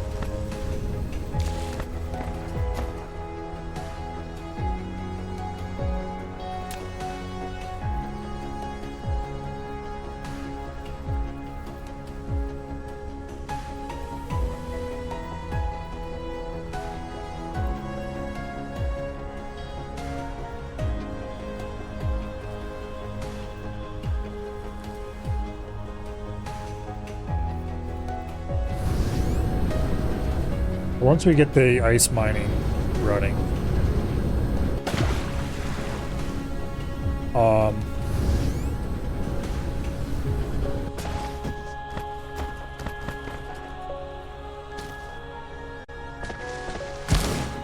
once we get ice mining running, I'm going to start building solar sails on the other planet. The one we haven't gone to yet. Probably.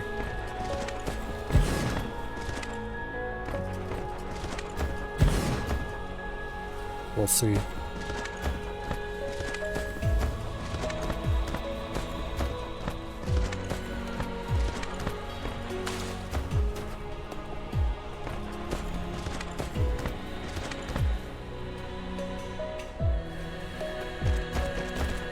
Okay.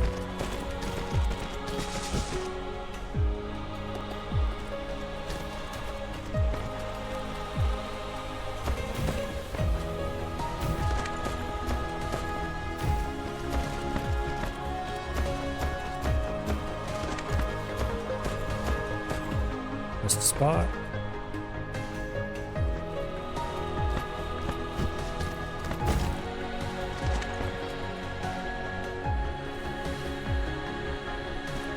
Okay, you. You're all set to orbit 1. I probably should have some of these fire in orbit 2. Like set every other one or something. Orbit 2 is 90 degrees perpendicular to orbit 1, I think.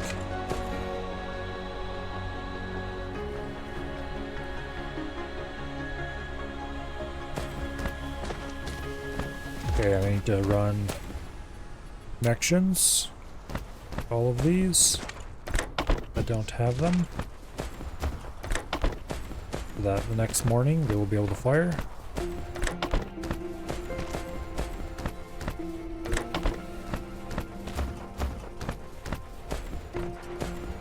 All right.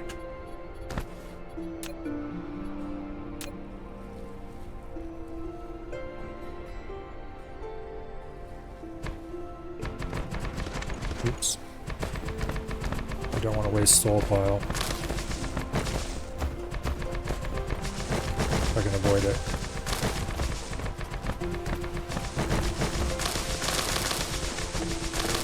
Except where we can acquire more, which is like there.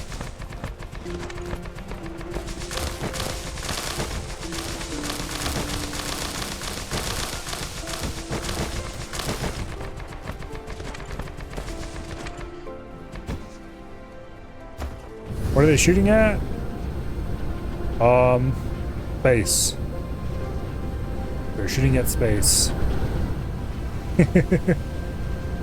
These are quite literally launching solar sails. The little satellites, basically.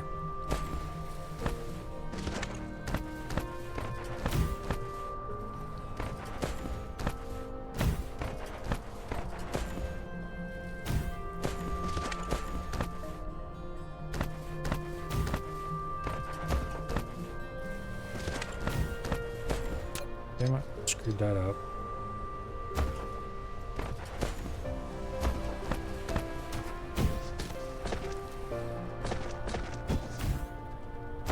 So they're just firing at a specific orbit and putting satellites into space with a gun.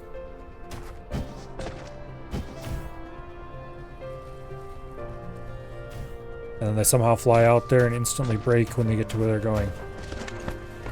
Because that's a reasonable thing to do.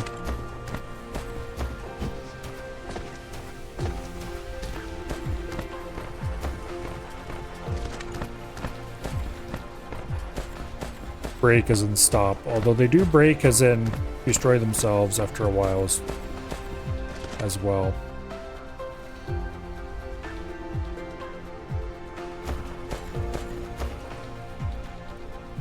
Okay, how many? I have 5 of these things left, so 1, 2, 3, 4, 5.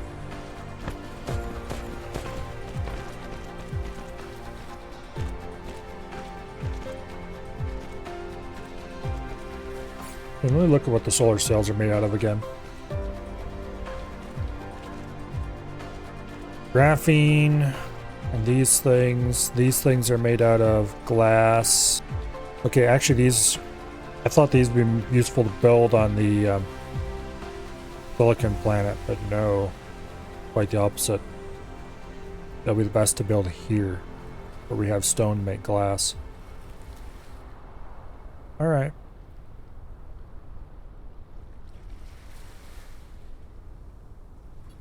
I don't know how long we're going to keep building solar sails before we start building a proper Dyson sphere anyway.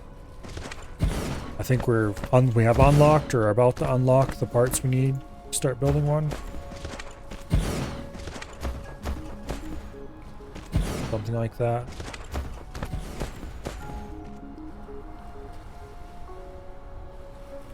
Okay, that foundation wasn't quite right apparently. Oops.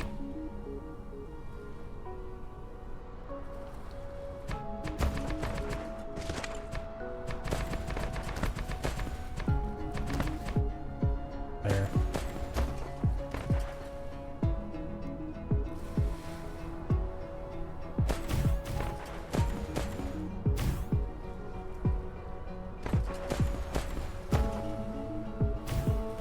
Okay.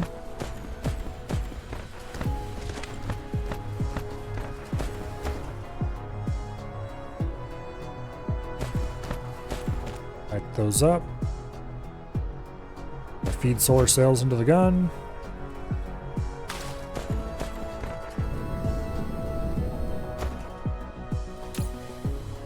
They're all automatically configured to fire to orbit 2 or for orbit 1 when they can.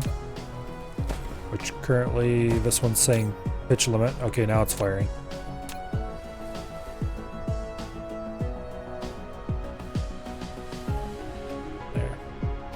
You can see all the solar sails orbiting the sun up there.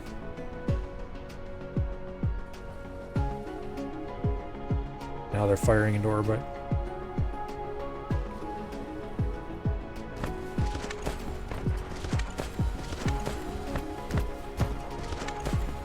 This one will stop up there. This one will stop firing next as it goes below the horizon.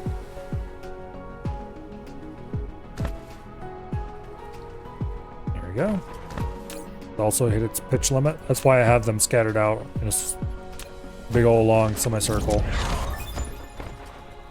I've unlocked a new type of high-strength lightweight structure, the frame material, because it can withstand the strong gravitational force of the star. It's used to produce Dyson sphere component. Launched into the Dyson sphere, form node and frame.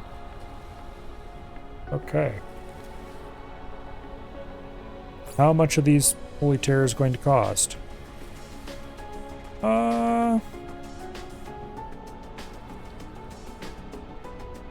Okay, the sphere component requires 3 solar sails, 3 frame components, and 3 chips. The frame component costs a very expensive thing, another very expensive thing, and an actually fairly cheap thing.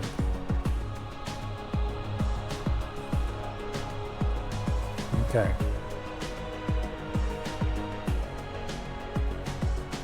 So we're going to want to massively crank up solar cell production. And then we're going to want to ship in a bunch of products here. And then assemble these sphere components. Although we don't have a way to launch those yet. I think that's a different research topic. Or do we?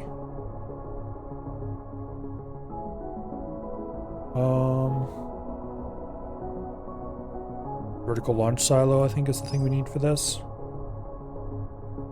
Yeah.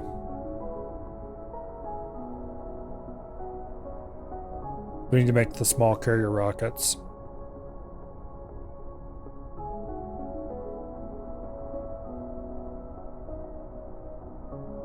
Okay. Launch a small carrier rocket loaded with Dyson Sphere components onto the Dyson Sphere orbit to form nodes and frames. And then this takes a few fairly expensive looking items together with the very expensive Dyson Sphere components to make a rocket to launch. Quantum chips was the one of the expensive items. And the other was here, quantum chip. That is chips and a wave function interface. Plane filter, which requires high strength glass, which is glass and titanium, I think. Yeah, glass, titanium, and water. And then these crystals, which are titanium crystals, which are expensive. Together with hydrogen, which is not expensive. And graphene, which we're definitely going to want to pull as much of that graphene as we can possibly get out of, let's see. Graphene we can make directly out of what we're going to get off of the ice giant. Okay.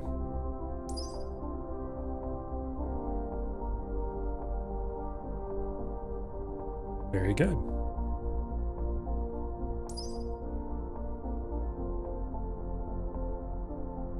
That ice giant is going to save us so much money over time. Because we'll be able to make graphene directly. And I think we can also make graphite directly? No, we can't. Okay. However, we can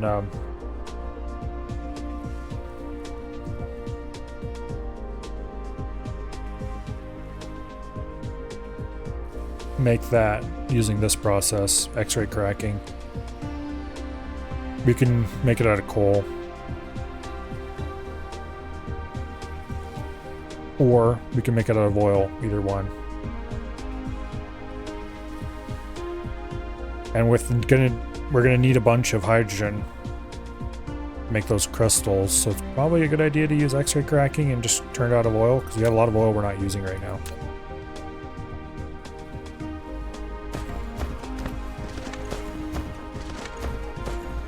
Anyway, we should go back to the other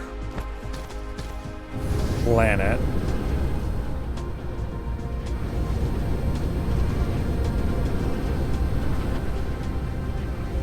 And grab...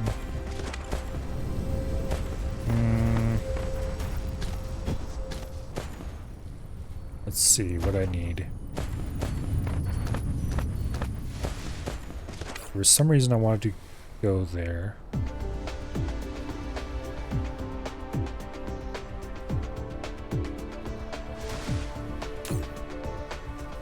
We're not producing enough power locally. I need to do something about that.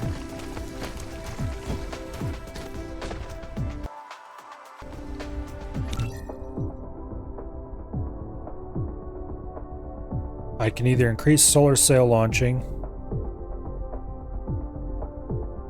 which will indirectly increase our power,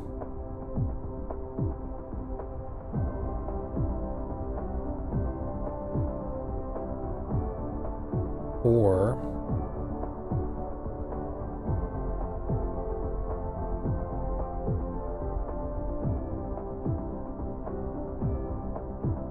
the better bet. Okay, so there's orbit 1. Orbit 2 is bizarrely way better. Or way bigger. Okay, this orbit radius.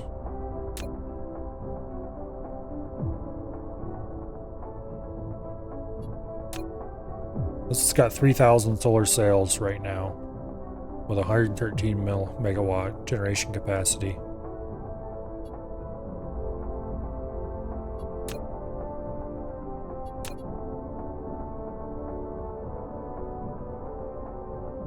Okay.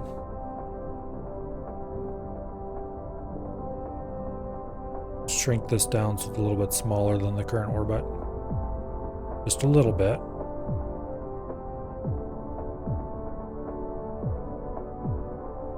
And we'll change its inclination to 90 degrees. Because that seems fun.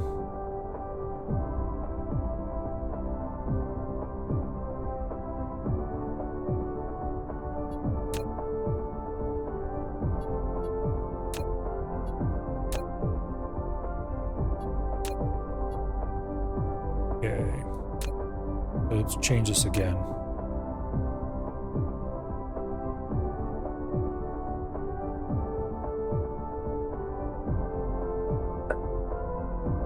Can I see where my cursor is, damn it? There we go.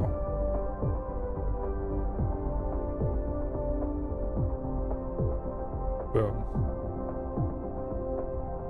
It'll be just inside the other orbit. Actually, if I do...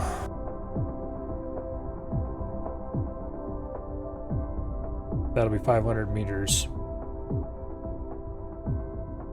Inside the or 500 units inside the other orbit. They give the unit as meters. So this is 11300. This is 10800.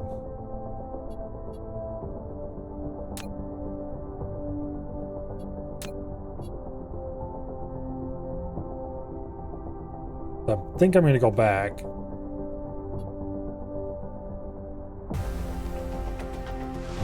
And I'm going to adjust every other gun to launch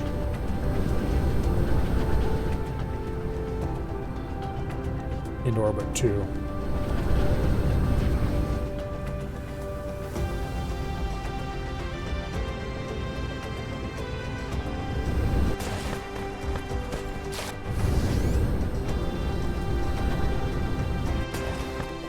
Okay, congratulations, you are orbit 2, you are orbit 1, orbit 2, you are orbit 1, you are orbit 2, orbit 1, you are orbit 2, orbit 1, orbit 2, orbit 1, orbit 2, orbit 1, 2, orbit 1, and orbit 2. Alright.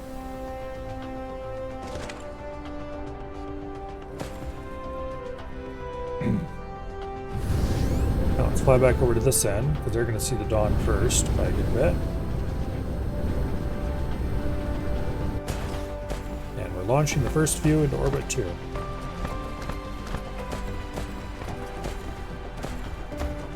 This will probably end up just thinning out orbit 1 a bit. Although in theory, we're producing twice as many solar cells as we were before. So we should end up with roughly the same counts.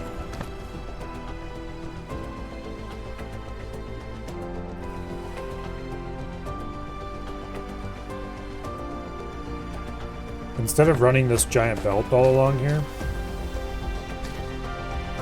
what I should do is have one of these on every, have a cluster, 4 clusters around the world, and then just scatter them out in an X shape on that side, and have a, what do I call it, launcher there. But I didn't design it that way, so that's not what we got.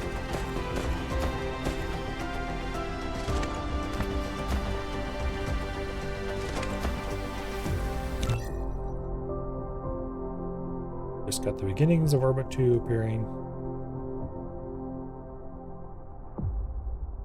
Very cool.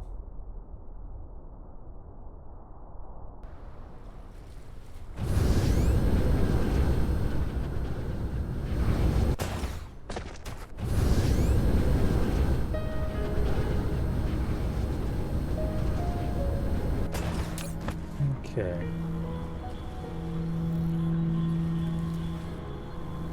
Yeah, we need to do something about power production here. Go check, speaking of power production, let's go check on orbital cell production.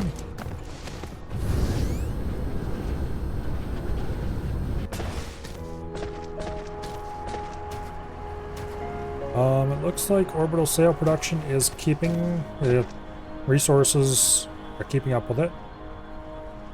So don't mind if I do. Let's go ahead and extend this out a little bit.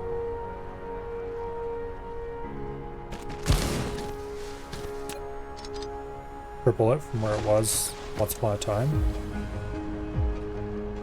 That should hopefully result in more consistent firing of all the guns.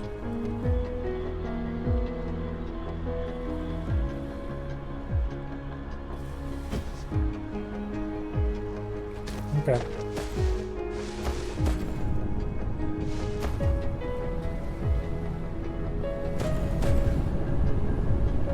I wish there was a better way to produce glass than stone.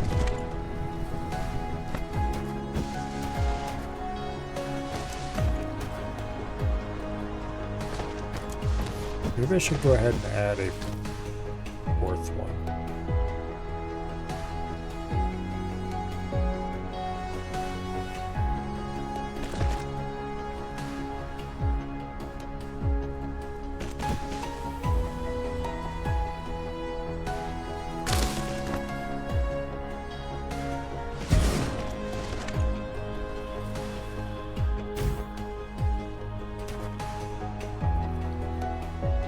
Okay, now we really must do something about power.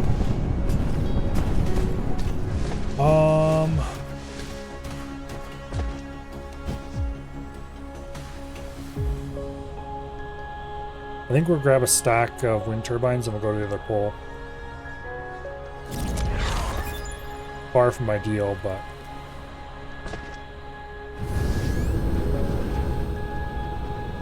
it is one of the options we have available to us right now.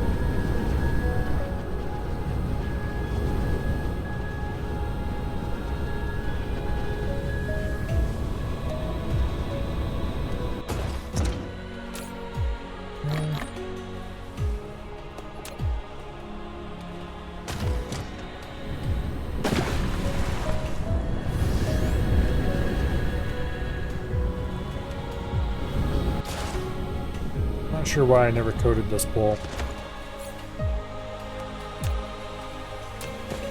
Not like I have. Oh well, there's part of it.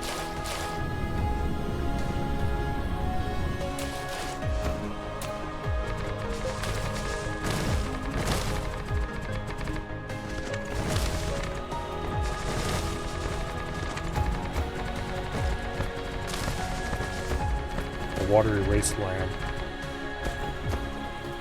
Okay.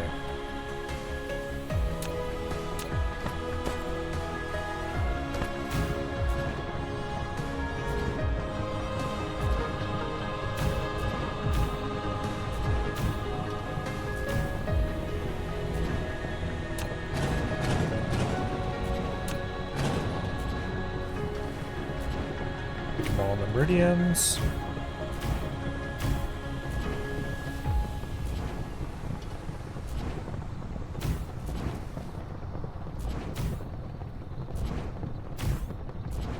Go.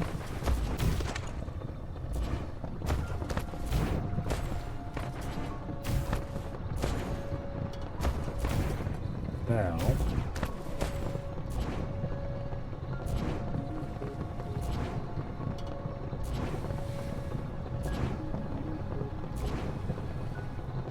put one there, there.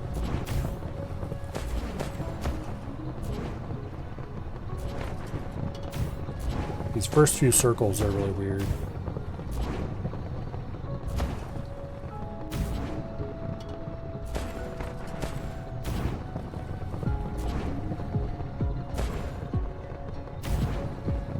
The farther you get away from the pole, of course, the better everything gets.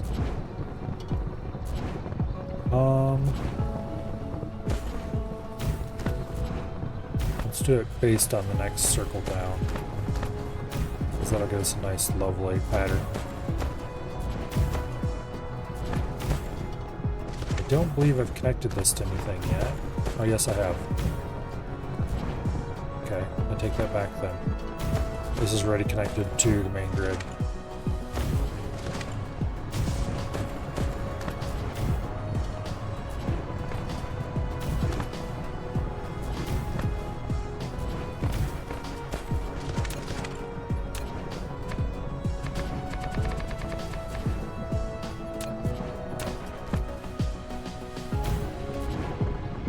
Okay. It's a little bit more power. Still not enough to really make a huge difference, but it's a bit.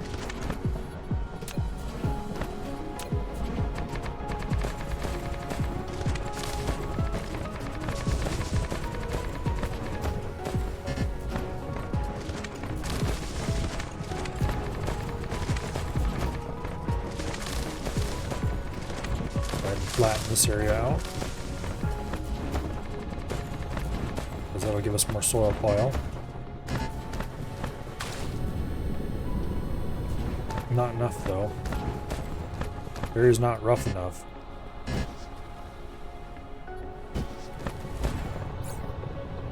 And we've used up all of our foundation. Burn.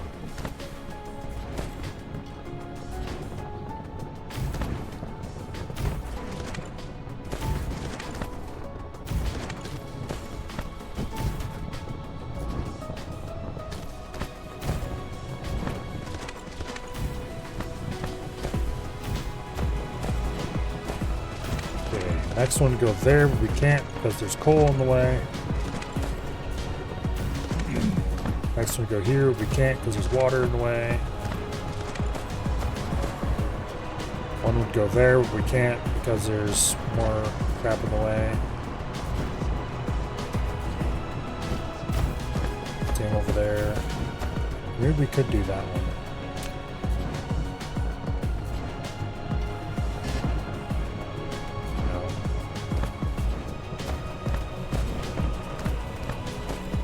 Alright, and then we go down a section.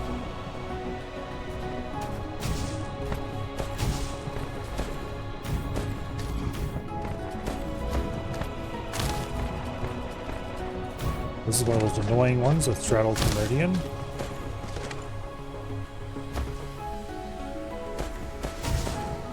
Next one would go there. Next one after that would go there. There, here, there, on the meridian, but we can't because there's water.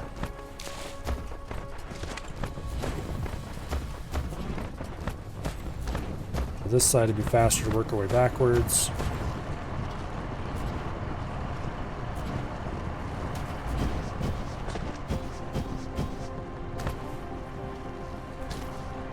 Okay, so the next one go right here on top of that. Which we already knew. Wait. That's the circle. And the next one goes here. And there. And then there. And there. There. There. And so on. Until we get to the water again. That's that circle as done as we can get it. Okay.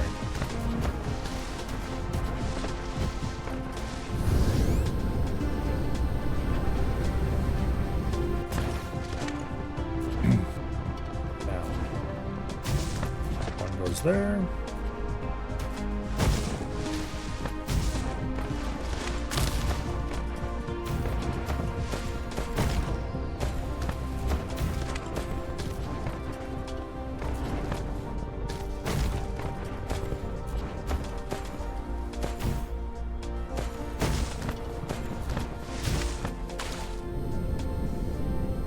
Is about the best way to make use of the otherwise useless poles that I've found so far.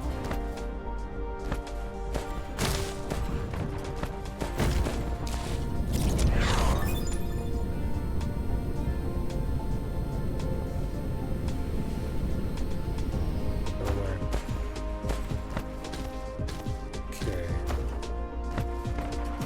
One will go there.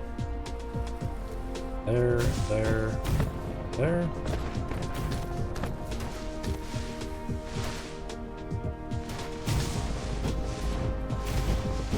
I don't feel like moving that right now.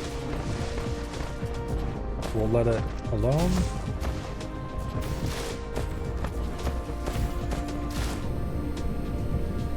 Okay, that loop is done. We only have 3 turbines left.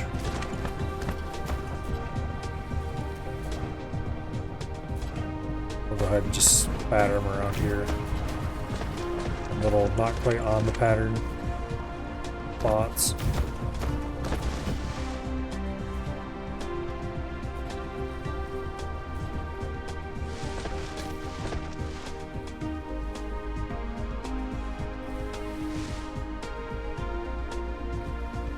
There. All right. Fly back to civilization before we run out of power. Complaining about our core energy, but we've got plenty. Alright, now that greatly improved our power generation. And we're still, at least when we're charging. Wow, we suck down a lot of power when charging.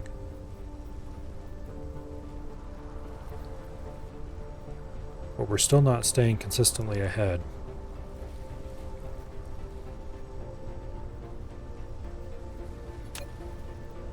Which means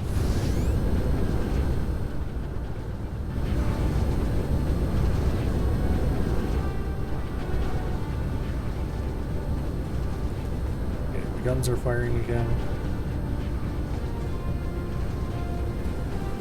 That's good.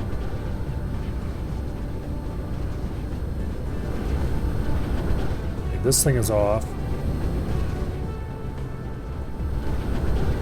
I'm gonna fly around the planet and check the other ray receiver. That one should definitely be on right now. It is, okay. By putting 2 ray receivers on the planet, we can keep one on at all times, roughly.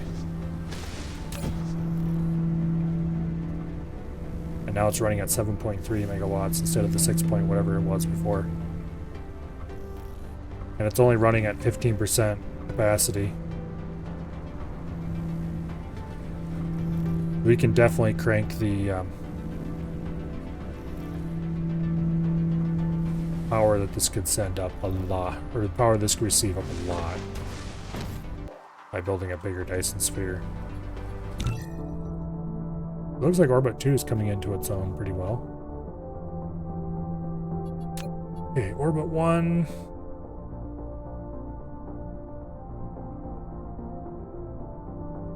Launches into orbit 1 have dropped off a little bit, as expected. But not insanely. And orbit 2 is just getting started.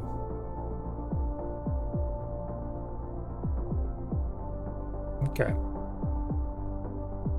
So our power's gonna keep going up for a while and then stabilize again.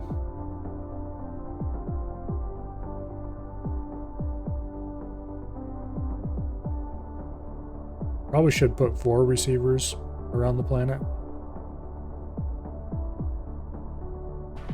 The problem is I really didn't design around this. It's like this one's off now. If we fly around the planet, this one's on.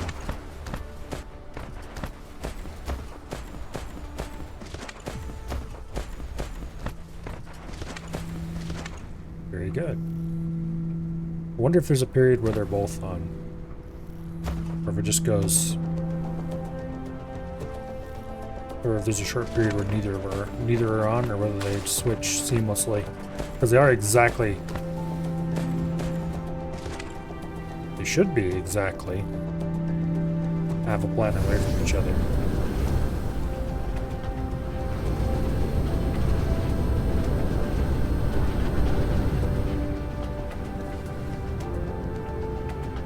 Yeah.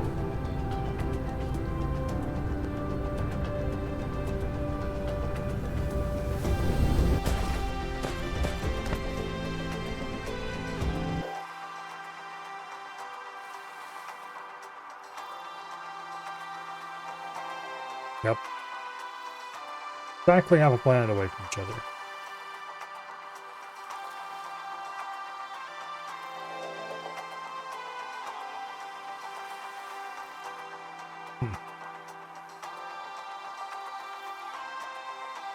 The North Power Cap is bigger than I remember it. Or smaller than I remember it, I mean. South Power Cap is actually a significant fraction of its size. Probably about half its size. Yeah, maybe a little smaller than that, I guess. It does get more and more turbines the larger it gets, but there also is a pretty significant water chunks into that. Which I guess also applies to this one.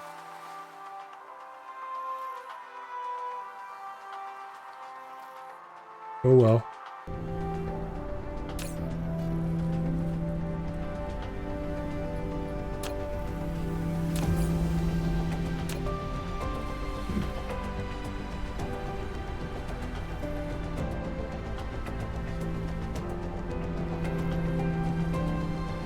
So here we can see our flatline power generation for a long time.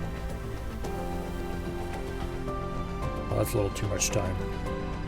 But this is what the power cap's been putting out since forever, basically. And then we got these peaks coming in from the solar sails. And then those peaks leveled out, kind of, when we put the solar sail thing on the other side of the planet. And then we got another big spike up when we built the power cap on the other side, on the other one we just finished working on. Total consumption, meanwhile, has definitely not been remaining flat. It's been growing pretty consistently.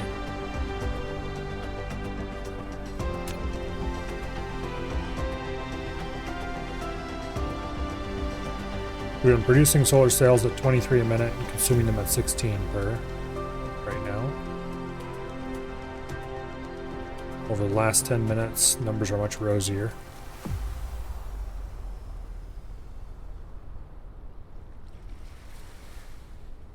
I'm not sure entirely what it means by production, consumption, like consumption them aging out or consumption them being launched.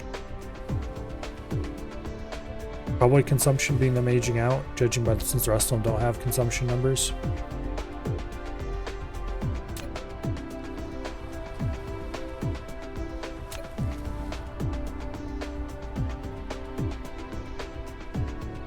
If there's any weird achievements in here we haven't gotten yet.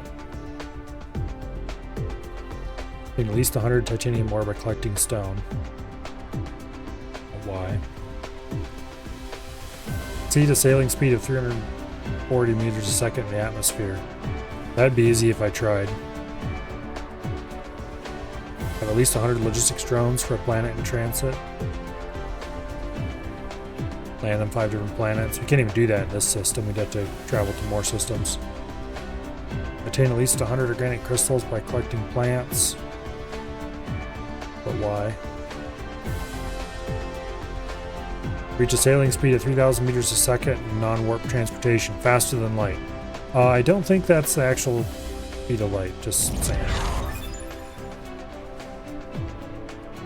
Collect at least 4 million units of sand in a game. Sand? Lobo.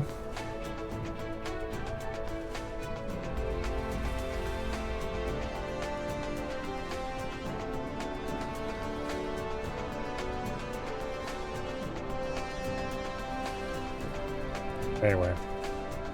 Premium glass.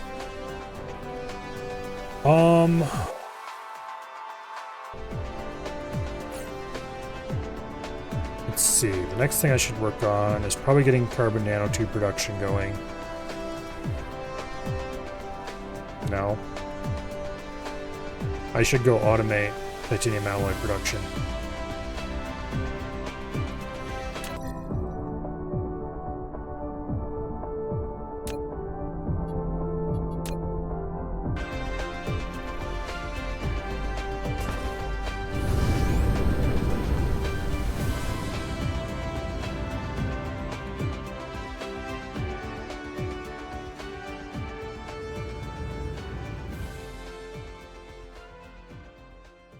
Okay.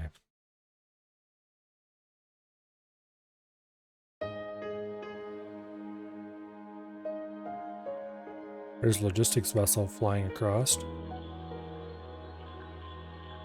I doubt we'll be able to catch up to it. But we can at least check it out.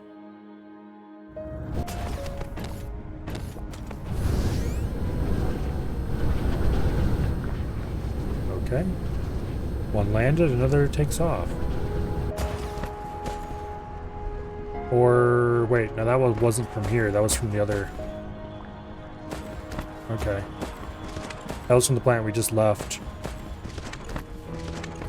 It arrived, grabbed the resources it wanted, and took off again. Now let's charge up. And we're going to want to make some small edits to this place. Which, conveniently, it looks like will be very easy to do.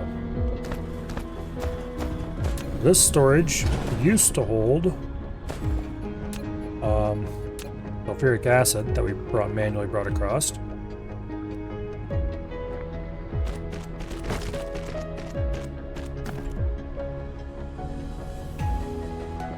You set to number 4. We'll configure that later.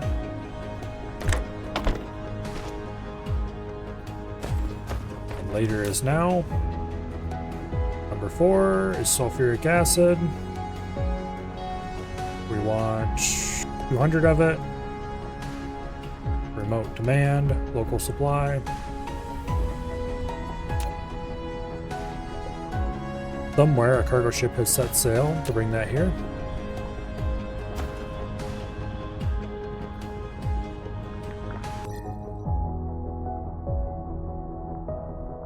That's probably that right there.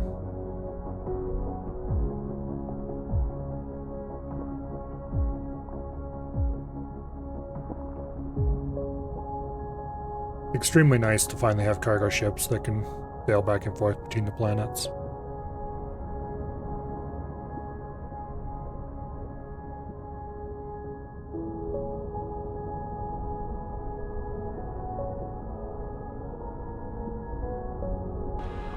Anyway.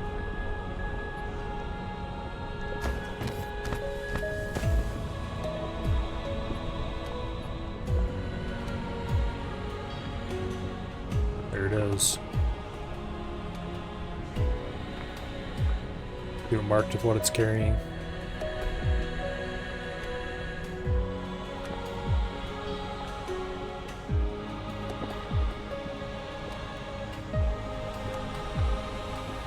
slots right down inside, drops off its cargo, and takes off. As well as a couple of the local ones have left, apparently. Alright, so we got sulfuric acid here now.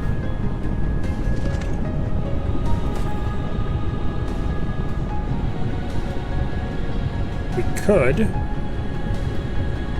and probably should, start calling down, actually no, I didn't configure that. But, anyway, the good news is we now have access to fun things like this stuff. Now that we have sulfuric acid bringing that in, let's configure this to hold 400 of it. So we don't make incredible amounts of the stuff, pile it up everywhere, like we are with the 10,000 titanium ingots. That's a ridiculous number. I should have set that way lower. Let's just go ahead and set that to 2,000. We do not need 10,000 titanium ingots piled up. 2,000 is already kind of ridiculous. Alright. That was really the main thing I came here for. I should go ahead and duplicate this setup a couple times. With slight variations.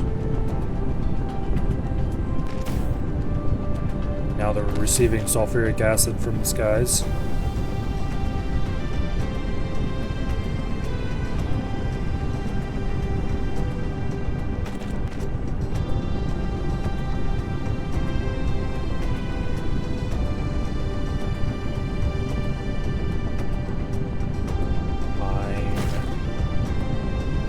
Be that way.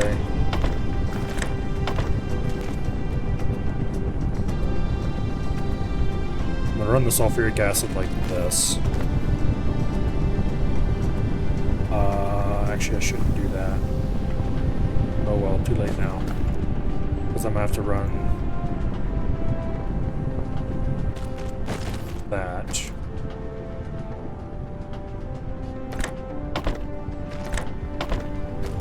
Mildly inconvenient, no matter how I do that.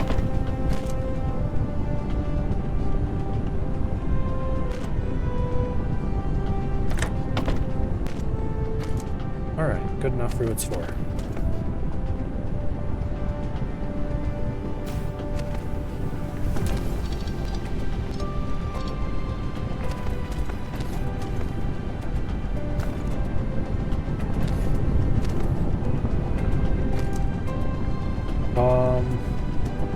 We'll build 4 of these, I think.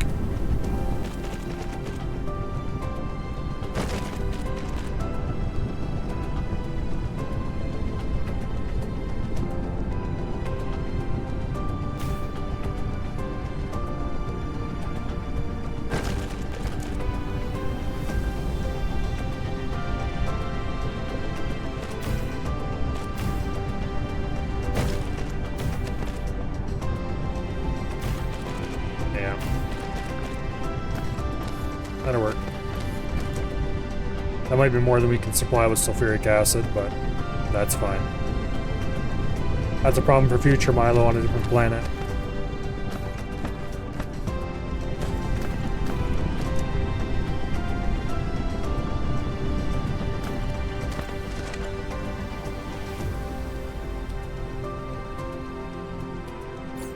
How many? Okay, I've got 40 electromagnetic turbines. Do some quick here.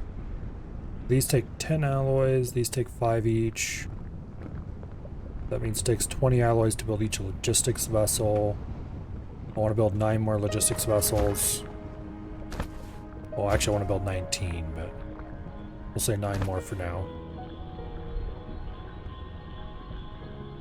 So, I look like I want 180 of this stuff.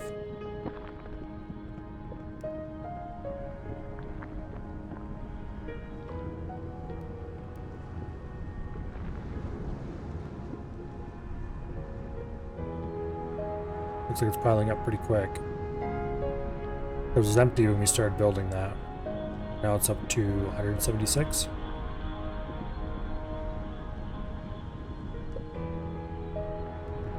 180.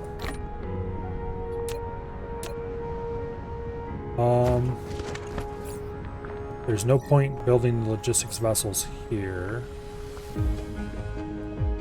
All the things that are needed to make them are produced in larger quantities elsewhere.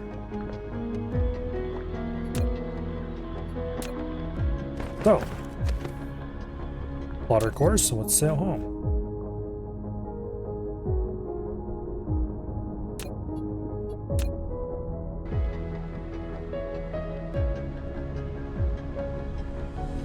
Okay.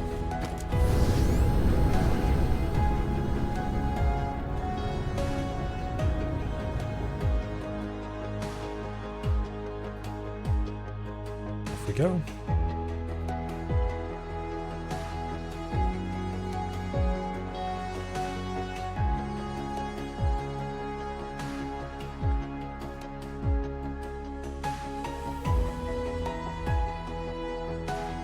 That place is the silicon planet we haven't visited yet.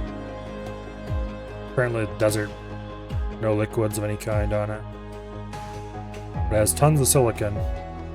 That's probably where we're going to do our chip manufacturing. We'll probably ship in copper to there from the volcano planet.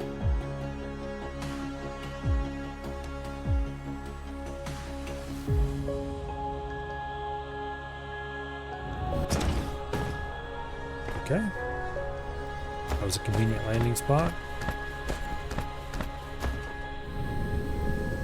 Go ahead and get charged up. And then we need to go grab turbines. A lot of them.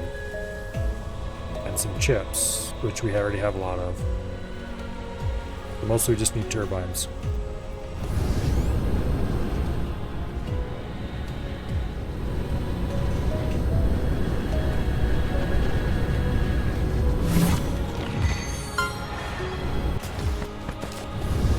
That was a very silly achievement.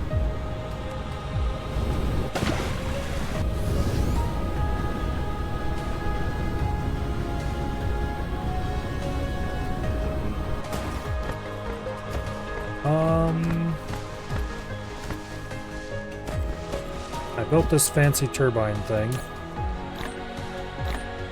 specifically so I'd be able to do remote terrain manufacturing with them, and I never actually got around to doing it. Okay, I do indeed want to make exactly 9 of these.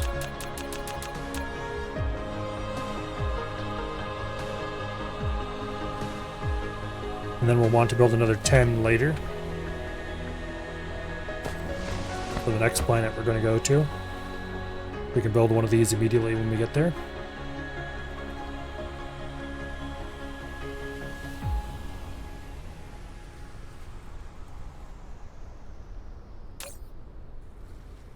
I could set this up to request alloys as well, but I don't need them here yet. I don't want to request anything I don't need immediately.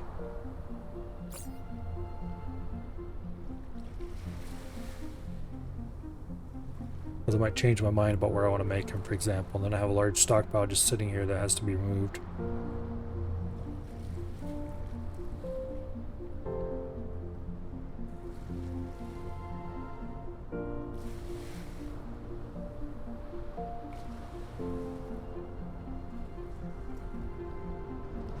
Okay.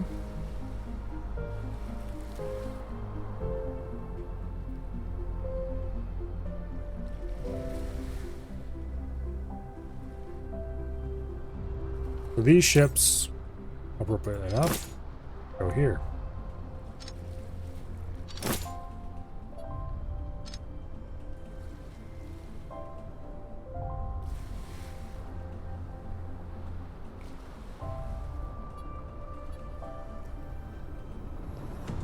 We'll have a full 10 stationed here as well.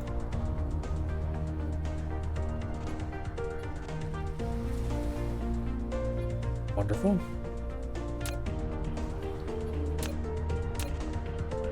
Now,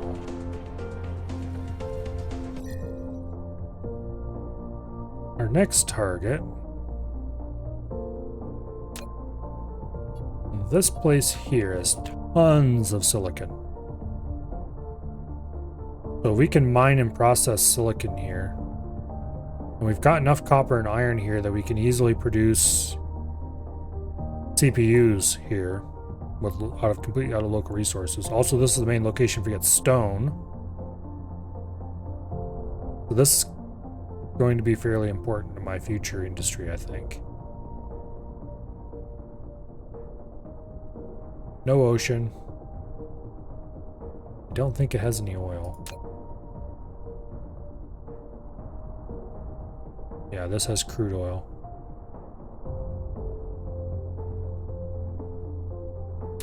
This does not. Or at least not that I know of.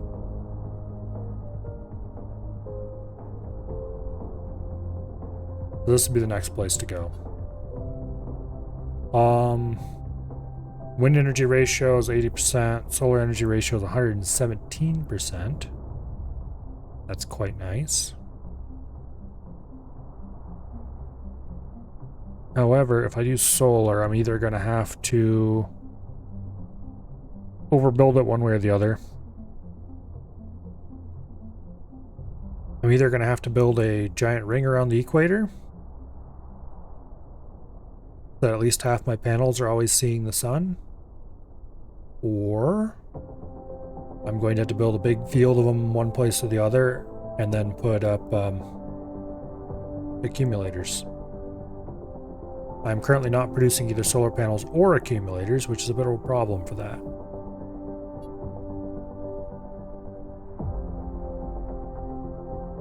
The other way to get power down would be to put two orbital power receivers on the planet.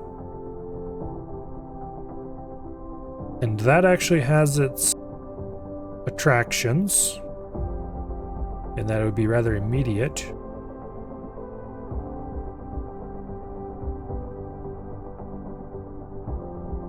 However, it would also compete with the power that we're sending to the main planet. I don't want to do that if I can avoid it.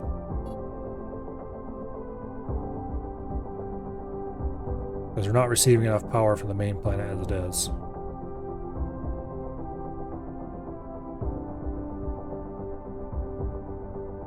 Anyway.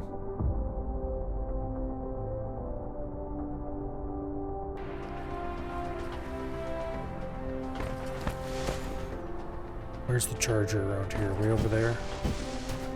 Let's build another charger right up here.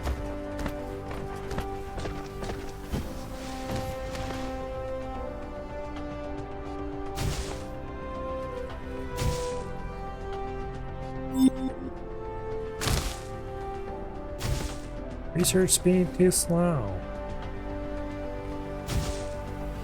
Yeah, nobody cares.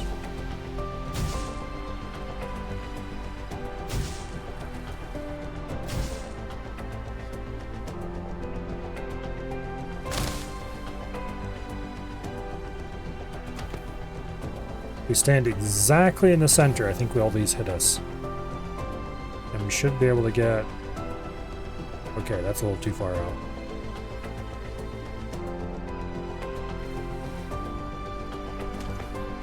Yeah, I don't know what I'm going to do exactly for power there.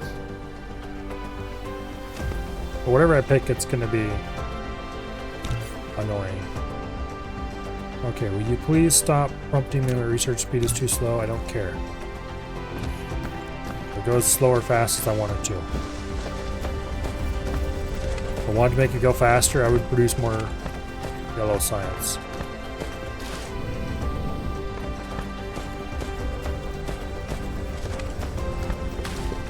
I'm not currently producing more yellow science because... What actually is the holdup?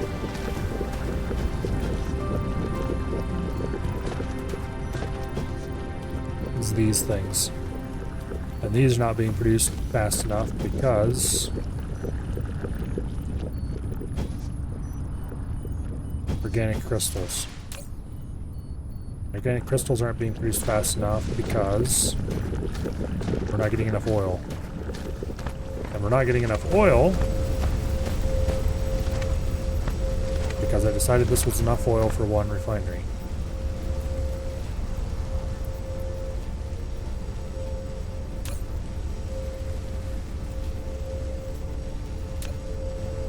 I could probably go ahead and crank out some more simple refineries based on this basic design.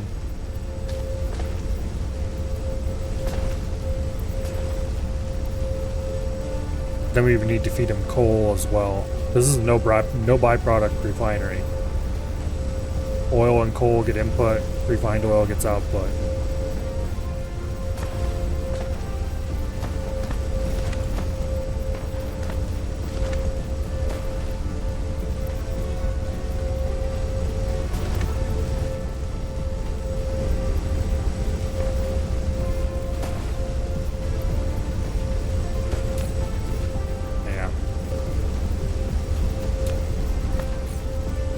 How good of an idea that really is, honestly.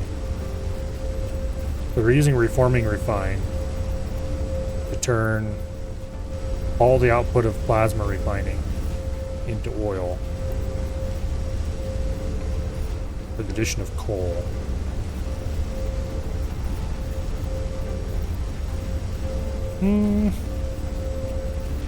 I suppose that's okay. The alternative would be to turn that one coal, instead of turning one coal into one oil, we could turn one coal into one graphite.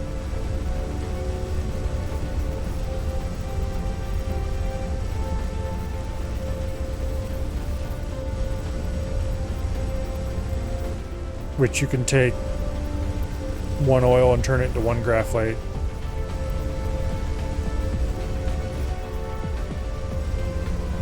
With the addition of a hydrogen. But I'm viewing hydrogen as free because I have so much of the crap and I can easily make more if I need it.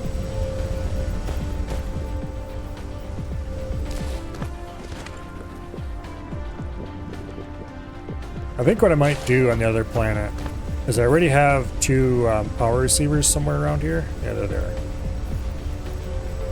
So I might go place those first to get initial power down, and then produce solar on location, because solar uses a lot of... Ooh, actually, that's actually pretty expensive for solar panels.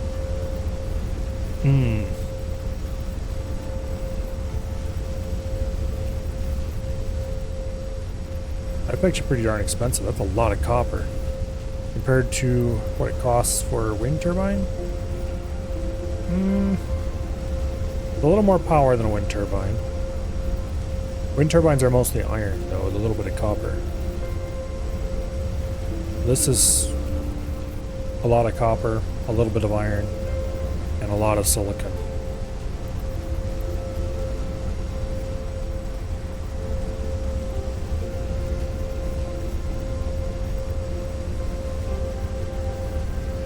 Yeah, I don't know.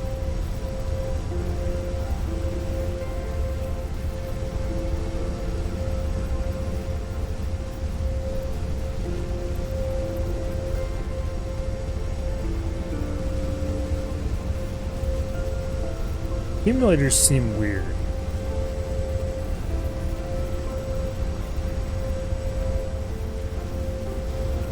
They're a structure.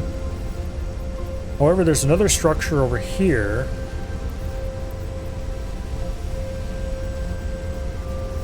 that says it's for charging accumulators. And there's a recipe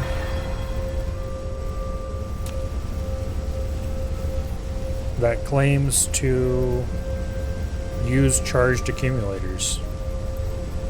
Which is a recipe that, by the way, I really should be working on, because I want one of these very badly as well. Because that would give me fire ice, and I can use fire ice to make graphene and hydrogen. And graphene is something that I am about to need a whole shit ton of.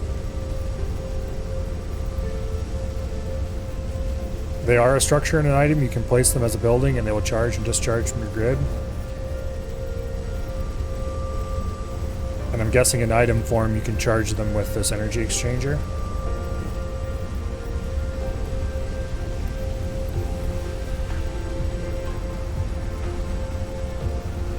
might just take a pile of wind turbines and set up power cap on both poles.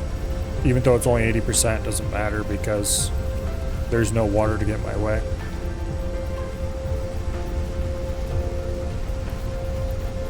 And then I can produce solar panels later if I need more.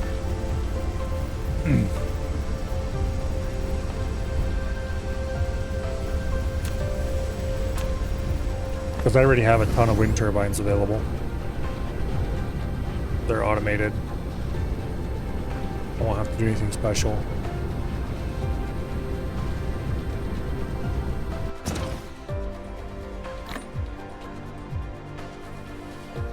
I think I'll take like 200 of them.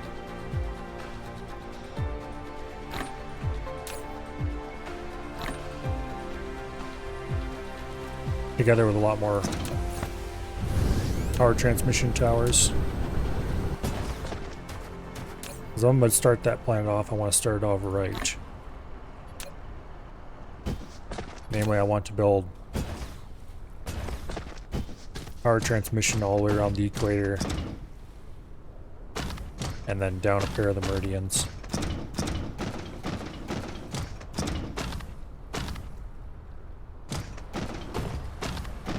I don't need to take anything else there right now.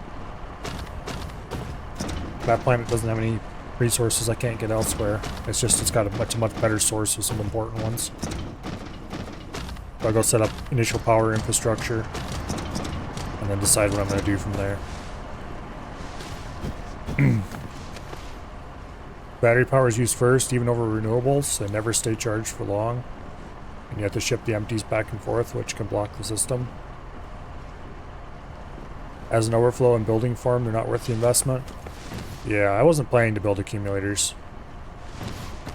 Even for solar. If I was going to use solar, I would just build 2 clumps of solar, one on each side of the planet. Because it'd be exactly the same investment as building enough without the accumulators.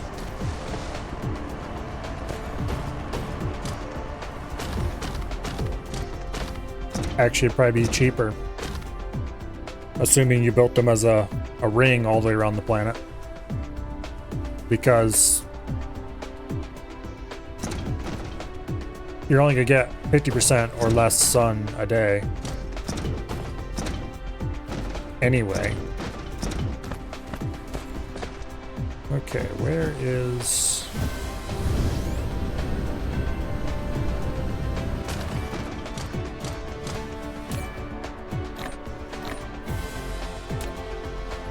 Okay.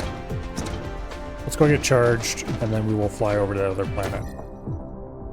After I mark it.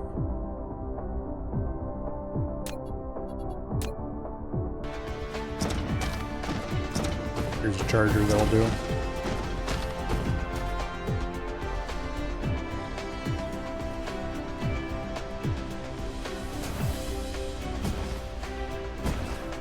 I'm pretty sure there's no world in which accumulators are worth it.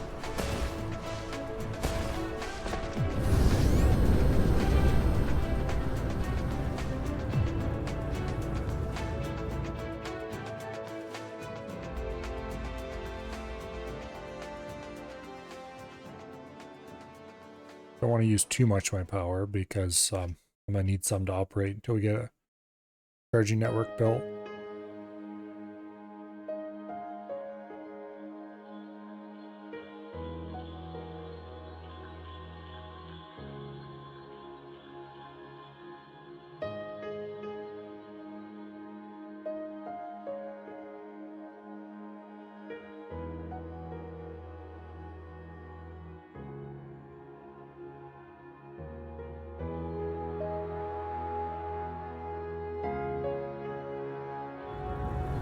Oh, get back here, you.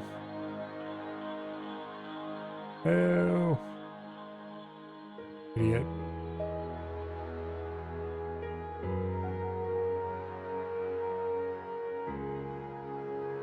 Oh, we appear to be orbiting now. Sort of.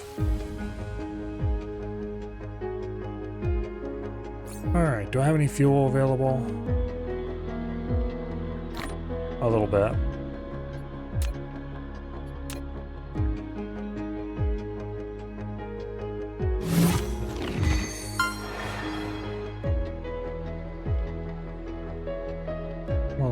very smart, now was it?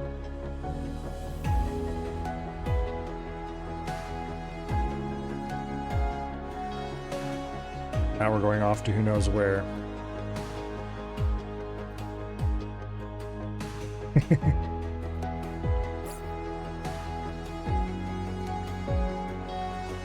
I don't think I have any other fuel available.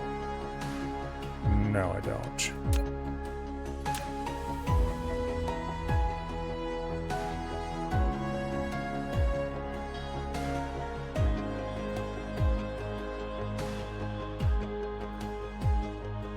And we are going completely the wrong direction.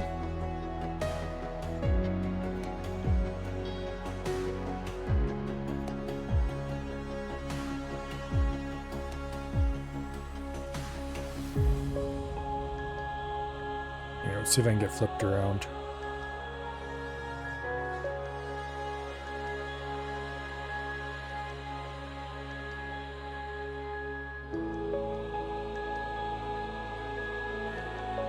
Very slowly in small amounts. Years later, there'll be a legend of Milo's disappearance. No, we'll be able to get turned around eventually. We do regain energy over time. It's just that we'll be very far away by the time that happens.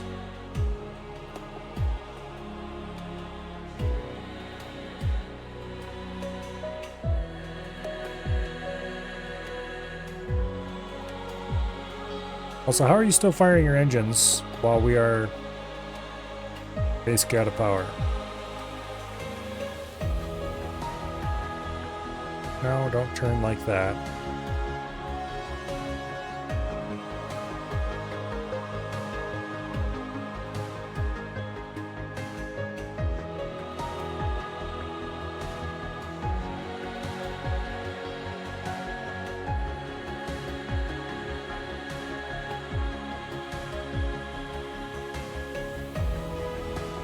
I need to put bigger reactors on these things.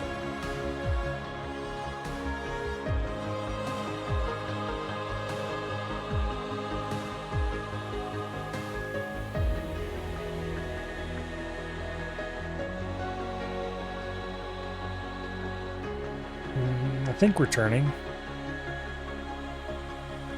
A little hard to tell.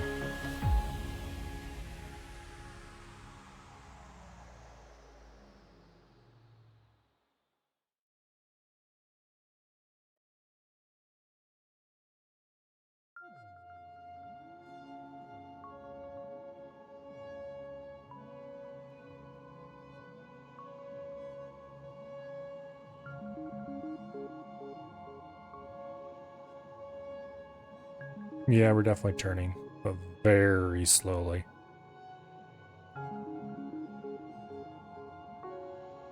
Well, here we sit. Except we're very much not sitting. We're going quite zippily indeed.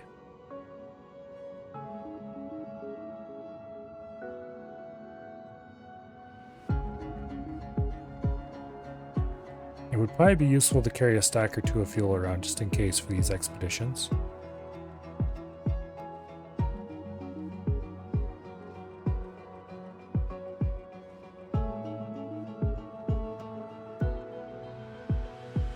Core energy will deplete soon. Really? I wonder if it hasn't happened yet.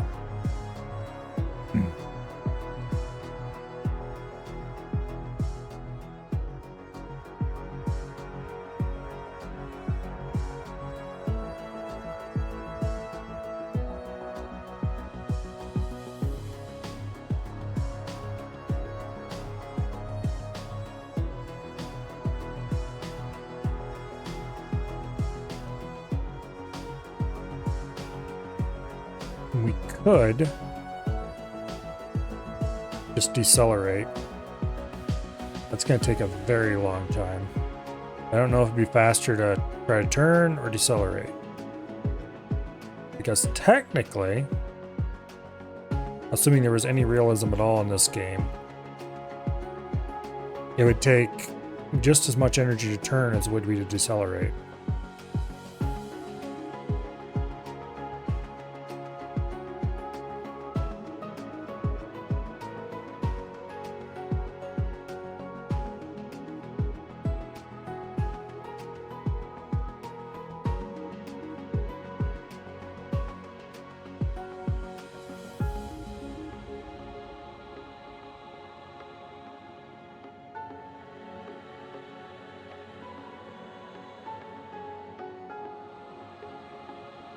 Or we just aim for that star and go for it. That'd be a terrible idea.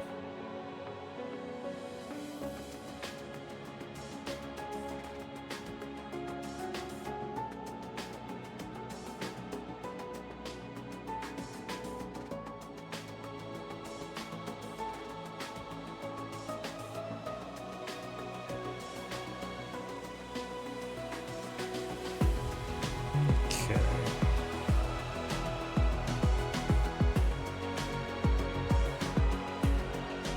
We are notably making a wider angle.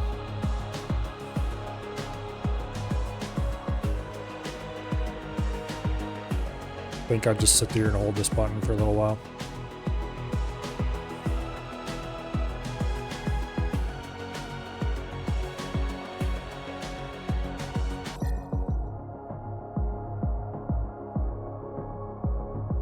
Yeah, I think there's a bit of distance there.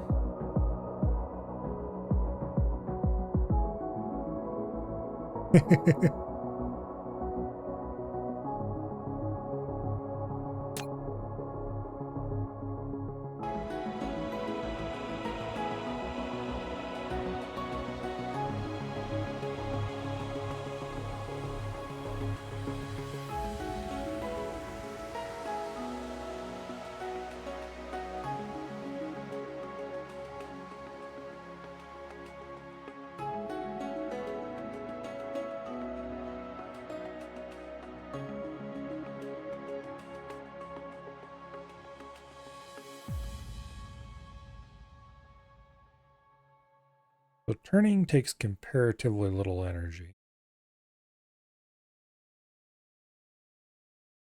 Although it takes a lot more when you're making a large turn.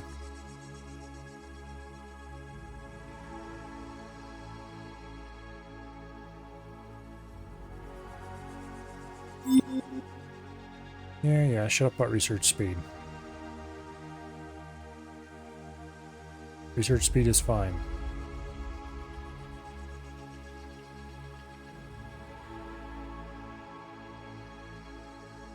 I mean, it's not fine, but there's also very much nothing I can do about it before, much less now.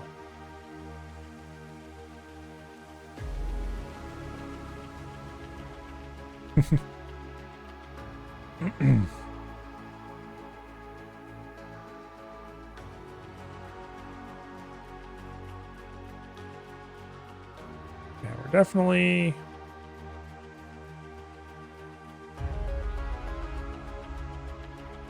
almost 45 degrees from where we were.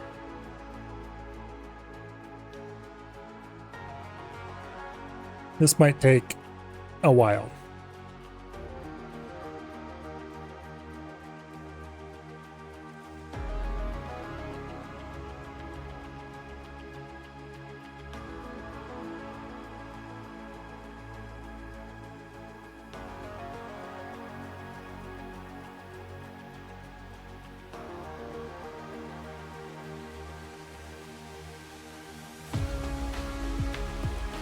In the meantime, that's the fine time to play around with mech customization, maybe. Actually, wait. Okay, we're at 1 point something megajoules and growing.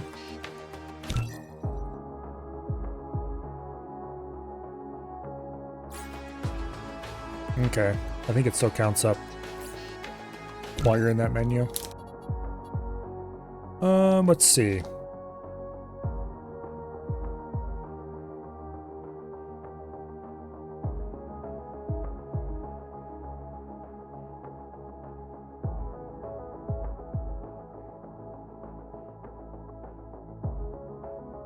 Get something a little bit more blue.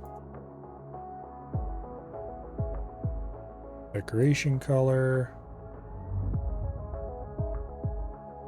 More of an orange. Metal main color is pretty good. Mission color. Make that more of a red.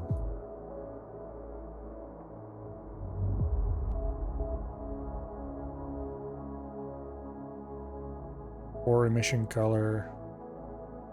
Shift that over a little to darker. It's a little too pink.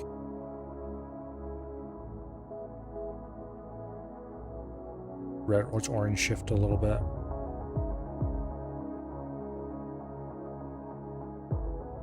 Okay.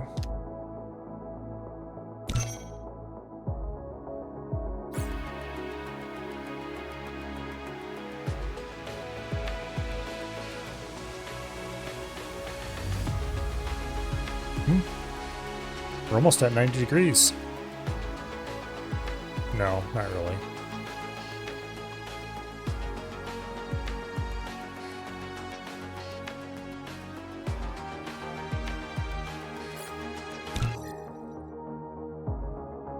Okay. I don't really like this color. I'll shift a little more orange.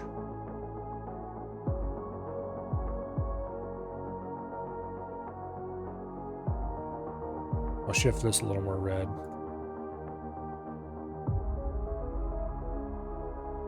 Then we'll change the armor speculars.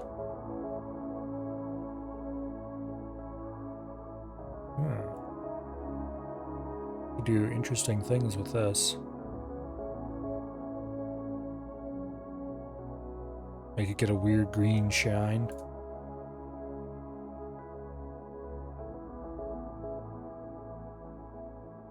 What a weird orange shine instead.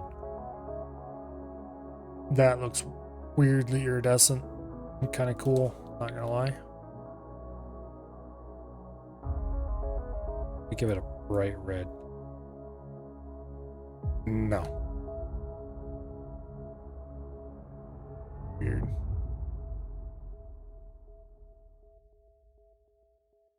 Purple iridescence is ugly. That's the problem with red, it looks too purple. And this looks too green. I think if we do something a little more...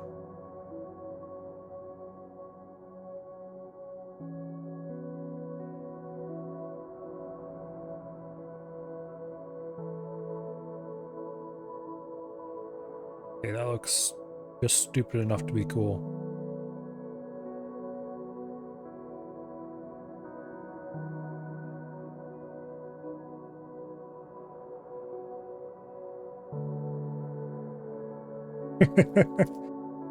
That looks really stupid.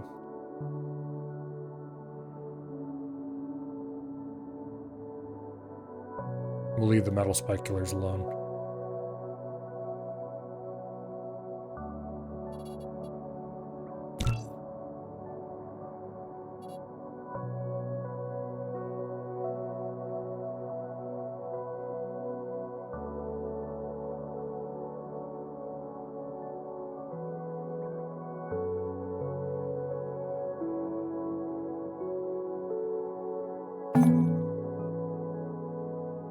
Interesting.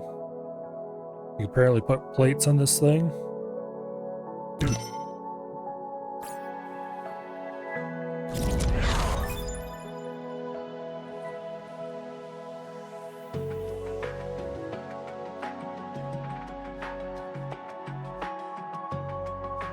Hey, maybe we don't actually have time pass while we're in that menu.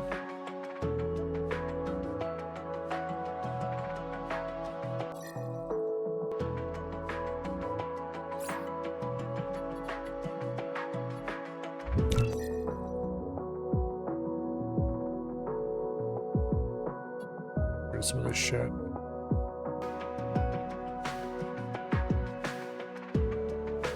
But it certainly didn't generate very much power.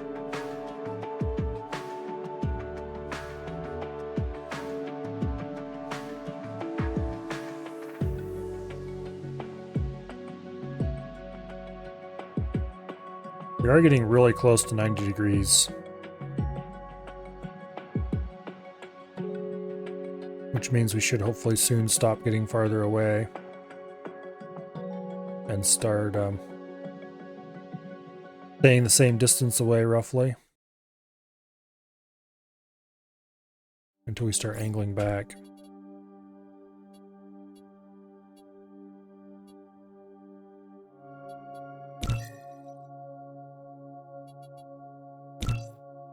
Okay, we definitely want world time to continue running.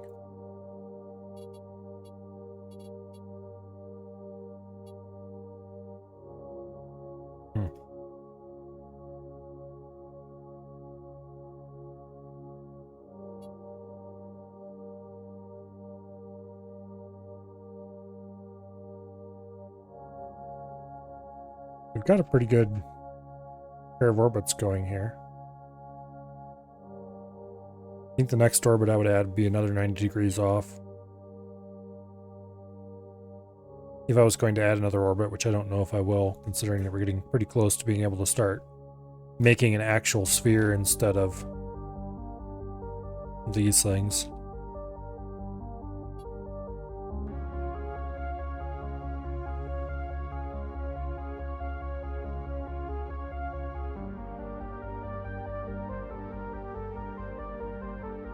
Yeah. It's not as far as it seems.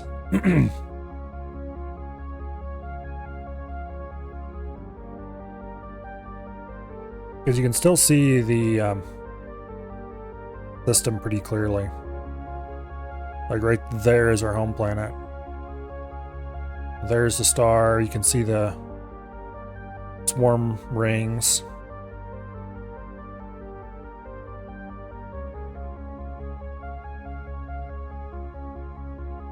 Once we get turned around, we'll actually get back there pretty quickly, I think.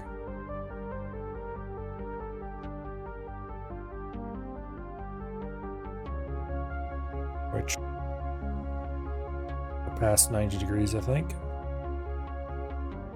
Yeah, you can see how much distance there is between the star and our destination.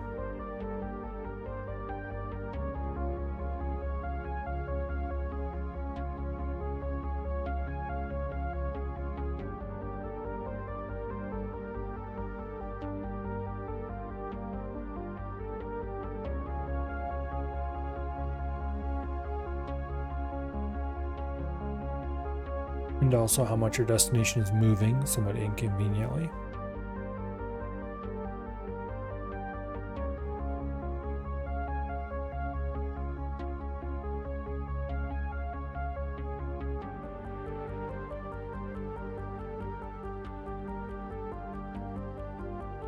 Definitely moved farther than it seems like we have. We're getting closer now instead of farther away.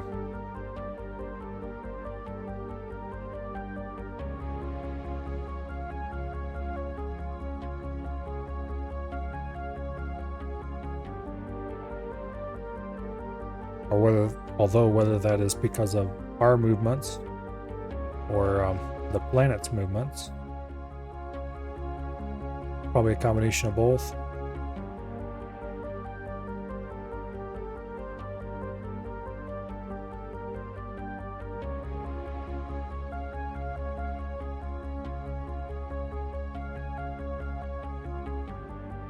Anyway.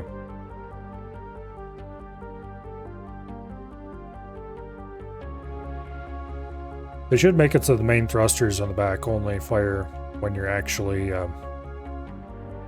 accelerating.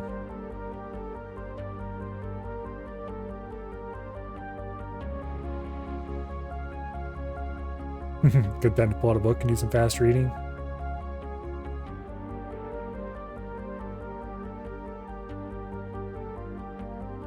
Perhaps.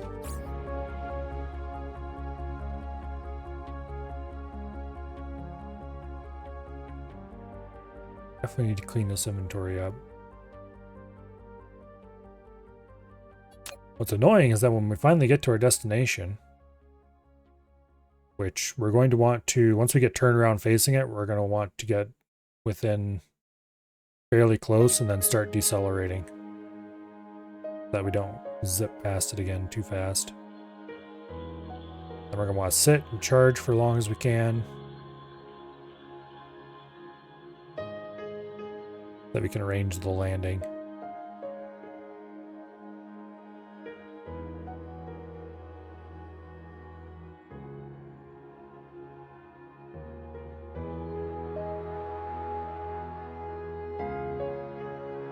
Well, we're getting there.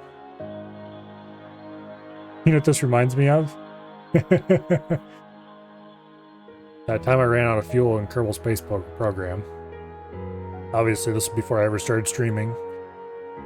Did I ever stream Kerbal Space Program? I think I might have once. Like one evening or something. I've certainly never done very much of it.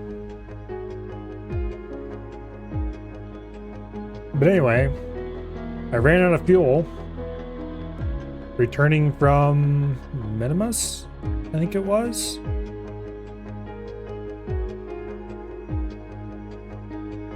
And so I had to wait in orbit until I was back as far out as I could get.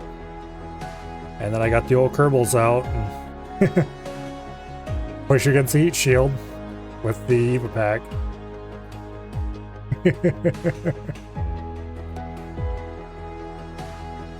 You can actually get a surprising amount of orbital adjustment out of a Kerbals EVA pack. Assuming you are a long ways away from wherever you're trying to line your orbit up with. It's just a total pain in the butt because you got to try to get the Kerbal flattened out against the heat shield and then thrust exactly down the center line of the craft. I don't know how it works with modern Kerbal Space Program, but back then at least, whenever you got back in the craft, it would refill your EVA tanks.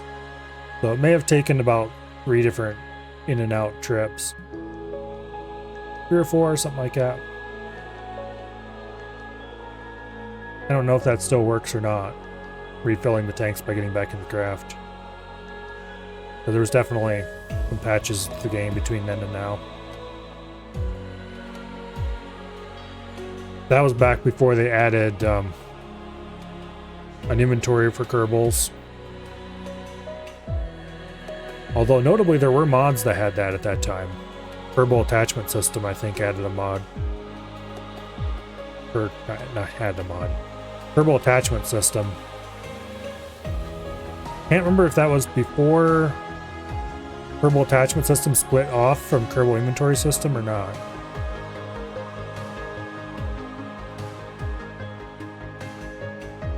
But those are mods that used to allow you to attach parts to other parts and stuff in orbit. And gave an inventory to Kerbals. Tools Kerbals could use. Then eventually all that stuff was made vanilla. Sort of.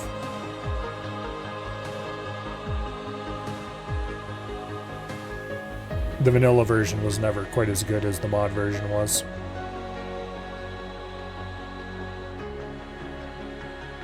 Well, we're pretty close to angled back the right way. And we're definitely getting a lot closer now. The next thing to do, of course, is going to be to start decelerating. Because I do not want to be moving at my current speed when I get close to my destination. Although I'm trying to decide if I want to slowly decelerate on the way in, or if I want to let it charge and decelerate when I get closer. I think I want to slowly decelerate the whole way in, so that I can know if I'm going to be slow enough by the time I get there.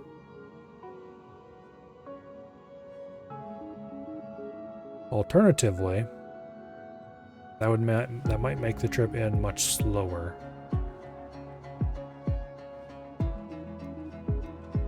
Now, this is a fine landing speed. The problem is that I'm worried I'm not going to have enough power when I get there to maneuver.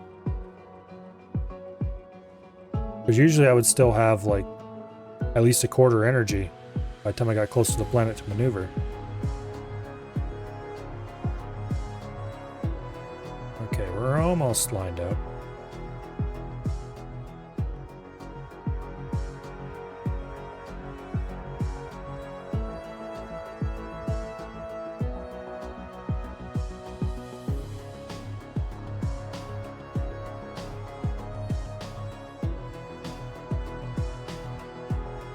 Okay, we're regaining energy now, so we're aimed right at our target. Let's start decelerating.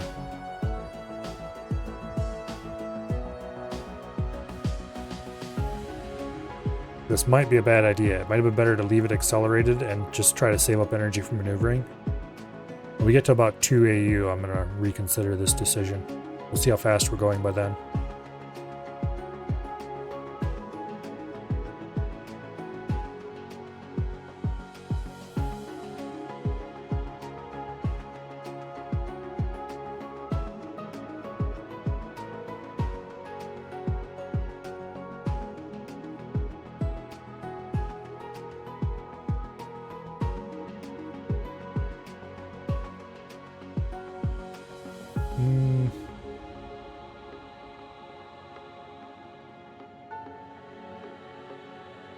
You know what? I probably won't change a thing.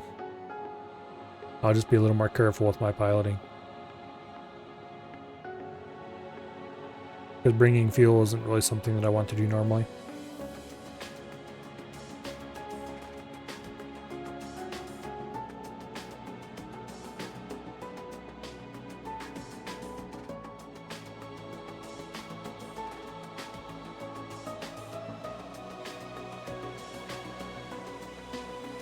Okay.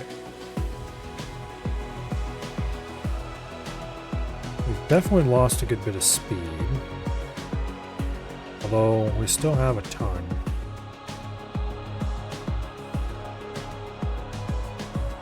Let's realign.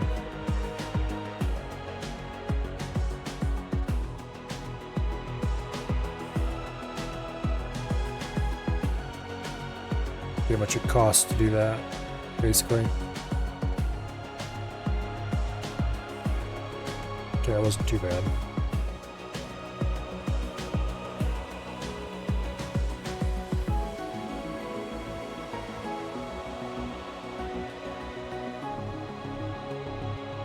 Continue decelerating.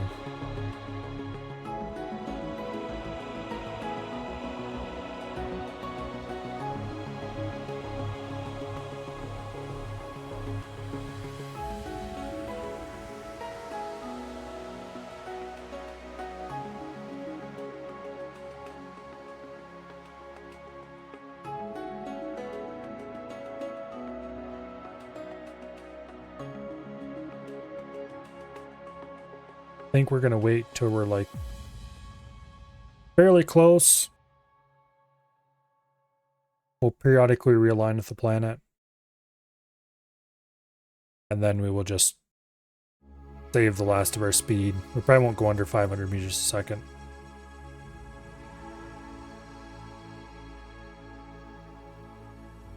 Let's go ahead and realign.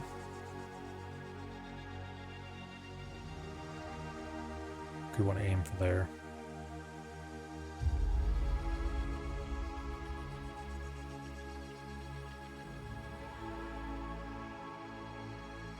There we go. Keep decelerating. You would have loaded an autosave a long time ago. But why? Then you would have missed this experience.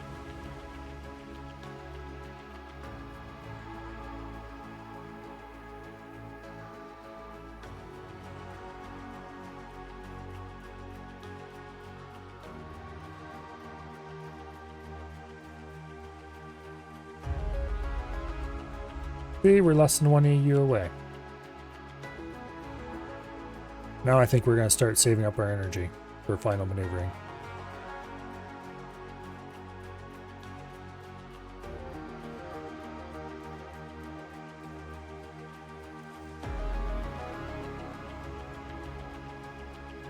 Well, I am going to try to realign ourselves there.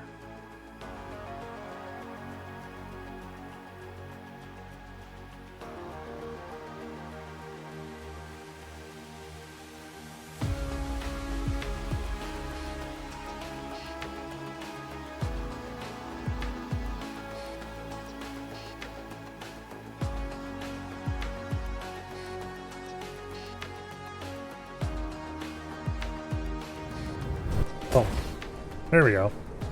Dude, that wasn't hard at all. Now, pardon me while I quickly set up a temporary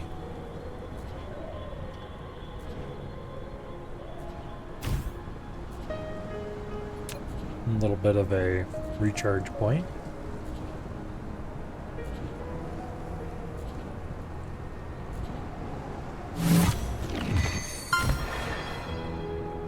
Achievement for having a low battery.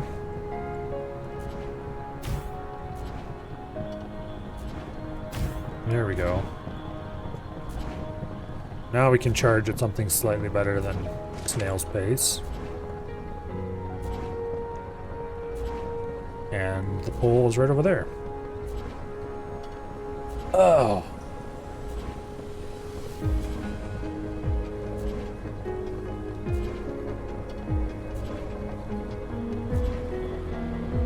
These are definitely temporary. We're not leaving these here. I don't think I'll be building down this far anyway.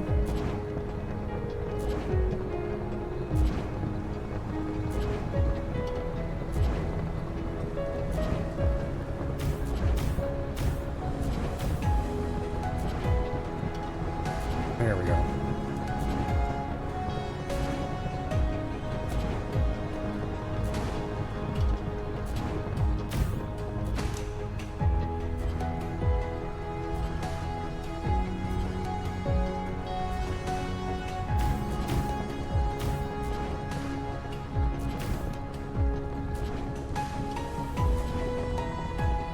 I think we'll leave it at this for now.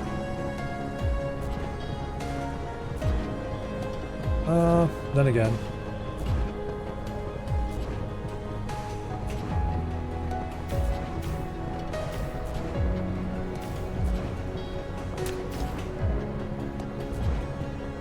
Not sure how that one got placed there.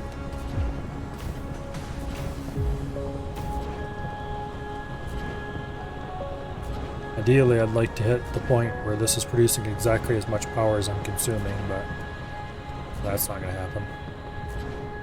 We're producing more than one whole tower's worth, so that'll have to be good enough.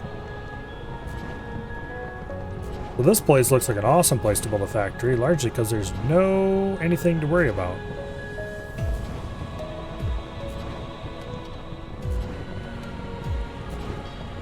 You can just flatten the whole damn thing out.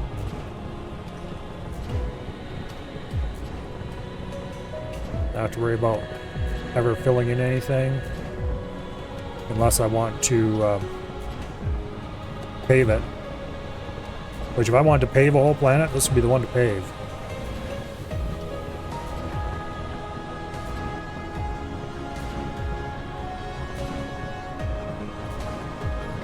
Although I don't think I brought any paving materials, so we can't exactly do that.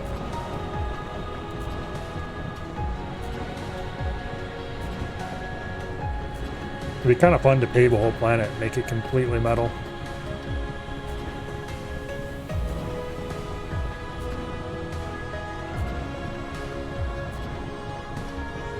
There are still holes in the ground, I guess.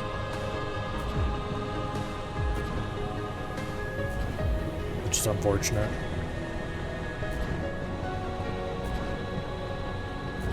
Yeah, we can't. Okay, well hopefully there's not any of them up near the hole.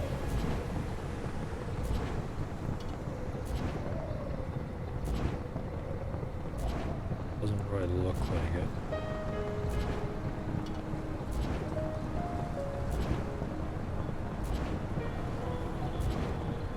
Okay, we are fully charged. Let's get building.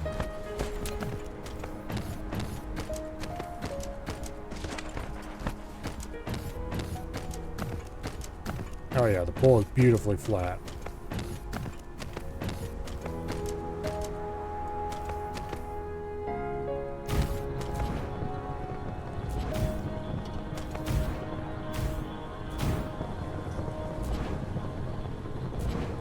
Okay.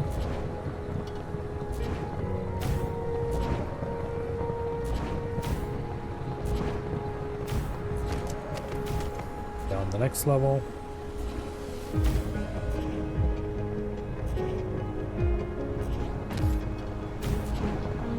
Following the now established formula.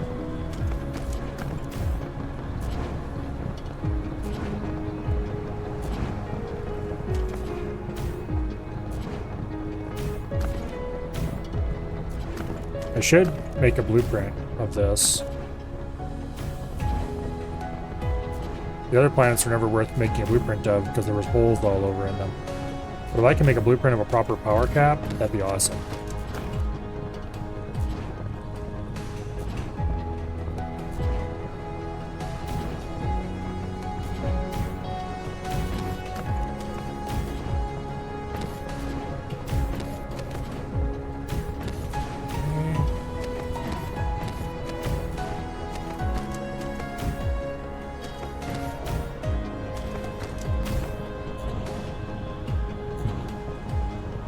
Okay,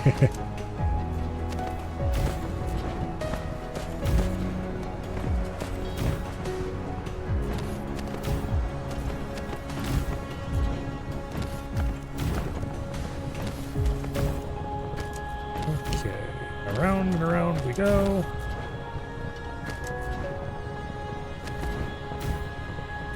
Too close to another wind turbine. So, we use those, which are a bit too far apart, but that's fine.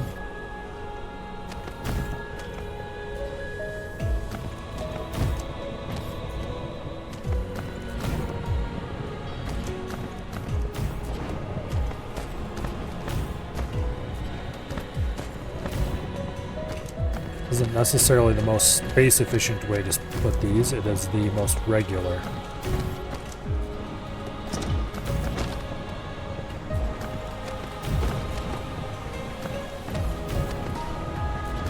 And that matters to me quite a bit, that the pattern is consistent everywhere.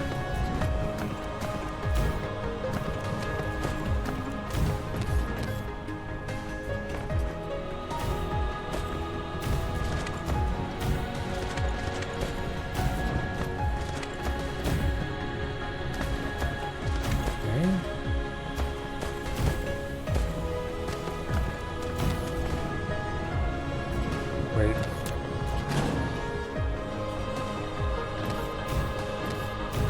Okay, those are all correct, right? Didn't screen those up? Nope, they're all right. Okay, good.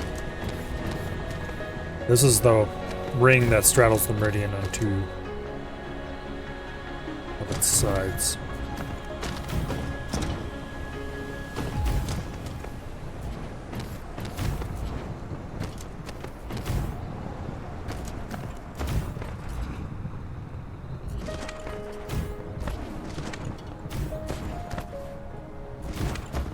Okay, and then the next one's going to be across a correction line, which is always interesting.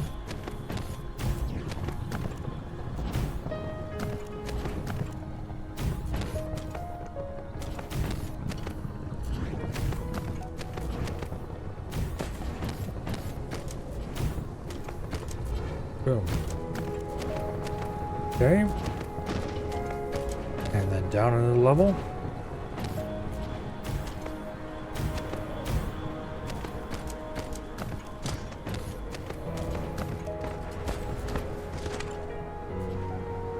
Like those are falling perfectly into place with the default spacing. Okay, I was wrong about that. Now they are.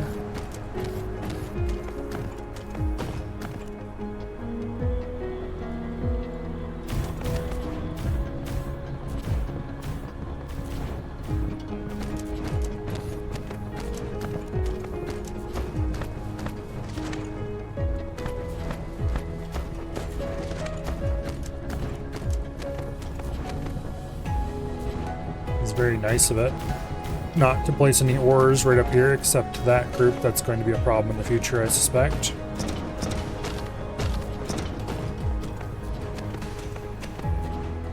Wait. There we go.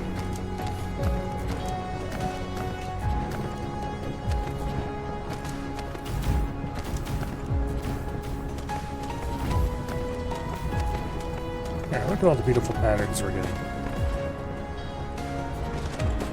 Getting a nice tree pattern descending from the pole. Sort of. Okay, this is the one where they all... Okay, this is the... are the good meridians.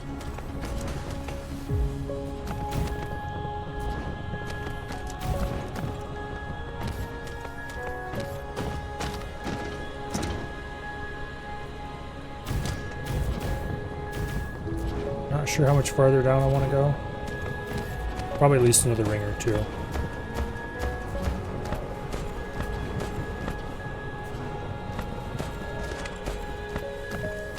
Ooh, perfect. That iron isn't in the way at all.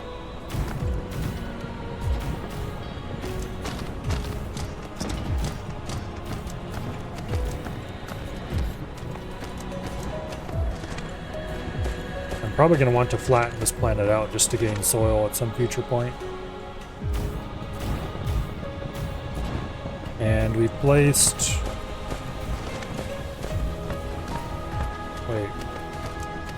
Why is there a missing one in the pattern here?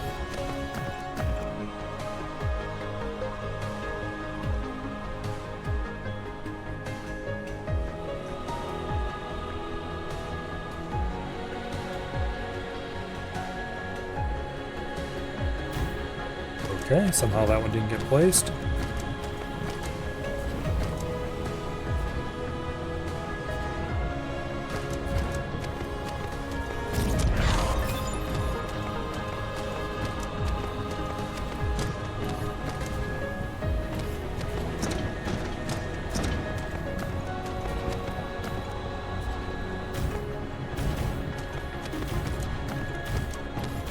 We're about to run out of power.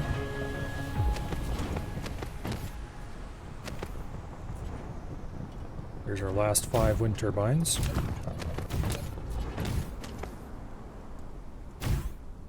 I know a nice solution to power problems.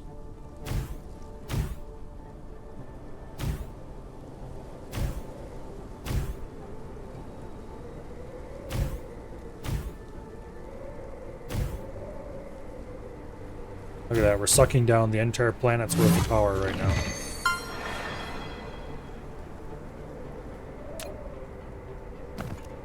Okay.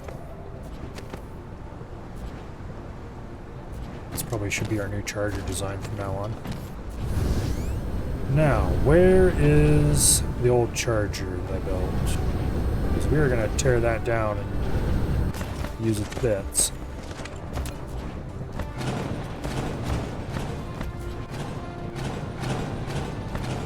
And then we're going to go back for more wind turbines, I think.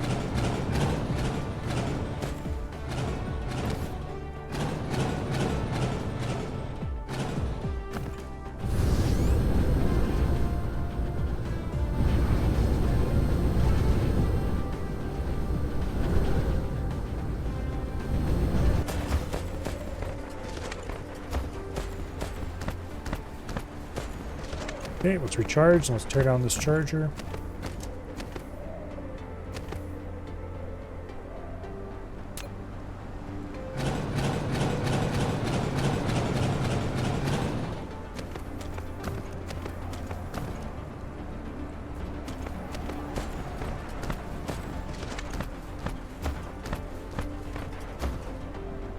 Lovely.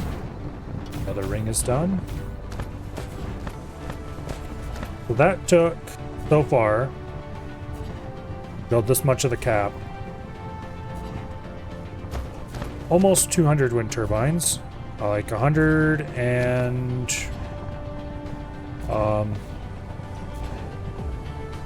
181.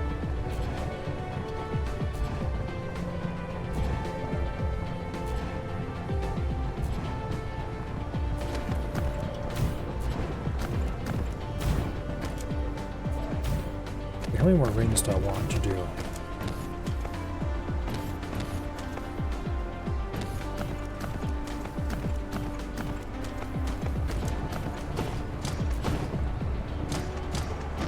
Well, let's keep placing this ring till we run out.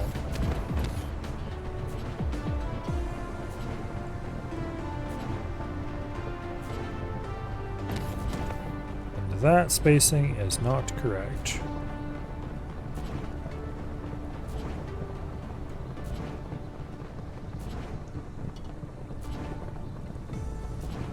That spacing is, however, correct. Where is it?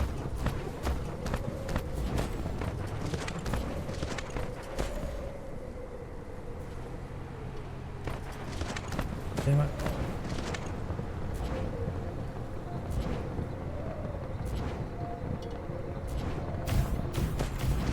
Okay, that looks right.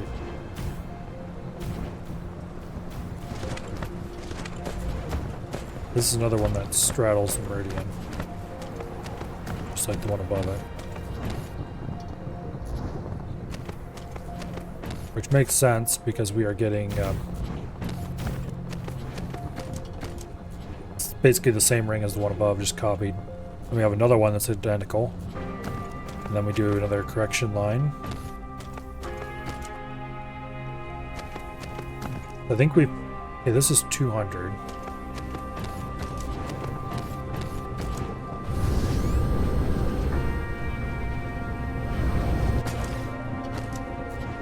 If we bring like 300 of these damn things along with us. Wait, was it 200 or was it 100?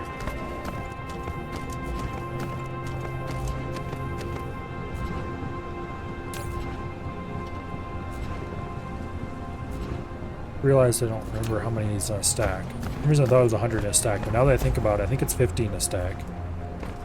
In which case I'm going to place 100 of them.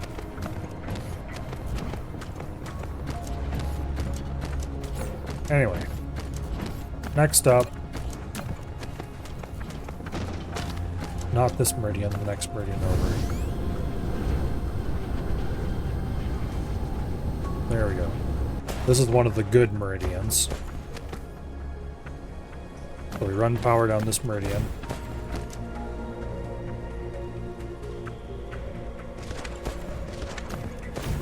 To the equator.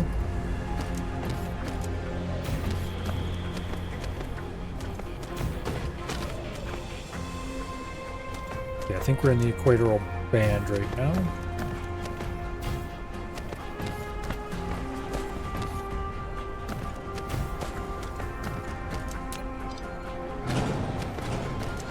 Well, let's do it the other way around. From the equator back. Because that way...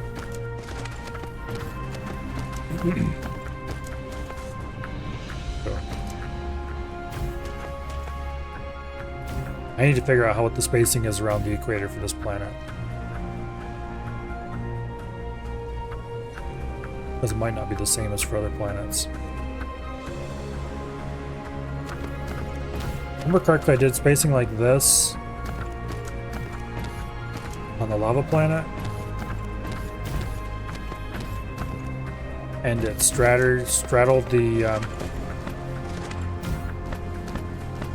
quarter lines on 2 of them, and was directly on the others.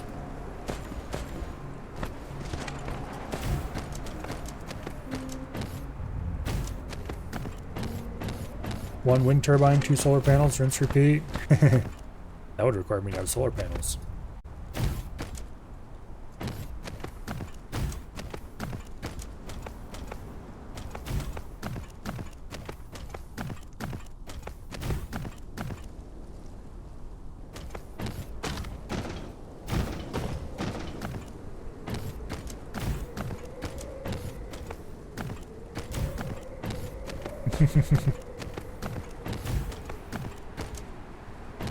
I'm actually getting a good amount of power from the Dyson Swarm. A good amount, not actually being that much in the end of the day. But an amount of power that is sort of vaguely acceptable.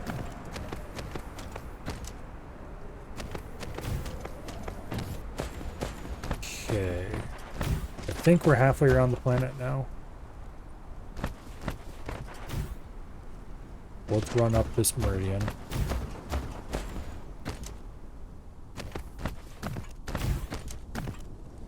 If we're not halfway around this planet, then this planet is even better than I thought it was.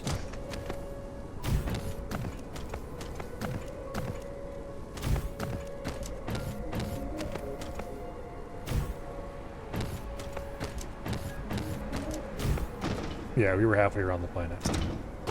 Okay.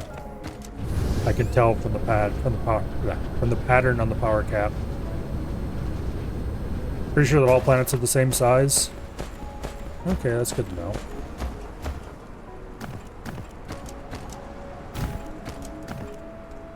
Is it possible to make a whole planet blueprint?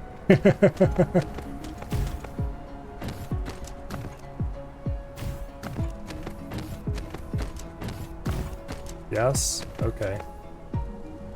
Hopefully this doesn't have too many entities to blueprint then, because this is going to have exactly the kind of basic power backbone that I want on all my planets. Just that this one is the only one I can do it on without having to worry about filling in oceans everywhere I look. I don't have the final research for blueprint size. Yeah, see, there's one of the quarter lines. And it straddles it. This is exactly like the other planets. Either they're all the same size, or they are pretty darn close. Common multiple of each other.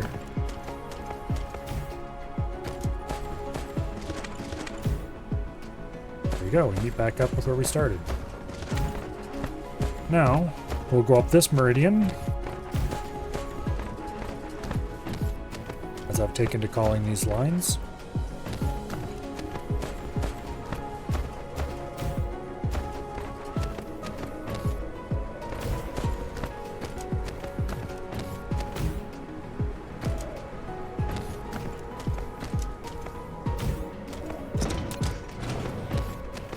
This one displaced.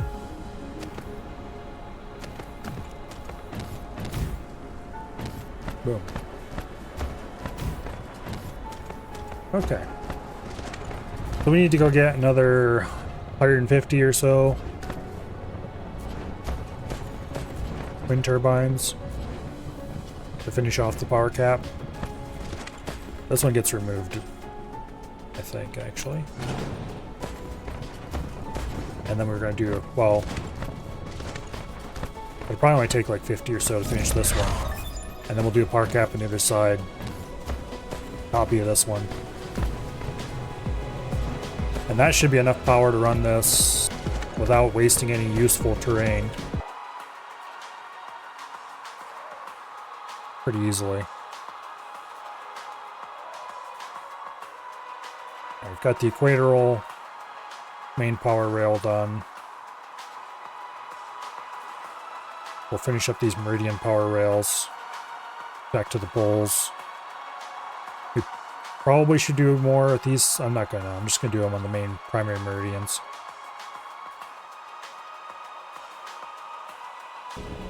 But I think we'll run rings down until this correction line.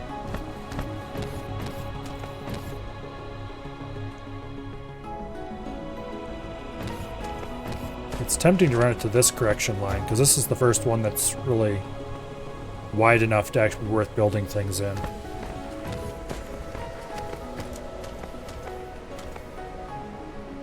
I don't know. We'll see.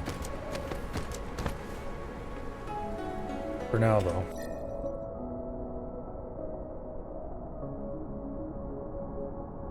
There's a page that collects blueprints for all levels of blueprint technology.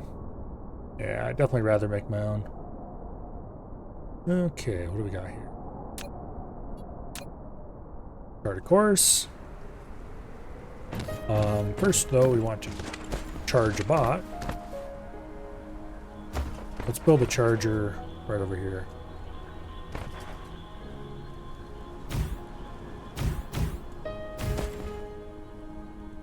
Let's see.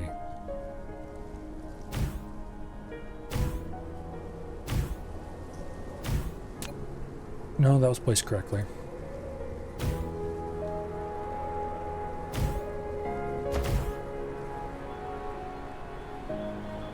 There. There's no kill like overkill.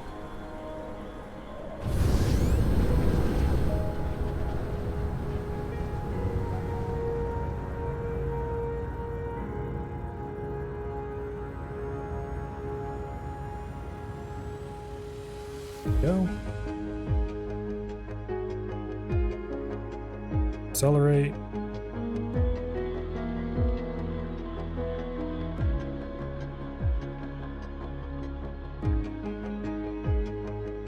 Then we coast, we get close.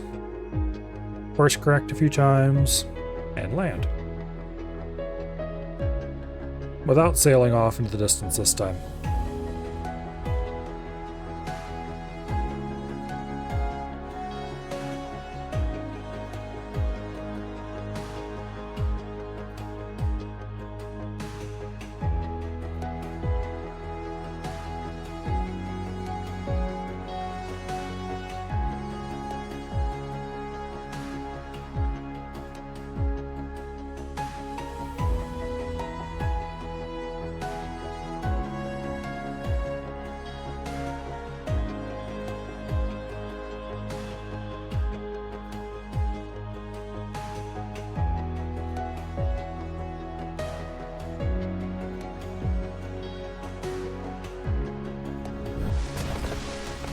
Okay.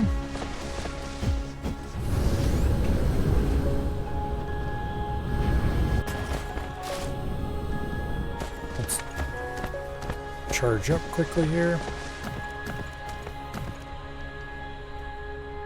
Now, I came back for... Should grab some more of these. No, we're probably okay on power towers. I already got the equator done after all. Wind turbines. These are one of the first things I automated. We'll take probably about 150. That should be plenty. Because we took 100 last time, I think. Did I take 100 or did I take 200 last time?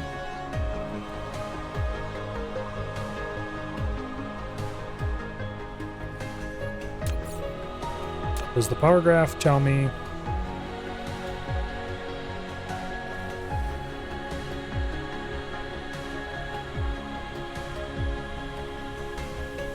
Let's see.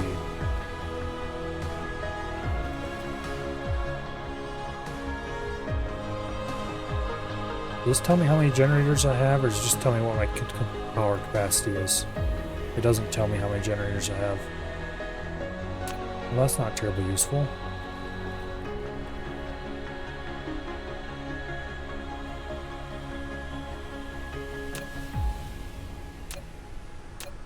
I guess I could probably divide power production by... Not worth it. We'll just take too many.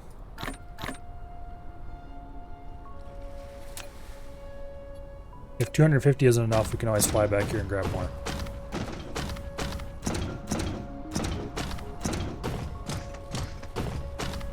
Now, the only reason why I'm bothering to put giant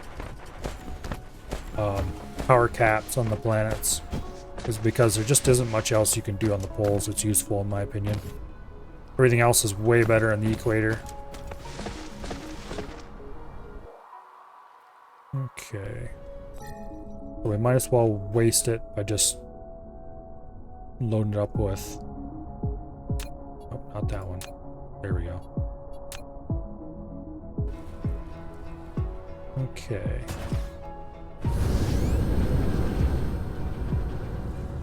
There's our destination.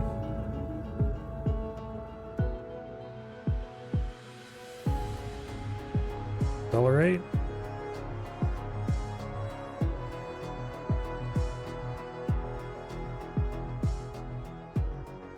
And there we go. No such thing as too many, there's only future space debris.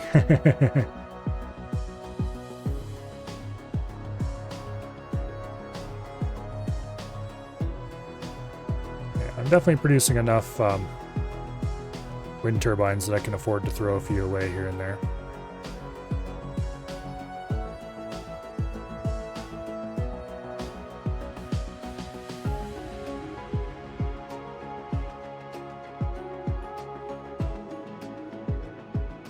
Okay.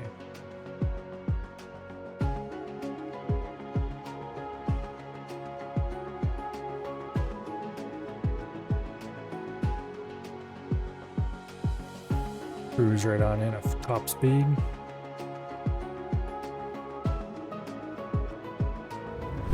Oh.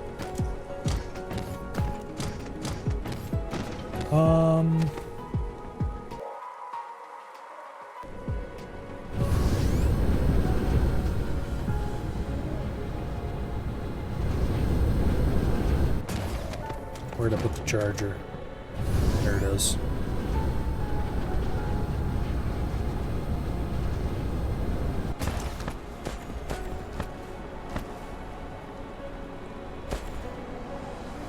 We're almost drawing the entire capacity of this planet, charging up. Well, that just means we need to crank up our power generation. Fortunately, these are only 80% efficient here, but oh well. Damn everything.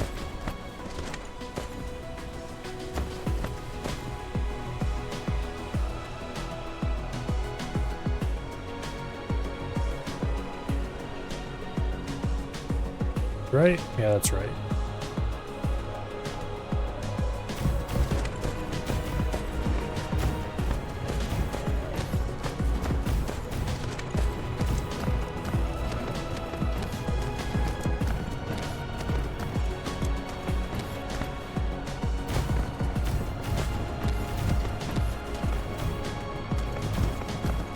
Okay, we have one more ring underneath this yet. Minimum.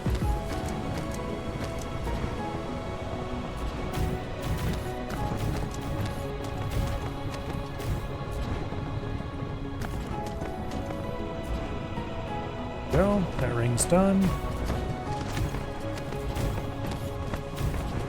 The next ring down is also identical to this one.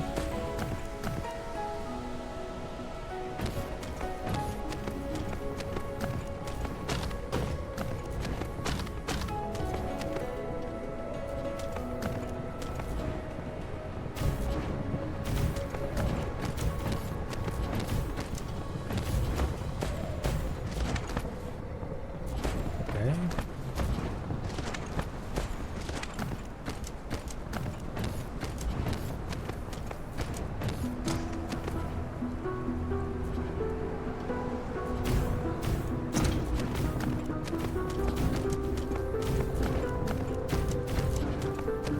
Okay. These are wrong. I'm going to bet all of them are wrong.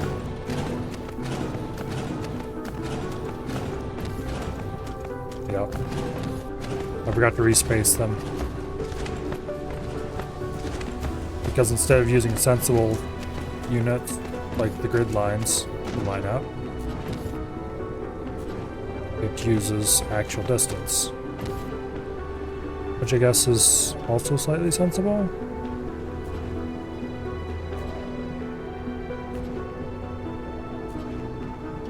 There we go.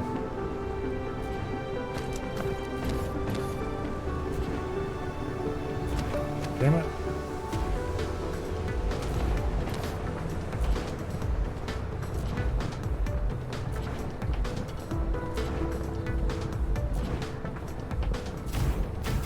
Okay, there we go. Now it's correct.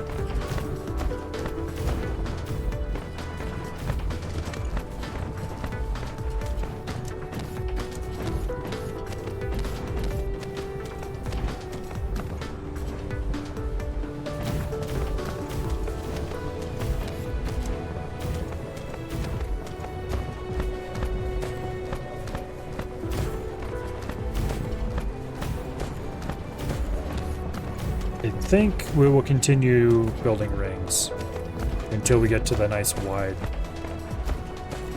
band. So we'll build a ring here, and then maybe a ring here on the boundary. And then we'll leave this band alone, because that's the first band that's wide enough to be worth building anything in.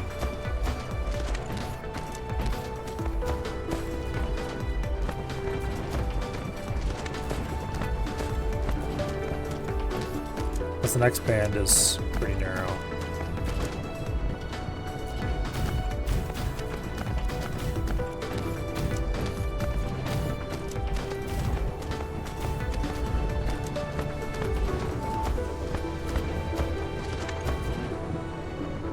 Okay.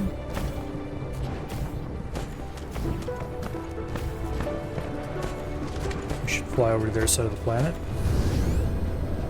and grab the recharge.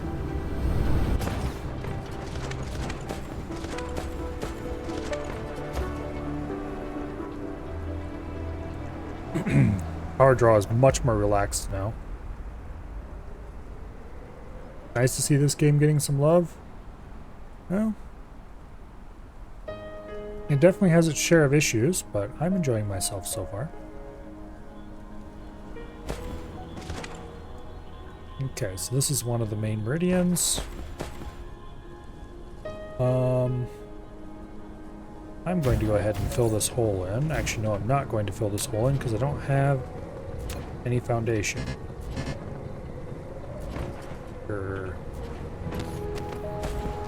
Should have grabbed foundation while I was... Also that is misspaced.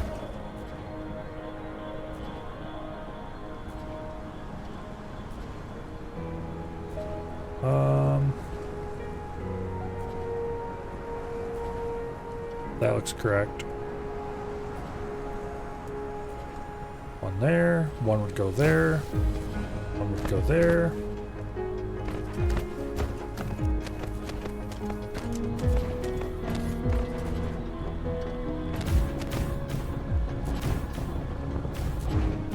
Yeah, we need to go get some foundation. We can fix that hole. Probably have to fix a couple other holes, and who knows what the other hole will be like.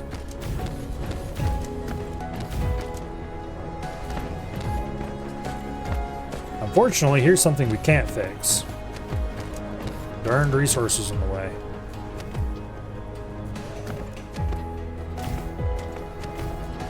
Now we go there. Continue from here.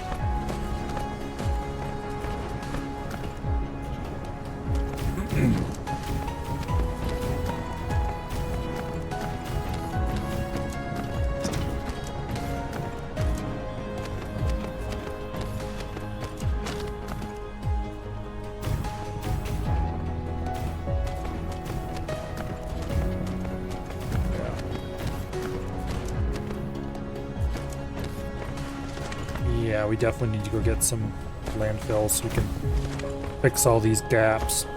If I want to make a whole planet blueprint, which I kind of do just for the cool of it, and I'm gonna need something that will have no errors.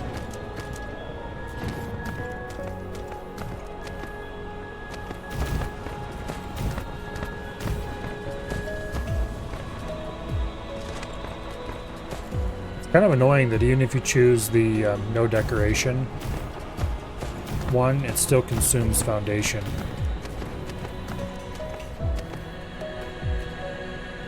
Okay. Let's charge and let's go down to the other pole. Start.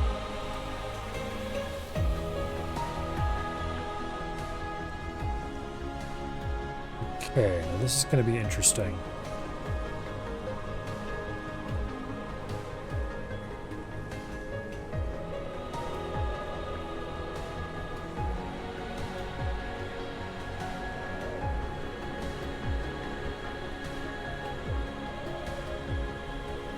Okay. We're not going to copy this in the bottom row because it's the only one that's not perfect.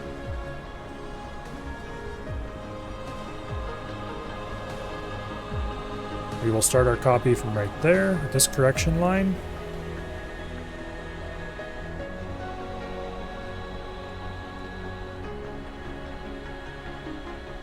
Copy that whole thing. We're not going to save it though, we're just going to use now.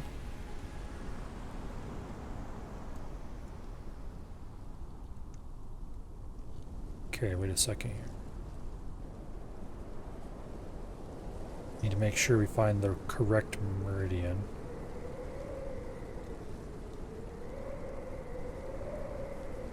This is one of the good meridians.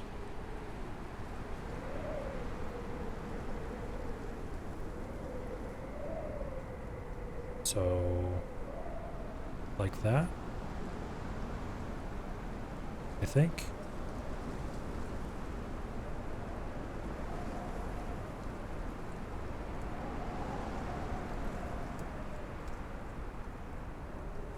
No, not like that at all.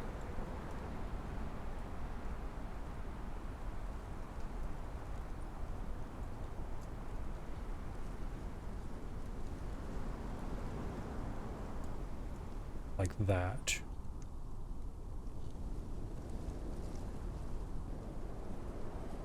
Except... Okay, here. I'm going to position some of these along a meridian. I can tell where in the hell the blueprint is supposed to be aligned by. And then we'll start copying from there.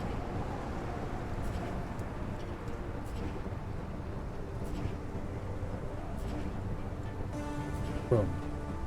Okay, so this should open up in a seam right along that meridian.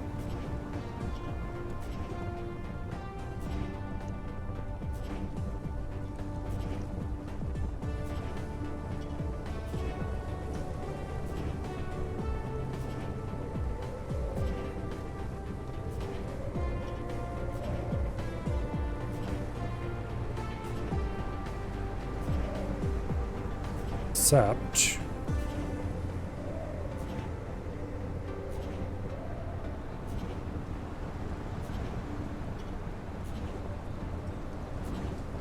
what in the hell did I get anyway? After all.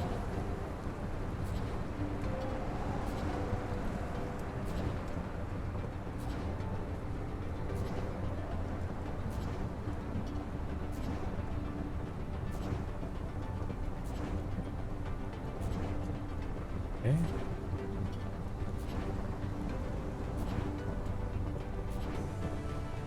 Did those even get copied? Yeah, there they are. Why are they way over there?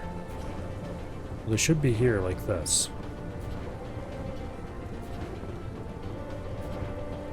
I think. Yes.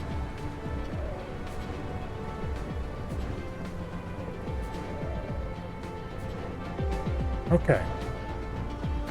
Well, let's fly to the other pole and see just how badly that's messed up.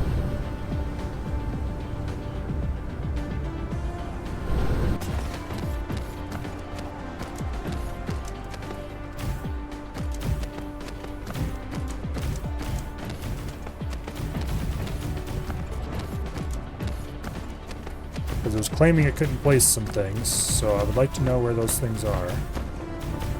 For future... Oh, around that silicon vein, probably.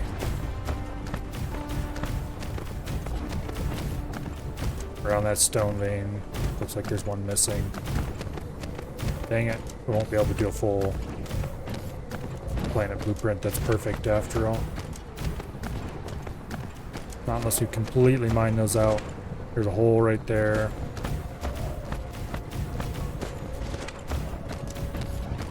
Oh well, it's good enough, I guess.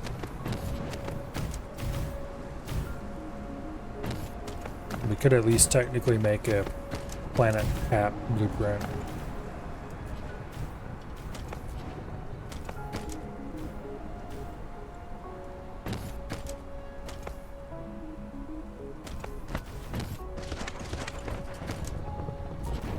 I should connect this to the main grid.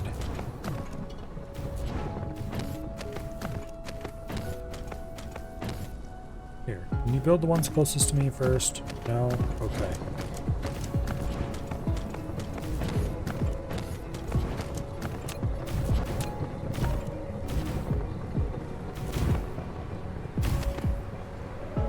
There.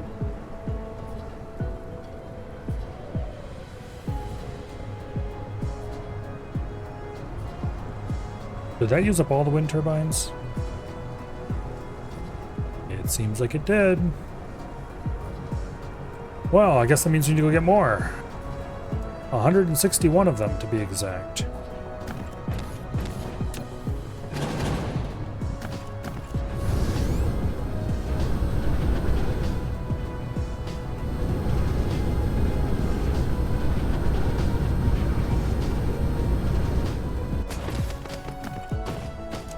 Okay. Let's go run the lines to the other pole. As soon as we charge up again. Then we'll go grab some more wind turbines, and we'll grab a little bit of landfill, and we'll see what we can do. Fix things up a little.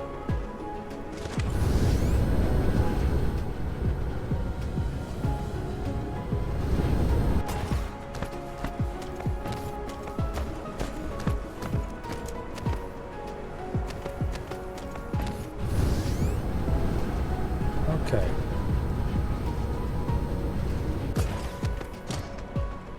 Every other large square.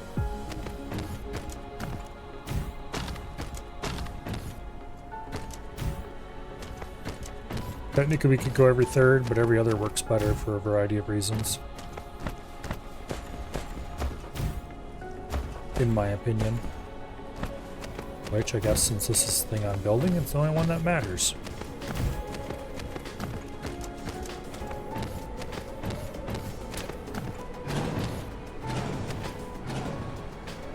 There. Okay, 161 wind turbines.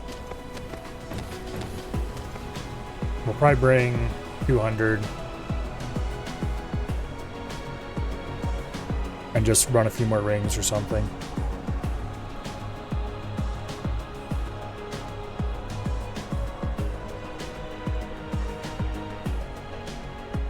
Or we could just not bother with any landfill. Bring 161 and just call it close enough.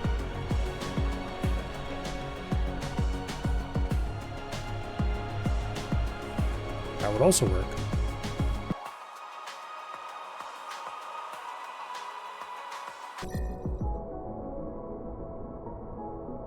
Okay, next target, back to there.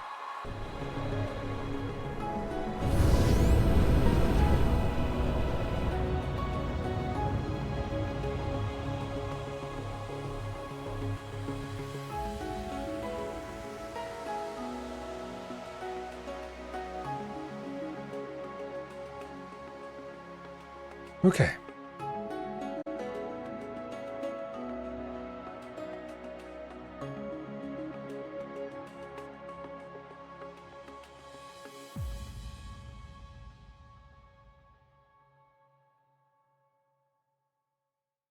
I should go check on the solar cell production.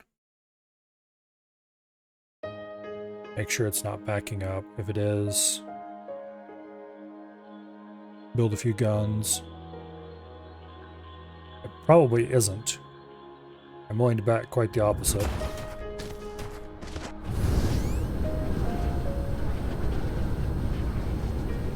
Yeah. It looks like we're not starving the guns or anything. But they're definitely not full to cap either. How are we doing?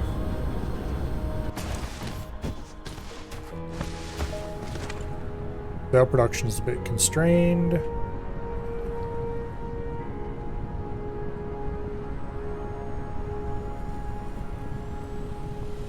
Okay.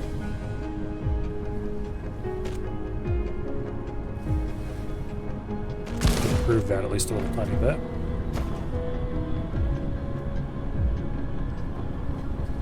I don't think I bothered figuring out ratios for any of this. I just slapped it all down and called it good.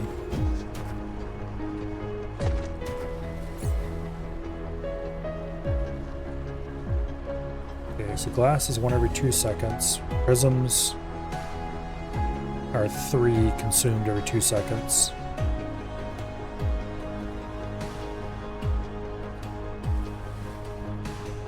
Okay. Well, we build another one of these. I would have to build 3 more glass plants.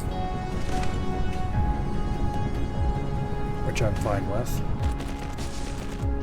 It looks like we have plenty of capacity for more glass.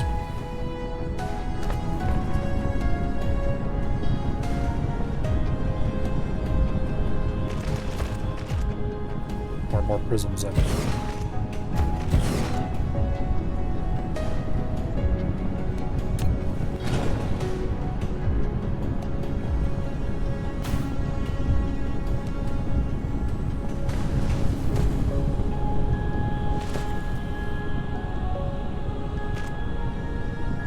Okay. This needs to go out 1 more. Perfect. And then this just to go from there.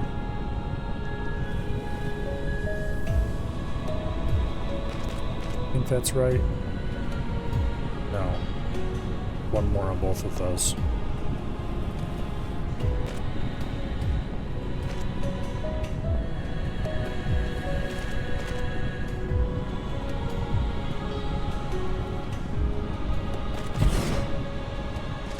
Okay. That doubled that production.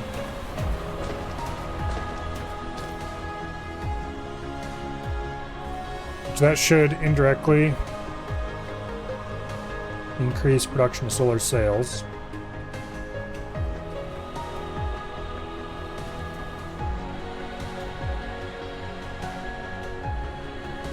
I don't think I need to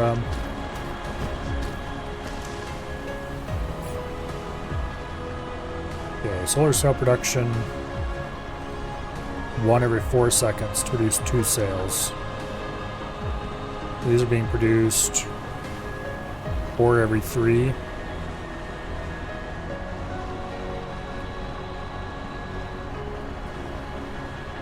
We could actually probably do a couple more assemblers. Not entirely sure how many, honestly.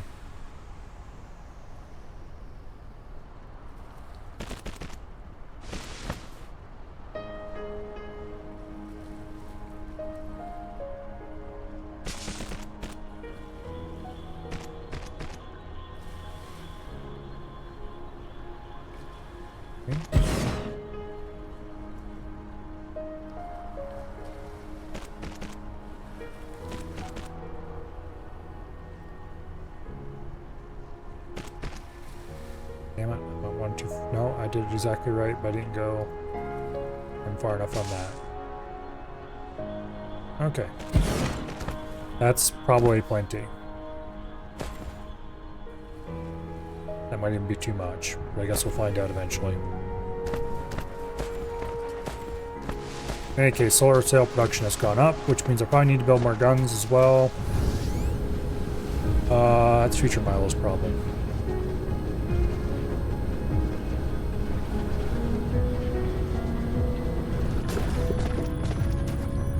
Okay, the hold up here is still these, and the hold up is still because of these, because I never increased the capacity on these. Although it does look like we are running at full speed again, at least.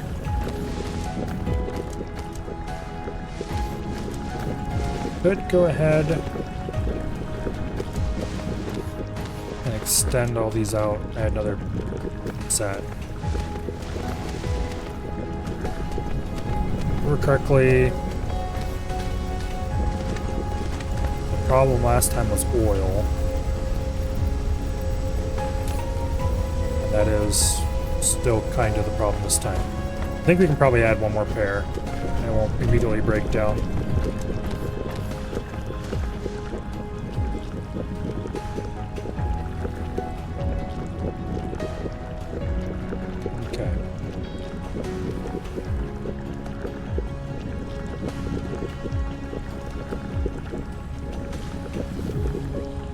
I think that's right. I think it needs to go 1 farther. Yep. Okay.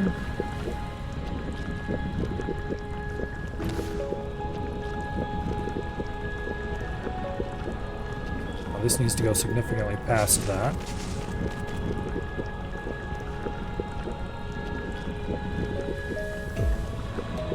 This needs to go directly across.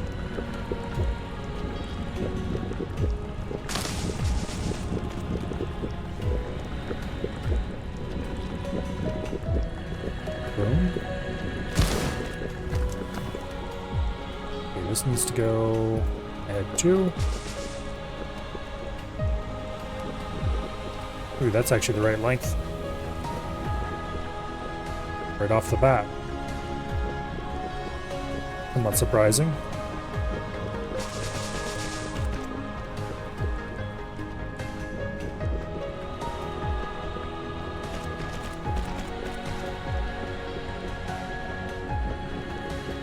Perfect.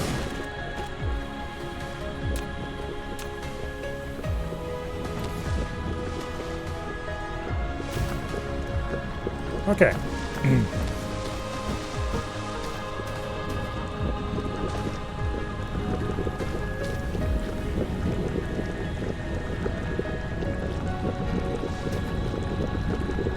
I have just realized that these have been screwed up very slightly the entire time. Everything is painted except the plastic. I need to set up painters for the plastic.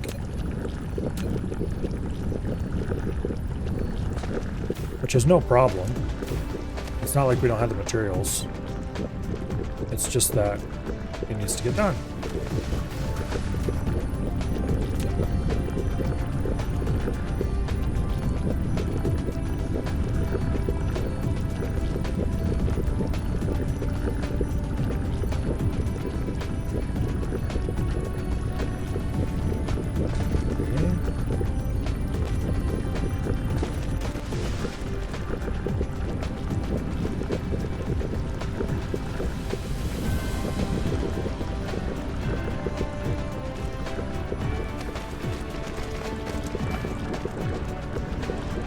Go.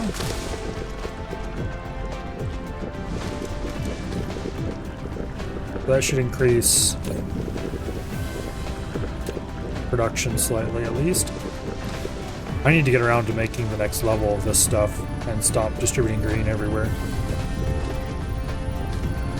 I kind of want to wait until I have access to fire ice though, because that'll make it so much easier.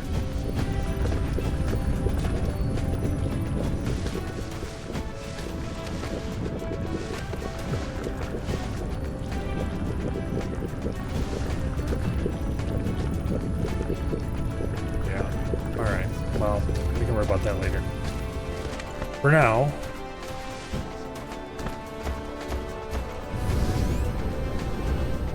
let's go do what we actually came here to do and grab the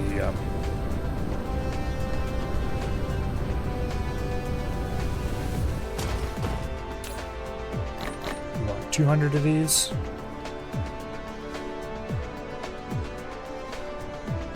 No, I think we'll just get 161.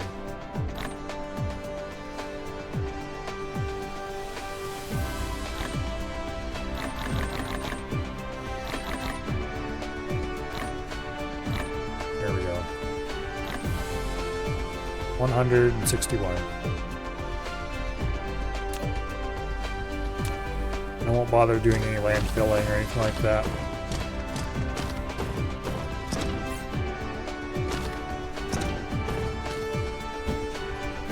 Okay.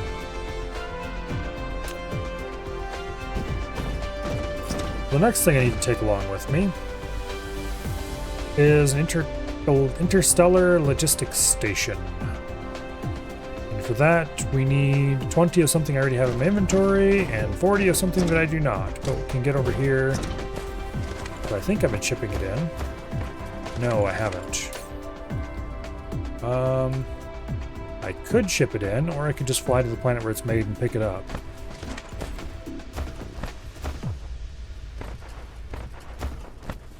Yeah. The early logistics bots really suck. But once you get planetary logistics and interplanetary logistics, interstellar, that is really nice. Because those bots can actually carry enough and they can move fast enough to get to where they're going in a reasonable amount of time.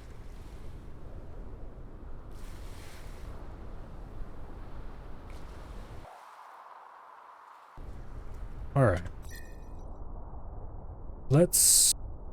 Actually, before I set off, let's make sure I have all the materials I need. I thought I had particle containers on me. Yeah, I got 20 particle containers right there. What are you going on about? Oh, because I don't have a planetary in my inventory. Okay. I see. I probably should grab enough to do a couple planetaries as well. While I'm at it. What do I got in steel? Not enough. We'll grab some steel. We'll grab another stack of chips.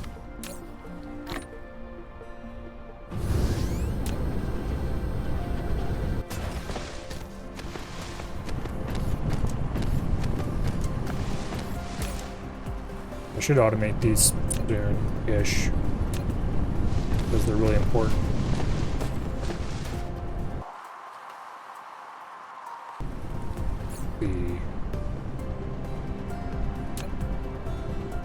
one of these. What am I missing? Oh, titanium ingots. Well, it's a good thing we're going to the land of abundant titanium then, isn't it?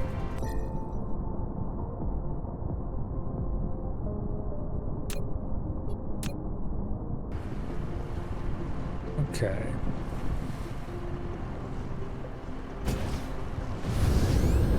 There we go.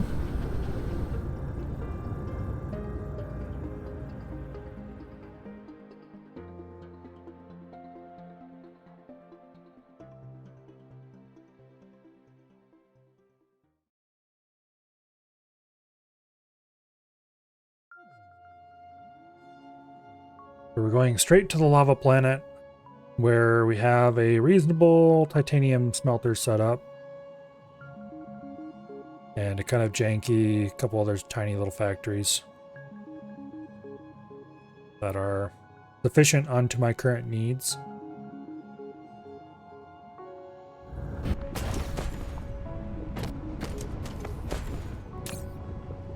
Okay.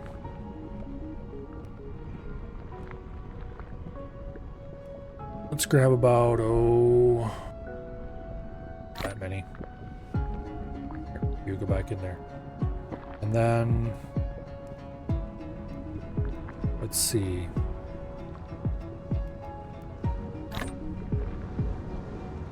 Not that many for now.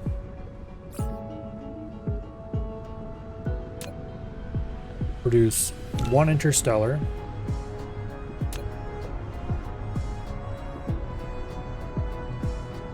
And we won't produce any interplanetaries right now.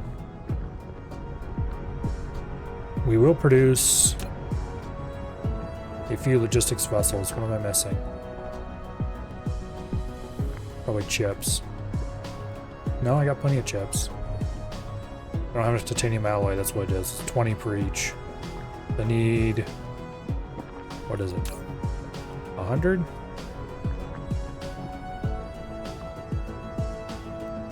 No. 200.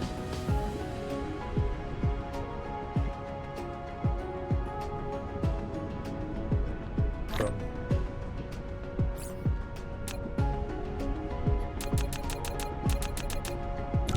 Boom. 10 boats.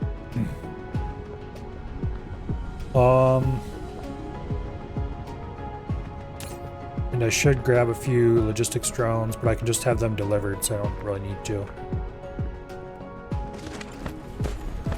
Matter of fact, while I'm here, you take my logistics drones off my hands. I don't need to be carrying those around everywhere I go. Okay.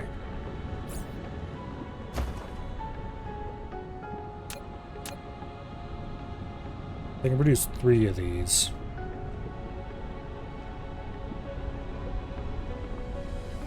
I'm going to. They're incredibly useful. I will want more of them later.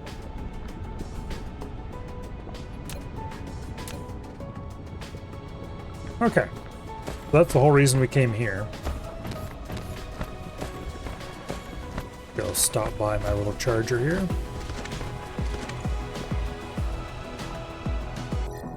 And while that's charging up, let's target our next destination. Just conveniently straight over there.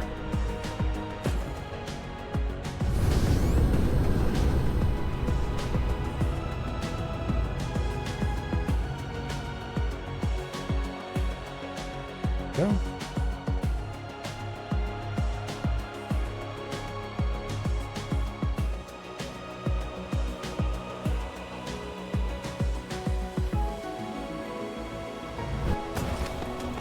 Land right on the equator.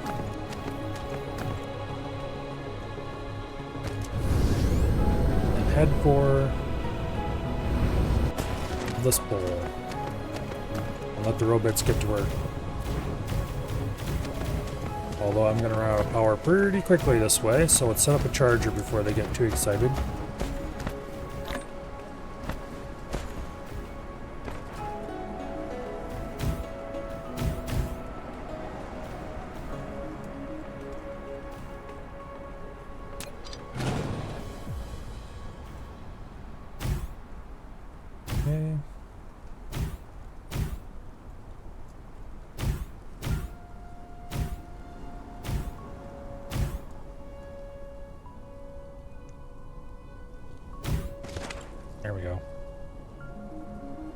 never have too many chargers built.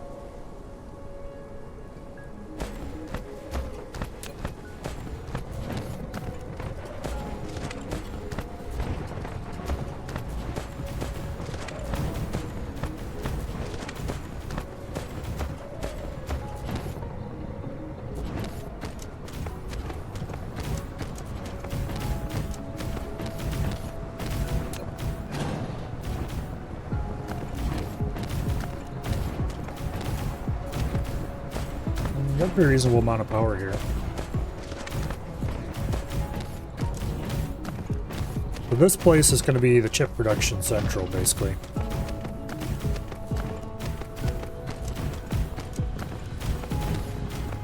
And whatever I need to do that requires lots of stone, mainly glass stuff.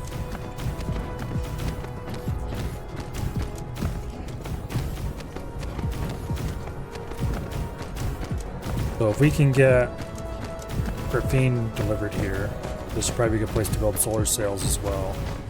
Although it's more likely to produce glass here, make prisms, and then ship it out. Alright. So that's done. Total power production, pretty reasonable.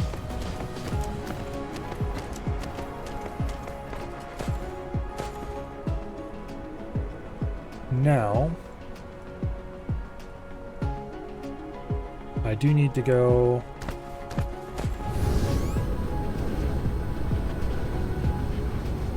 Okay. This is one of the main meridians, so we'll just follow that around to the other side.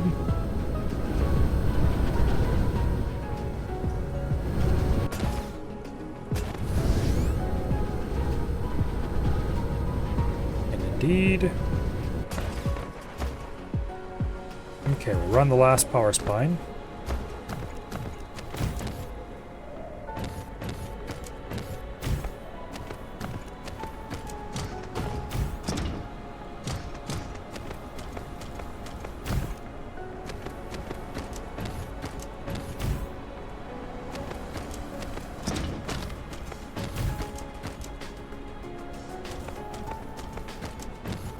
Perfect. Okay.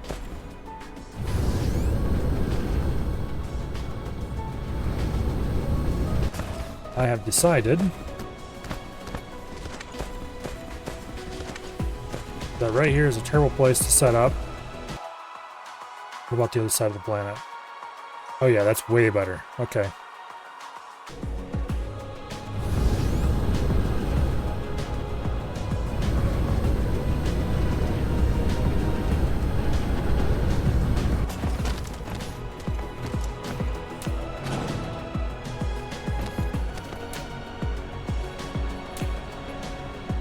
This is where I'm going to put the interstellar logistics. Bam.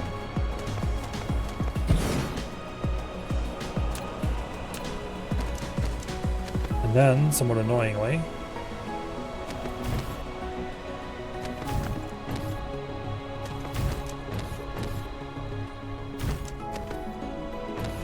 okay, that looks cool enough.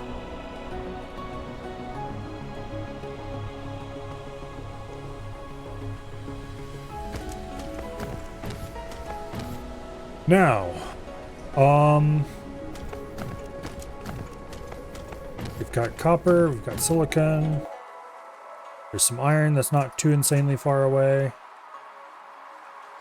These two will probably mine and produce all the chips we can possibly produce. And then we'll mine this silicon, we'll turn that into processors.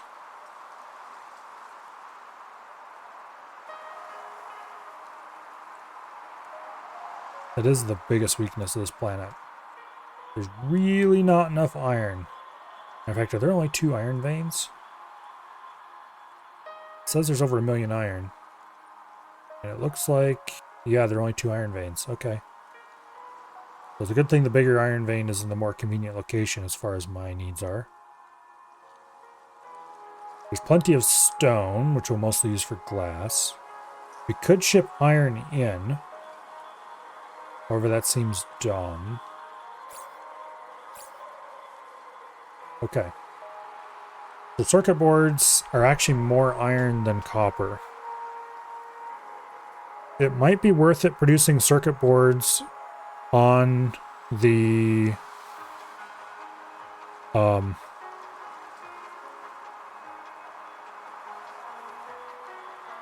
might be worth producing circuit boards on the volcanic planet and shipping them in to here.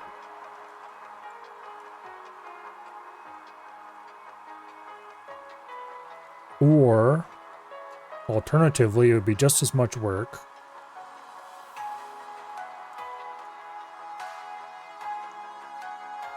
to produce the microcrystalline components here and ship them out. If you produce crystal silicon and microcrystalline components and ship those out of here, that's as well as glass and prisms.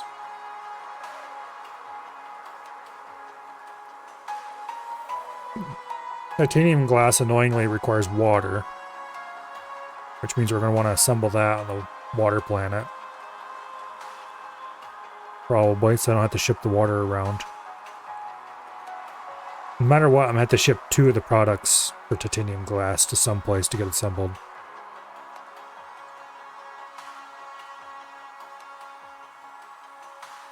So I think we'll mostly produce prisms, glass, microcrystalline components. There is a reasonable amount of copper here, though. Yeah, that's good. We use copper producing microcrystalline components, so that's fine. The problem is not that we don't have enough iron here, it's that it's not gonna... There's not enough veins of it. If there were like 2 or 3 bumps more, then mining would be fast enough I might consider it. But I think we'll do processor assembly. The circuits and processor final assembly elsewhere. Probably on the volcanic planet then.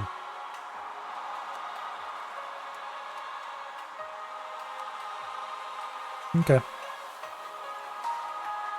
But producing the microcrystalline components here is already going to be huge for that. And then I can stop producing them on the main planet too, which will save me so much stone. So that's the next thing to do, microcrystalline components.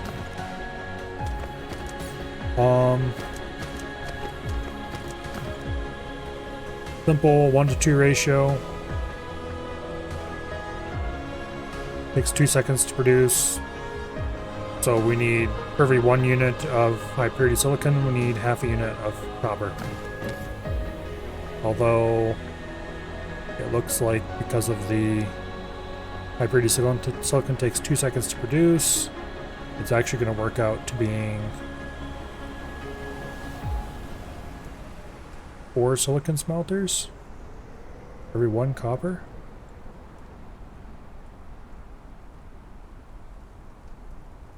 Yeah. 4 silicon smelters for every 1 copper. That's fine.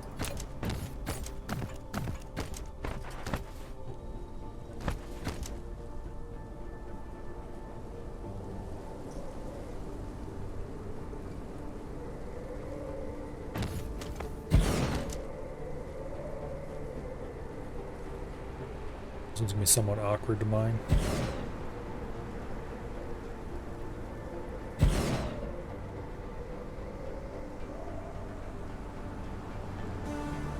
That'll do.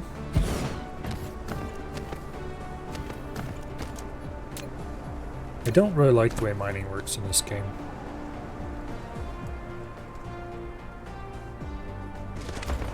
It's not bad, it's just...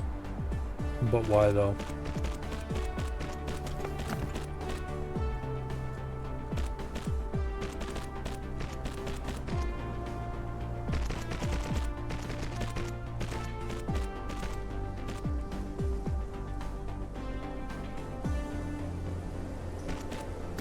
Okay, good enough.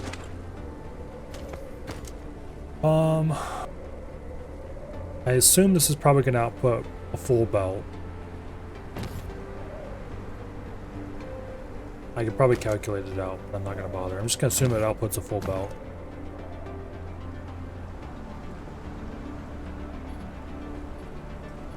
So at 12 per second input, we're going to want 12 smelters. Nice and simple.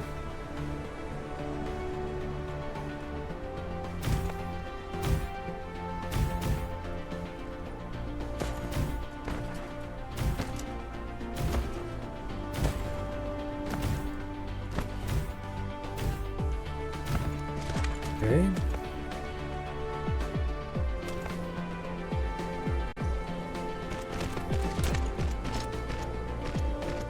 And we'll run the ores back. Or they're not ores, but melted copper.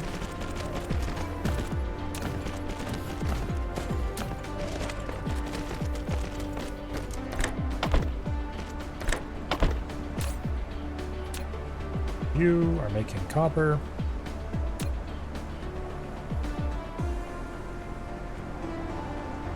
If we want to paint them, we can set up one by just looping this down a little farther. I won't worry about that right now. Probably not worth it anyway. Usually stuff like that has a much higher impact if done later in the chain.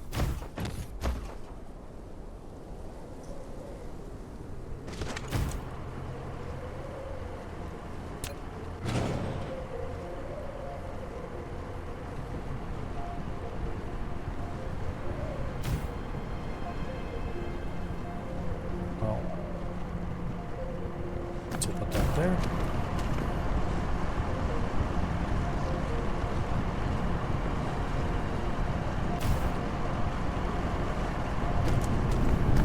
Okay, that's running.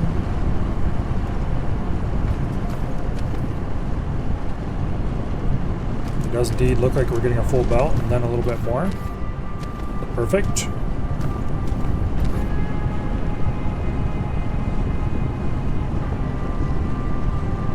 That means as little bits of it start getting mined out, it won't immediately fall over on its face. And it is indeed feeding the whole thing properly. Okay, good deal. So that's one whole setup of copper. Now,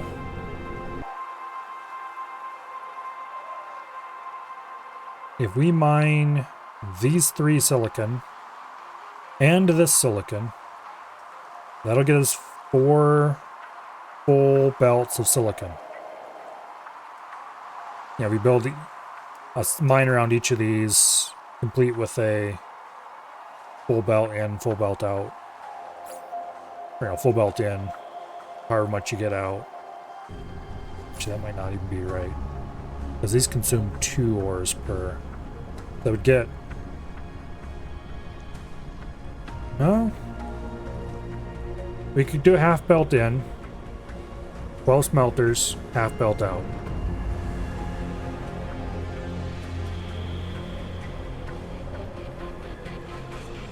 Which means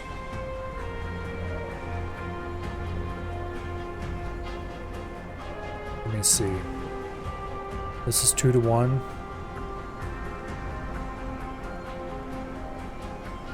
That would work, I think. We don't need to mine 2 though. No, we'd need to mine 4. We'd have to combine them.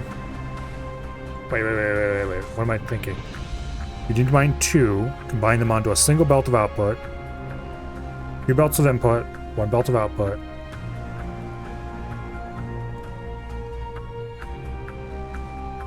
No, because we need 2, if we have a full belt of running of copper, we need 2 full belts running of, okay, yeah, we need to do 4.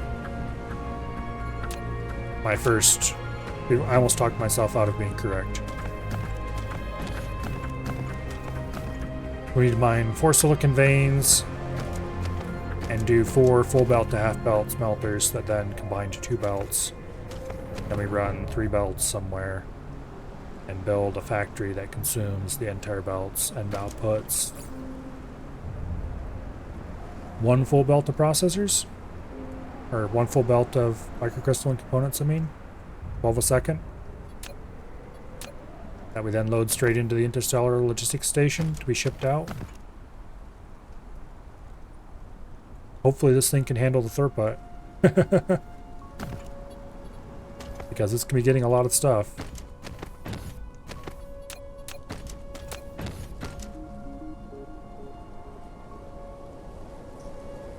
Okay.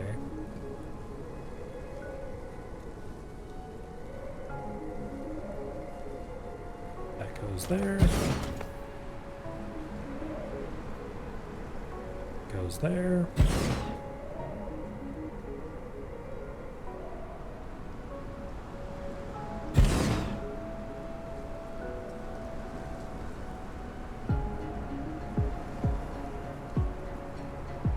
And that goes there. That's one.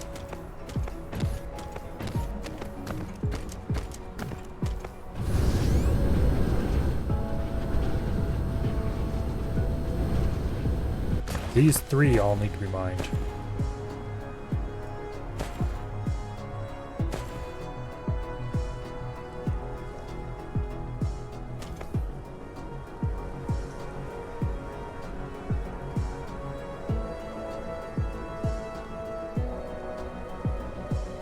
Okay, that'll do.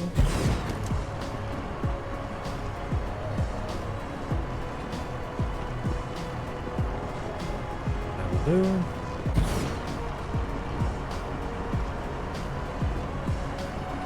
That.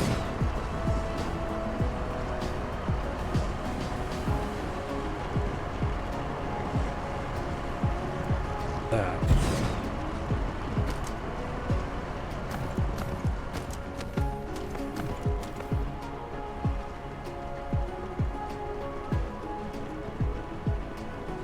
Okay.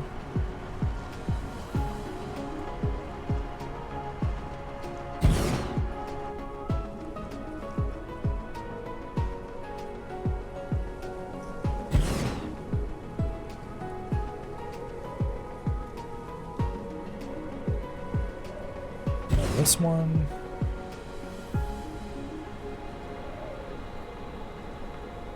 Beautiful.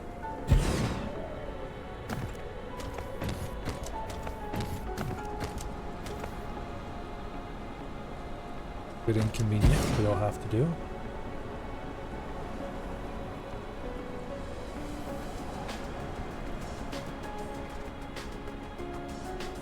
Can't get more than 7 on that one.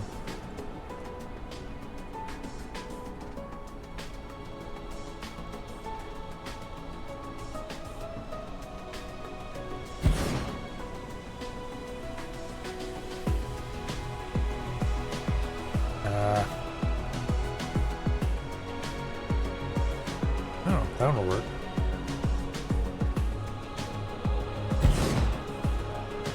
Okay, those three are all hooked up.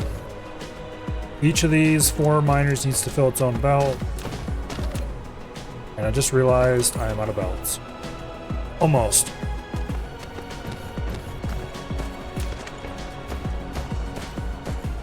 So,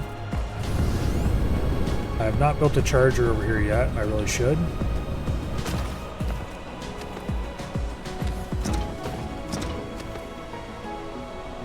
Let's start building a charger right here.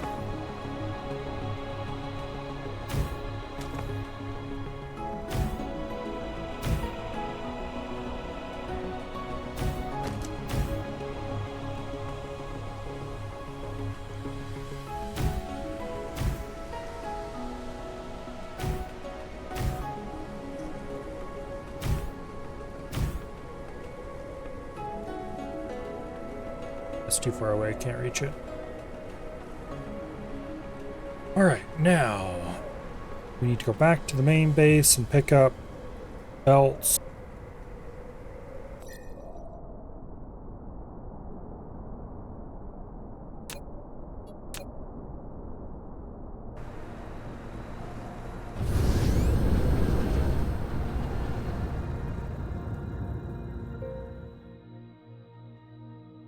Go.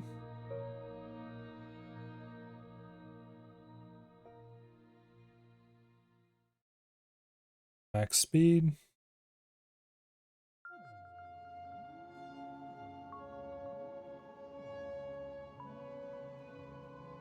And if we aim right dead center, we'll land somewhere on the equator, which is usually a pretty useful place to land.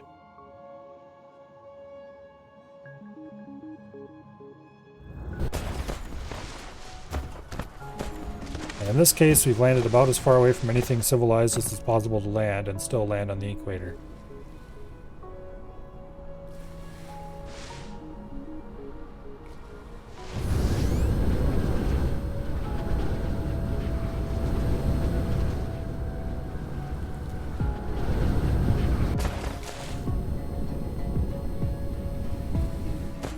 Okay.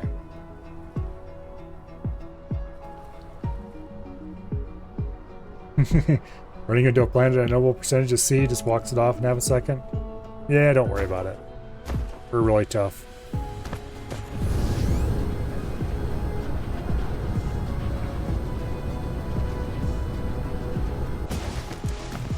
Okay, here's a better charger. Now, belts.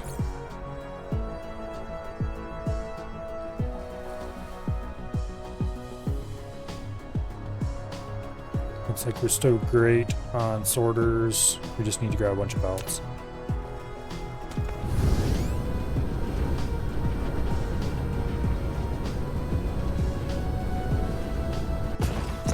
Conveniently are right over here. In a container.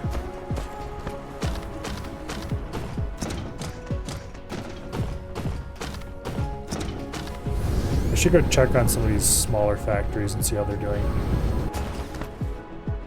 Okay, the spray factory is nicely backed up. Good. That means we're not consuming more than it can produce.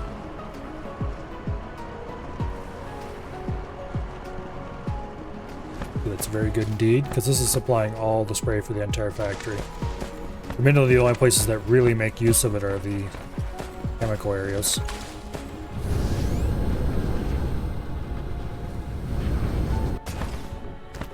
Considering we appear to not be doing research, this is... Wait, why did...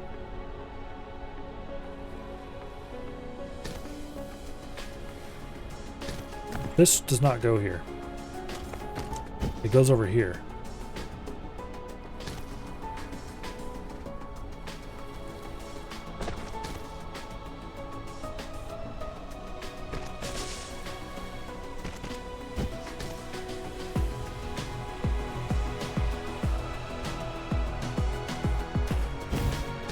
Okay.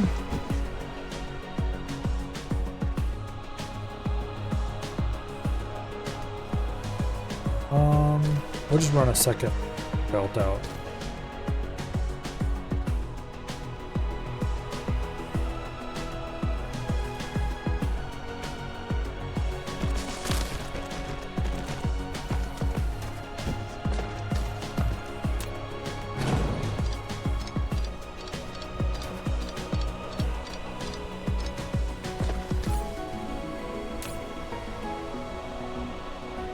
Put that in there. Congratulations, you get a few more of those. Can't believe I screwed that up. For some reason I assumed these four were all consumers. I didn't realize these two were the producers. When I built it the first time, that must what happened anyway.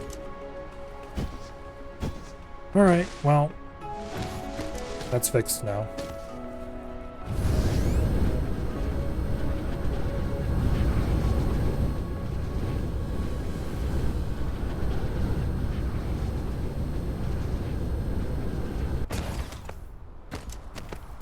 This place is totally backed up, probably because research is halted.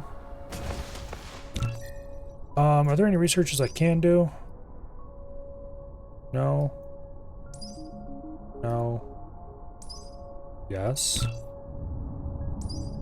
Yes. What is this? Satellite substation. Wide area power distribution facility. Provides longer range power transmission and a larger power supply area. It is not cheap. However, that might be very handy.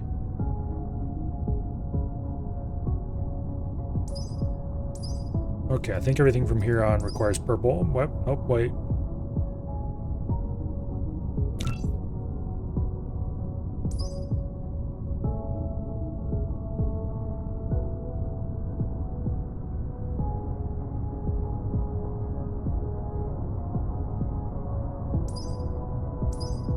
This doesn't require purple science either.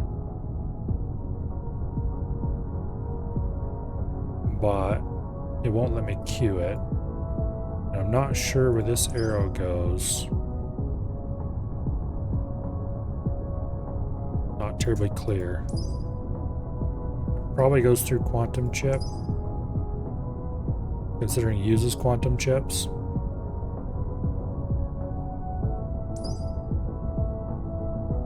There's an upgraded smelter, which would be nice. Okay, there's probably some upgrades we can grab too.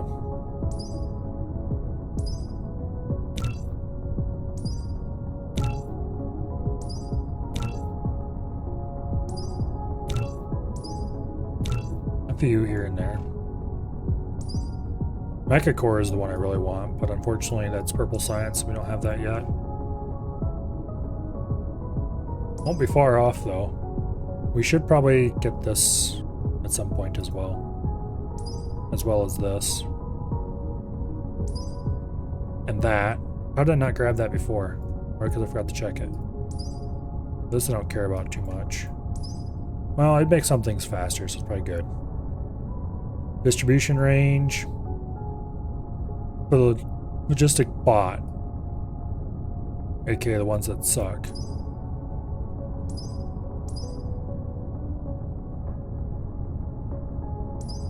This would be good. This, now that we're using drones, is probably worth it, because I would make boost up to 30. This is definitely, you know what? I don't care about that. I don't care about that. I don't care about that. I do care about inventory. Move speed I don't care about too much. I wish I could drag this earlier in the list without having to cancel things.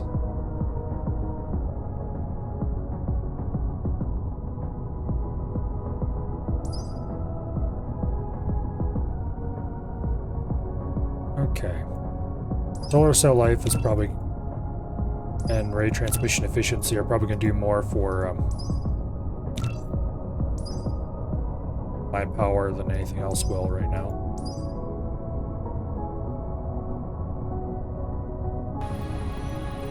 Alright. We've got that running again. So I don't have to, I can ignore its existence for a while longer.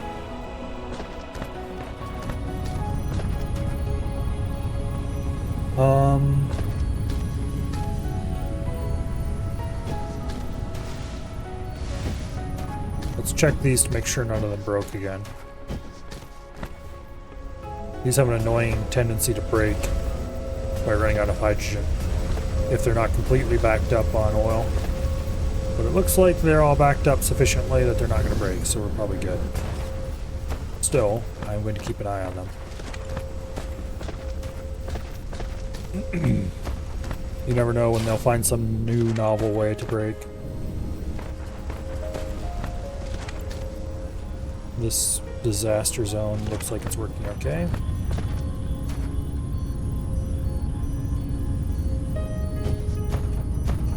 All the red science inputs are being appropriately painted. It looks like we are reducing our hydrogen storage again. That's good.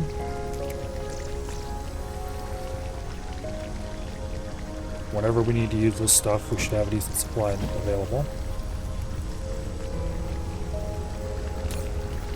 Yeah, hydrogen storage is definitely slowly going down. Emphasis on slowly.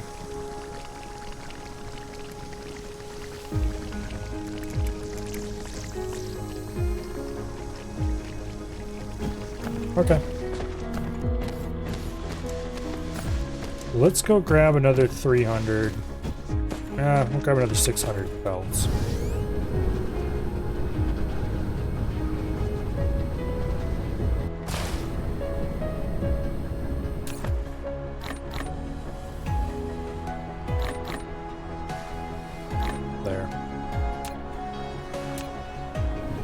That should be plenty.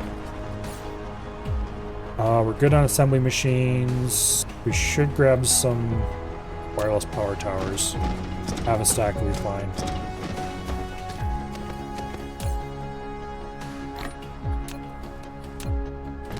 Good on normal power. We're more than good on those stupid robots. I've been collecting them from various places since I've stopped using them, basically. They're still used for a couple things around here. They're not totally worthless. Oh, I need to grab arc smelters. We're quite short on those, actually.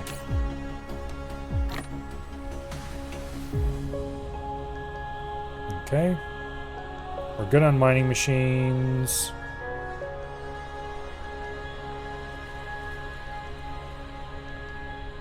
I didn't install the logistics vessels. While I'm here, so I don't have to order them delivered, I might as well grab some logistics. Oh wait, we're gonna have to have them delivered anyway, because if I do any planetary logistics, I'm gonna want them. Okay. Let's get charged and we'll fly back.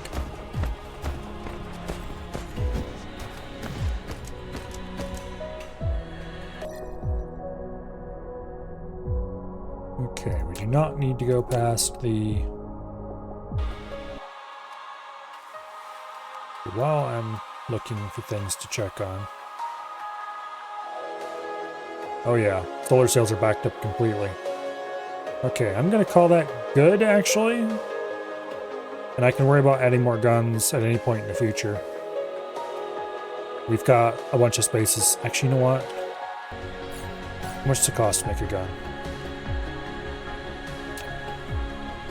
Gears is the main thing. We've got everything else laying around in chests.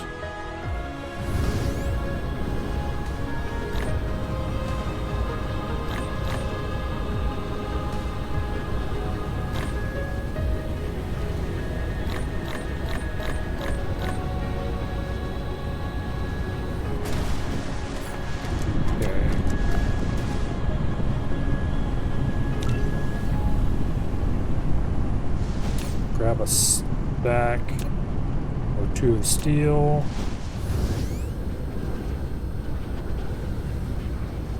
Got the magnets over here.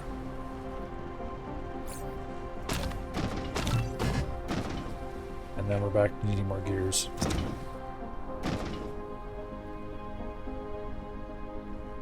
Game is sorely missing a maximum possible throughput display, so you can see if something is not working at maximum capacity. Yeah, I've noticed what really...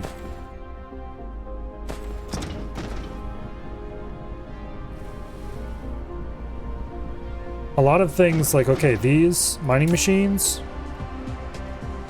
somewhere in the mining machine UI, it should say how much it mines in items per second, not items per minute. That's useless. Not current speed in mine, what its maximum speed is in items per second. That's a big complaint right there. The mining machines give useless information. So you don't know how large to size your smelter. You just kind of decide, set up enough mining machines that you get a full belt, and then size it for the belt. That works, kind of. The only other way is to get out a calculator or be good at mental math.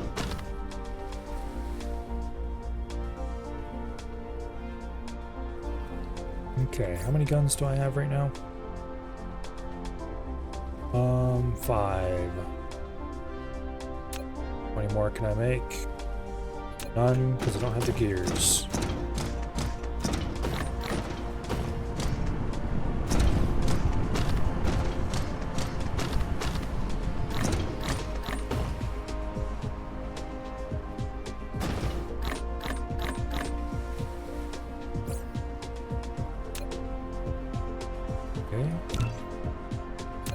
Chips.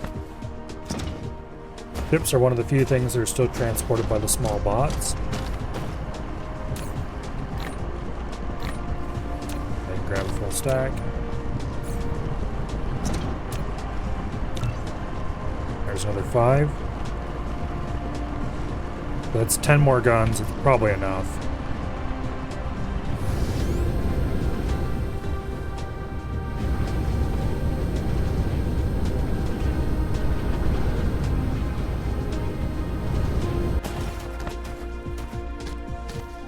Okay.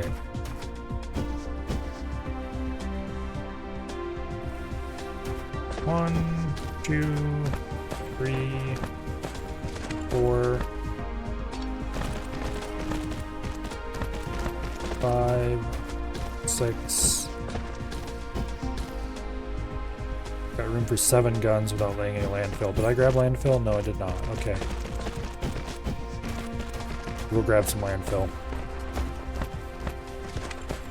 That, or we could lay out some guns the other direction. I think we have a bit of space that way too.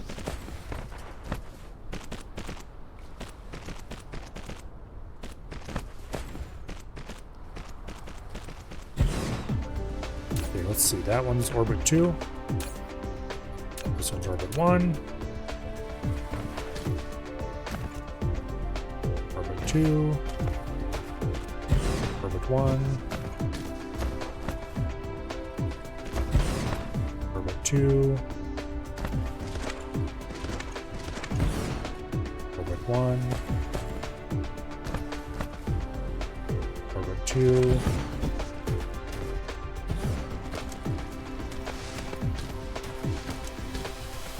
Orbit 1.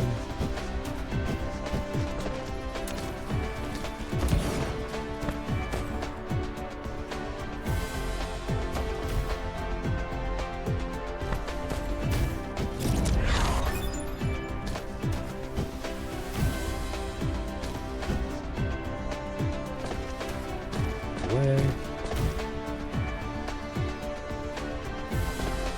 I need to grab some landfill for things like that. We're lucky we could place that one.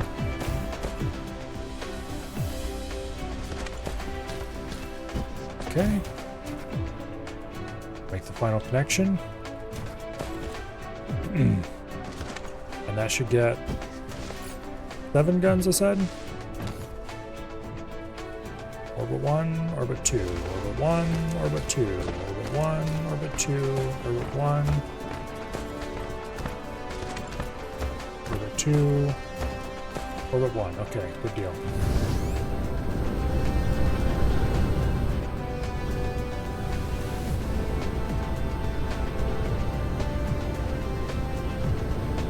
One, two, 1, 2, 1, 2. 1, 2, 1, 2. The reason I didn't go out more this way is because I didn't want to disturb these conveyor belts. But looking at this, why have I not removed these belts and replaced them with logistics yet?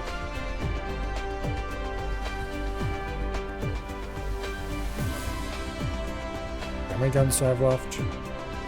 3. 1, 2, 3. I have to move. Yeah, if I got rid of both those belts, I have plenty of room over here. I think I hit the landfill. Maybe not. No, I'd probably be okay without landfilling.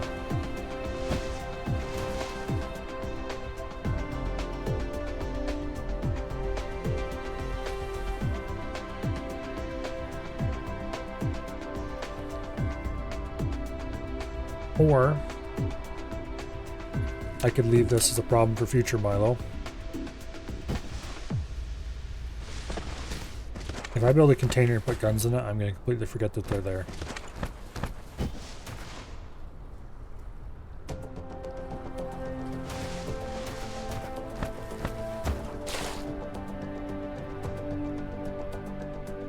I don't want to disturb this right now. It's going to be a lot of work.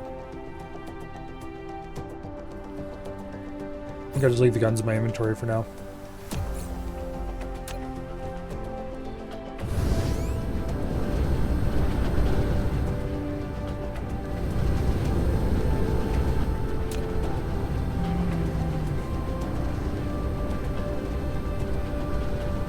Over here in charge.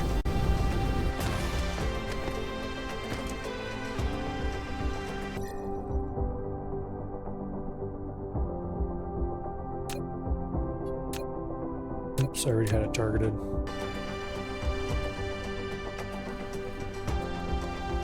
We'll fly her back over to where we're working on that.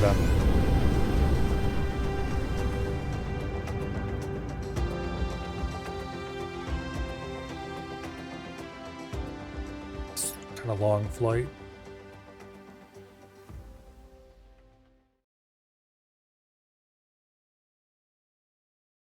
Okay.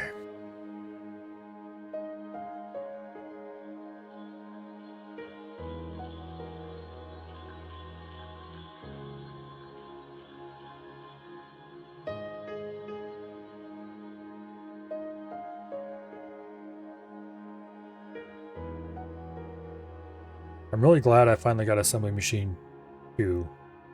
Because Assembly Machine 2 and the smelter are both or the Mark 1 smelter are both 1 times speed.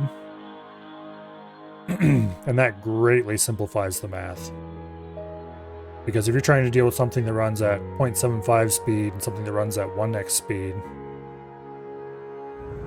that basically trashes all the math you might want to do.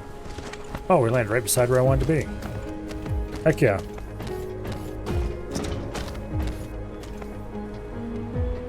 Okay. Well, it is 10:47. However, I think I am going to at least rig these up part way. Because if I don't, I am going to forget where I was working on by the time I get back to this. And that would be a problem.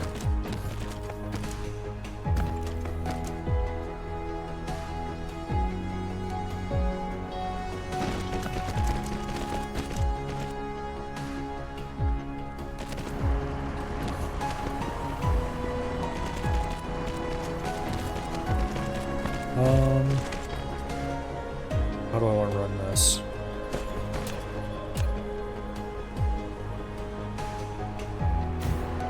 First of all, that'll make all of them run.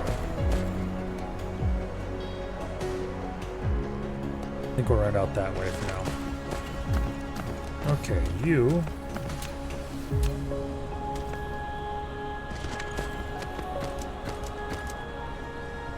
You're gonna go this way. You're gonna go up and around.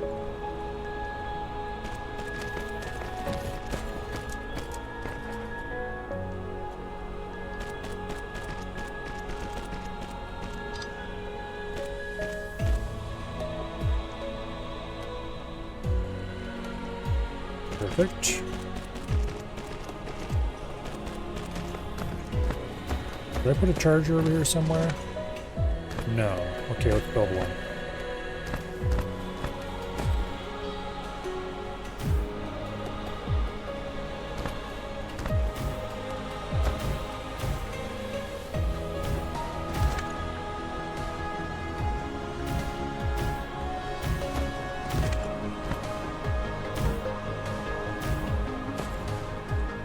There.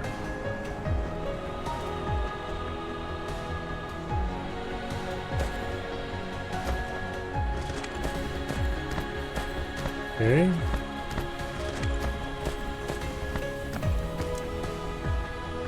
Can I get all 4 of them with 1? No. Get with 2 then.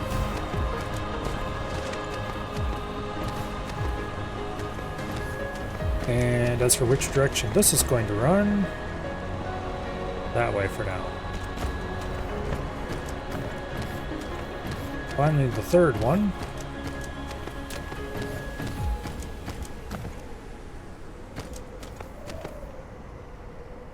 It will end up going this way in the end.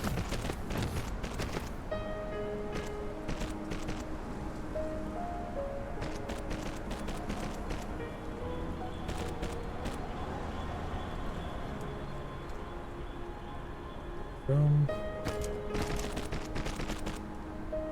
Perfect. And for power. Ooh, that's close to getting all of them. I don't think it can quite.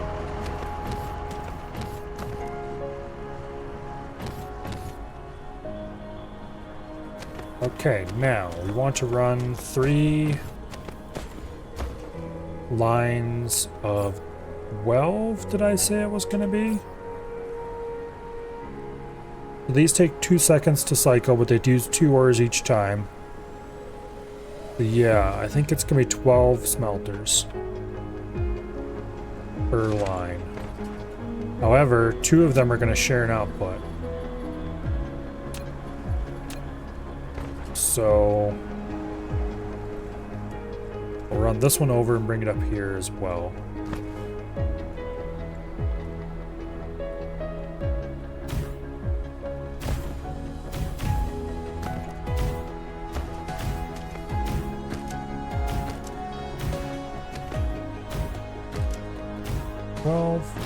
This one will come over, come down, come over again.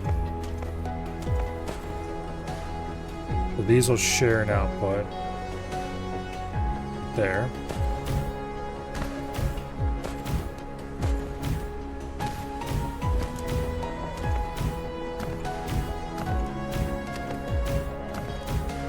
And the next one will not share an output, it will probably be this one. And he will go here, because it needs a separate belt on each side. And this one will join with the one that's over that way. Become the second full belt.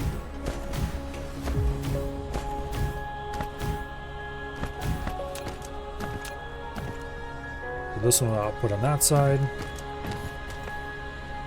Boom. This one will output down the middle. Boom.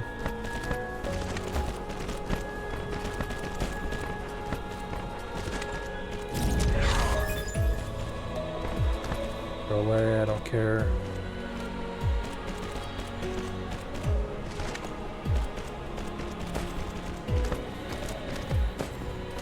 This one will go up the outside here.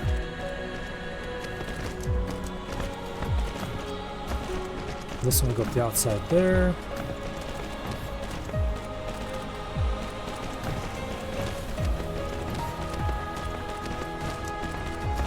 Last but not least, this one will go up here.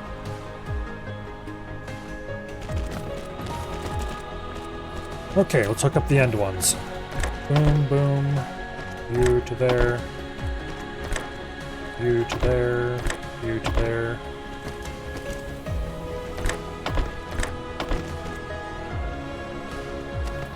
Okay.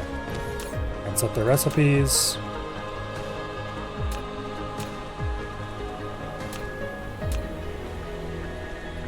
This is finally a good chance to get rid of the high purity silicon in my inventory.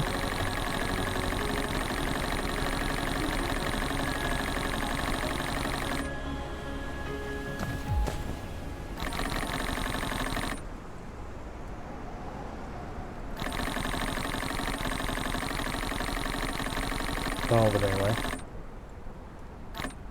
The rest of it will have to be gotten rid of at a later point. Where's that charger?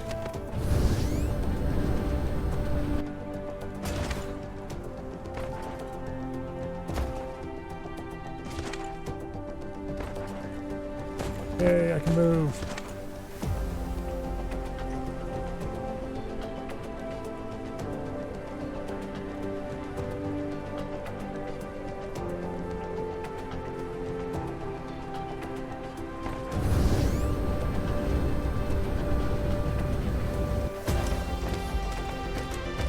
Okay.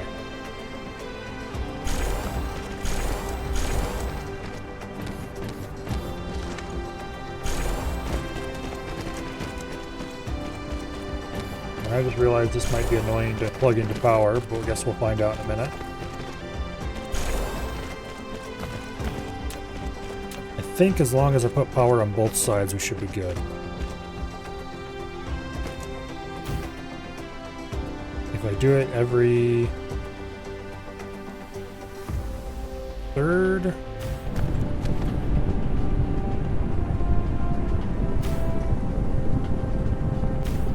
okay, that will provide 100% coverage. Good.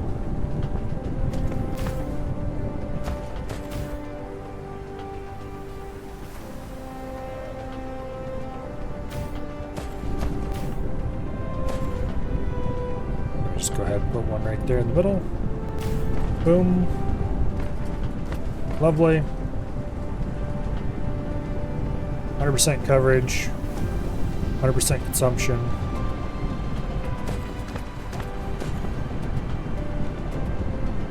Does pile up at the end a little, but you see it consumes exactly as much as coming in, so it'll be fine. That's normal. Okay. So these two belts then just get run that way. We probably won't run them along the equator.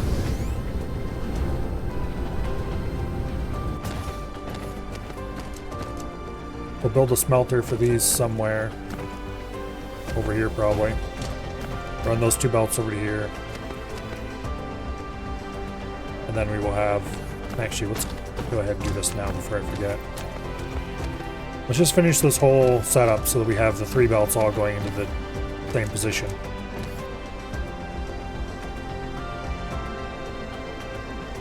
Come on.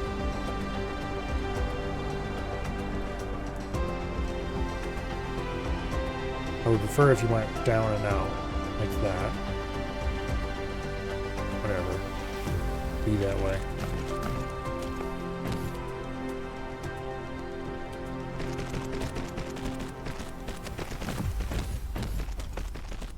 Okay.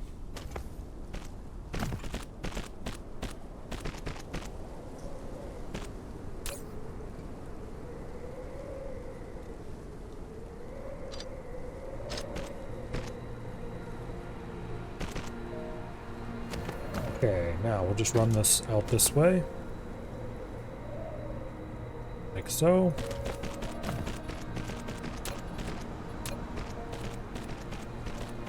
Three, 4, 5, 6, 7, 8, 9, 10, 11, 12.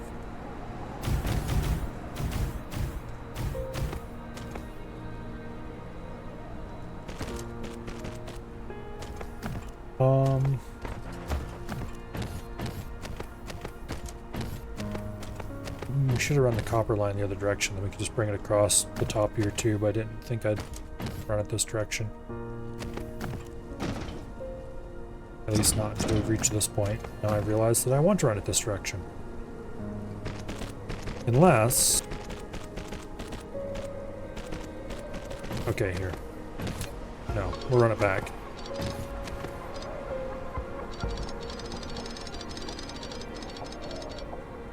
I have changed my mind. Something that I am, after all, entitled to do occasionally. Okay, those will run down to meet up with the lines that are coming over here.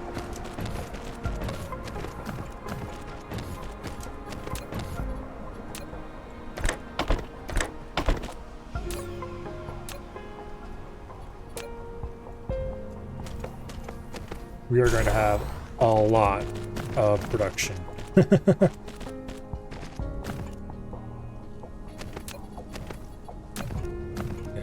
power there. Power there. Power somewhere vaguely in the middle. Maybe there isn't quite a middle to this.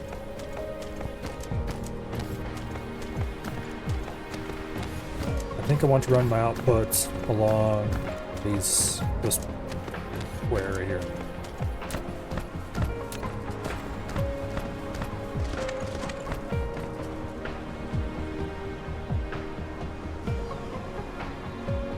Go like that.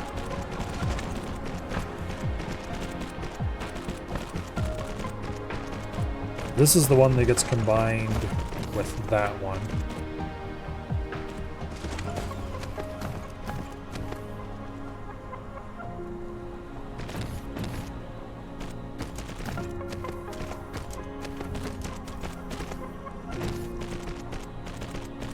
Okay. You two combine together. You jump over them. Probably should install... Okay, before you guys consume all my energy, let's get it charged. I probably should install a splitter there to make it merge perfectly, but I don't think I'm going to bother. It should merge perfectly anyway, as long as it's being consumed at full speed.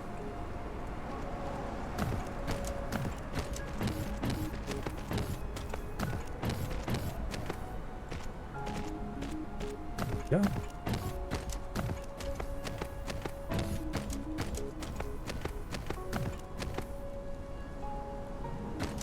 This needs to be powered.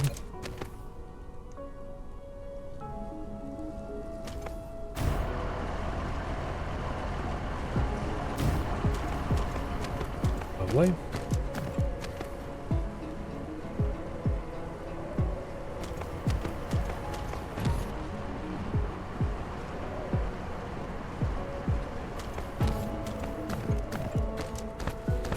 Okay, now let me think about this for a second. I think we want the copper to be in the middle.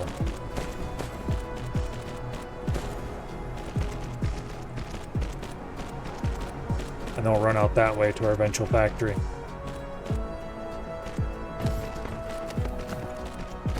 That way we'll have a copper line down the middle and then two, I'll call it lines down the sides. With plenty of room to add sprayers and stuff in the future should we decide to do that.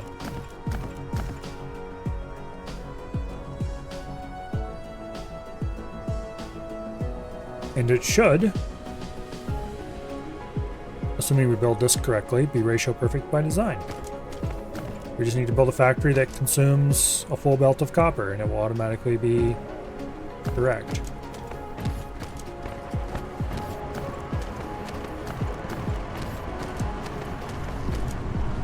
So that's running full. That ran full. Those all ran full. So this is going to produce enough of everything.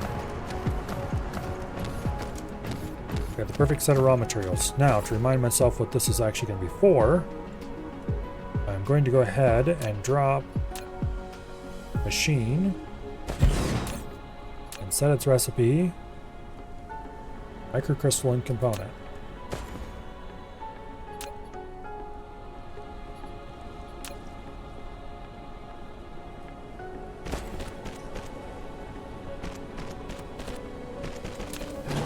Actually, let's set it up properly. I have not yet figured out what the ratio, how many of these I'm going to need are, and I'm not going to do that right now. That will be future Milo's problem.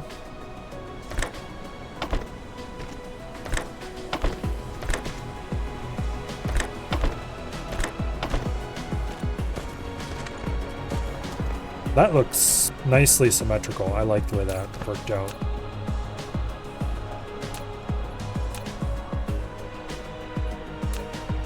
Okay. And then obviously we will have the return paths going back. Which, if I remember correctly, this will produce... it'll produce exactly one full belt, so we can run these together. We'll deliberately leave a gap there, but I want to run these a little farther so that I can run this across. And we're almost out of belts. In fact, make that we are actually out of belts. I wrote over 1,000 belts here. 1,200 to be exact.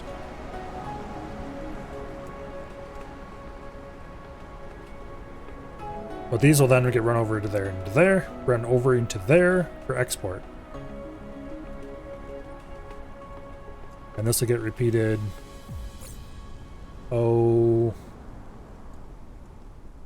It runs every 2 seconds, so we'll build 12 pairs. Yeah, 12 pairs of these things.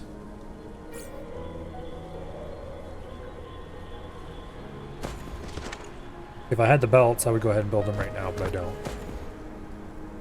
So, let's save the game.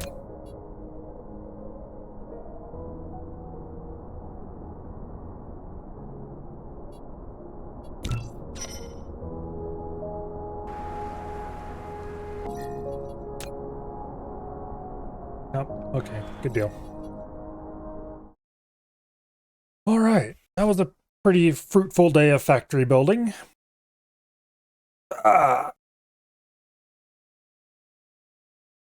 Got logistics all set up, which was the main objective for today.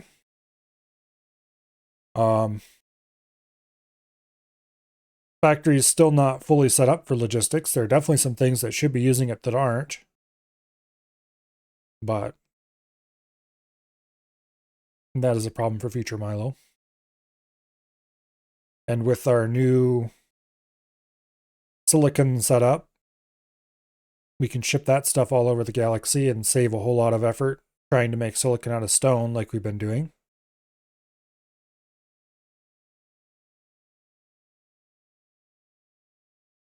But that is the thing for next weekend. Next Saturday and Sunday, to be exact. Because, as is normal, I will be continuing this on the weekend. Tomorrow, on the other hand, I don't know. It's becoming somewhat traditional to play crab on Monday nights, but I don't know if that's a good idea or not. We will see. Something will happen tomorrow. Probably a 50-50 between crab and continuing that Kenshi run I started last week. We'll see. Which means it's probably more like an 80% chance of crab and a 10% Kenshi and 10% that I do something completely weird. Until then, who is doing what? It looks like Avi is playing Earth Defense Force. Really? Sure enough, he is. I can't wait till EDF 6 comes out. I played some EDF 4 single player once upon a time, many, many years ago, and it was a lot of fun. And somehow I never really got into EDF since then. But EDF 6 is coming out sometime next year, and I will definitely be buying it. Until then, we can go watch Abby play EDF 5.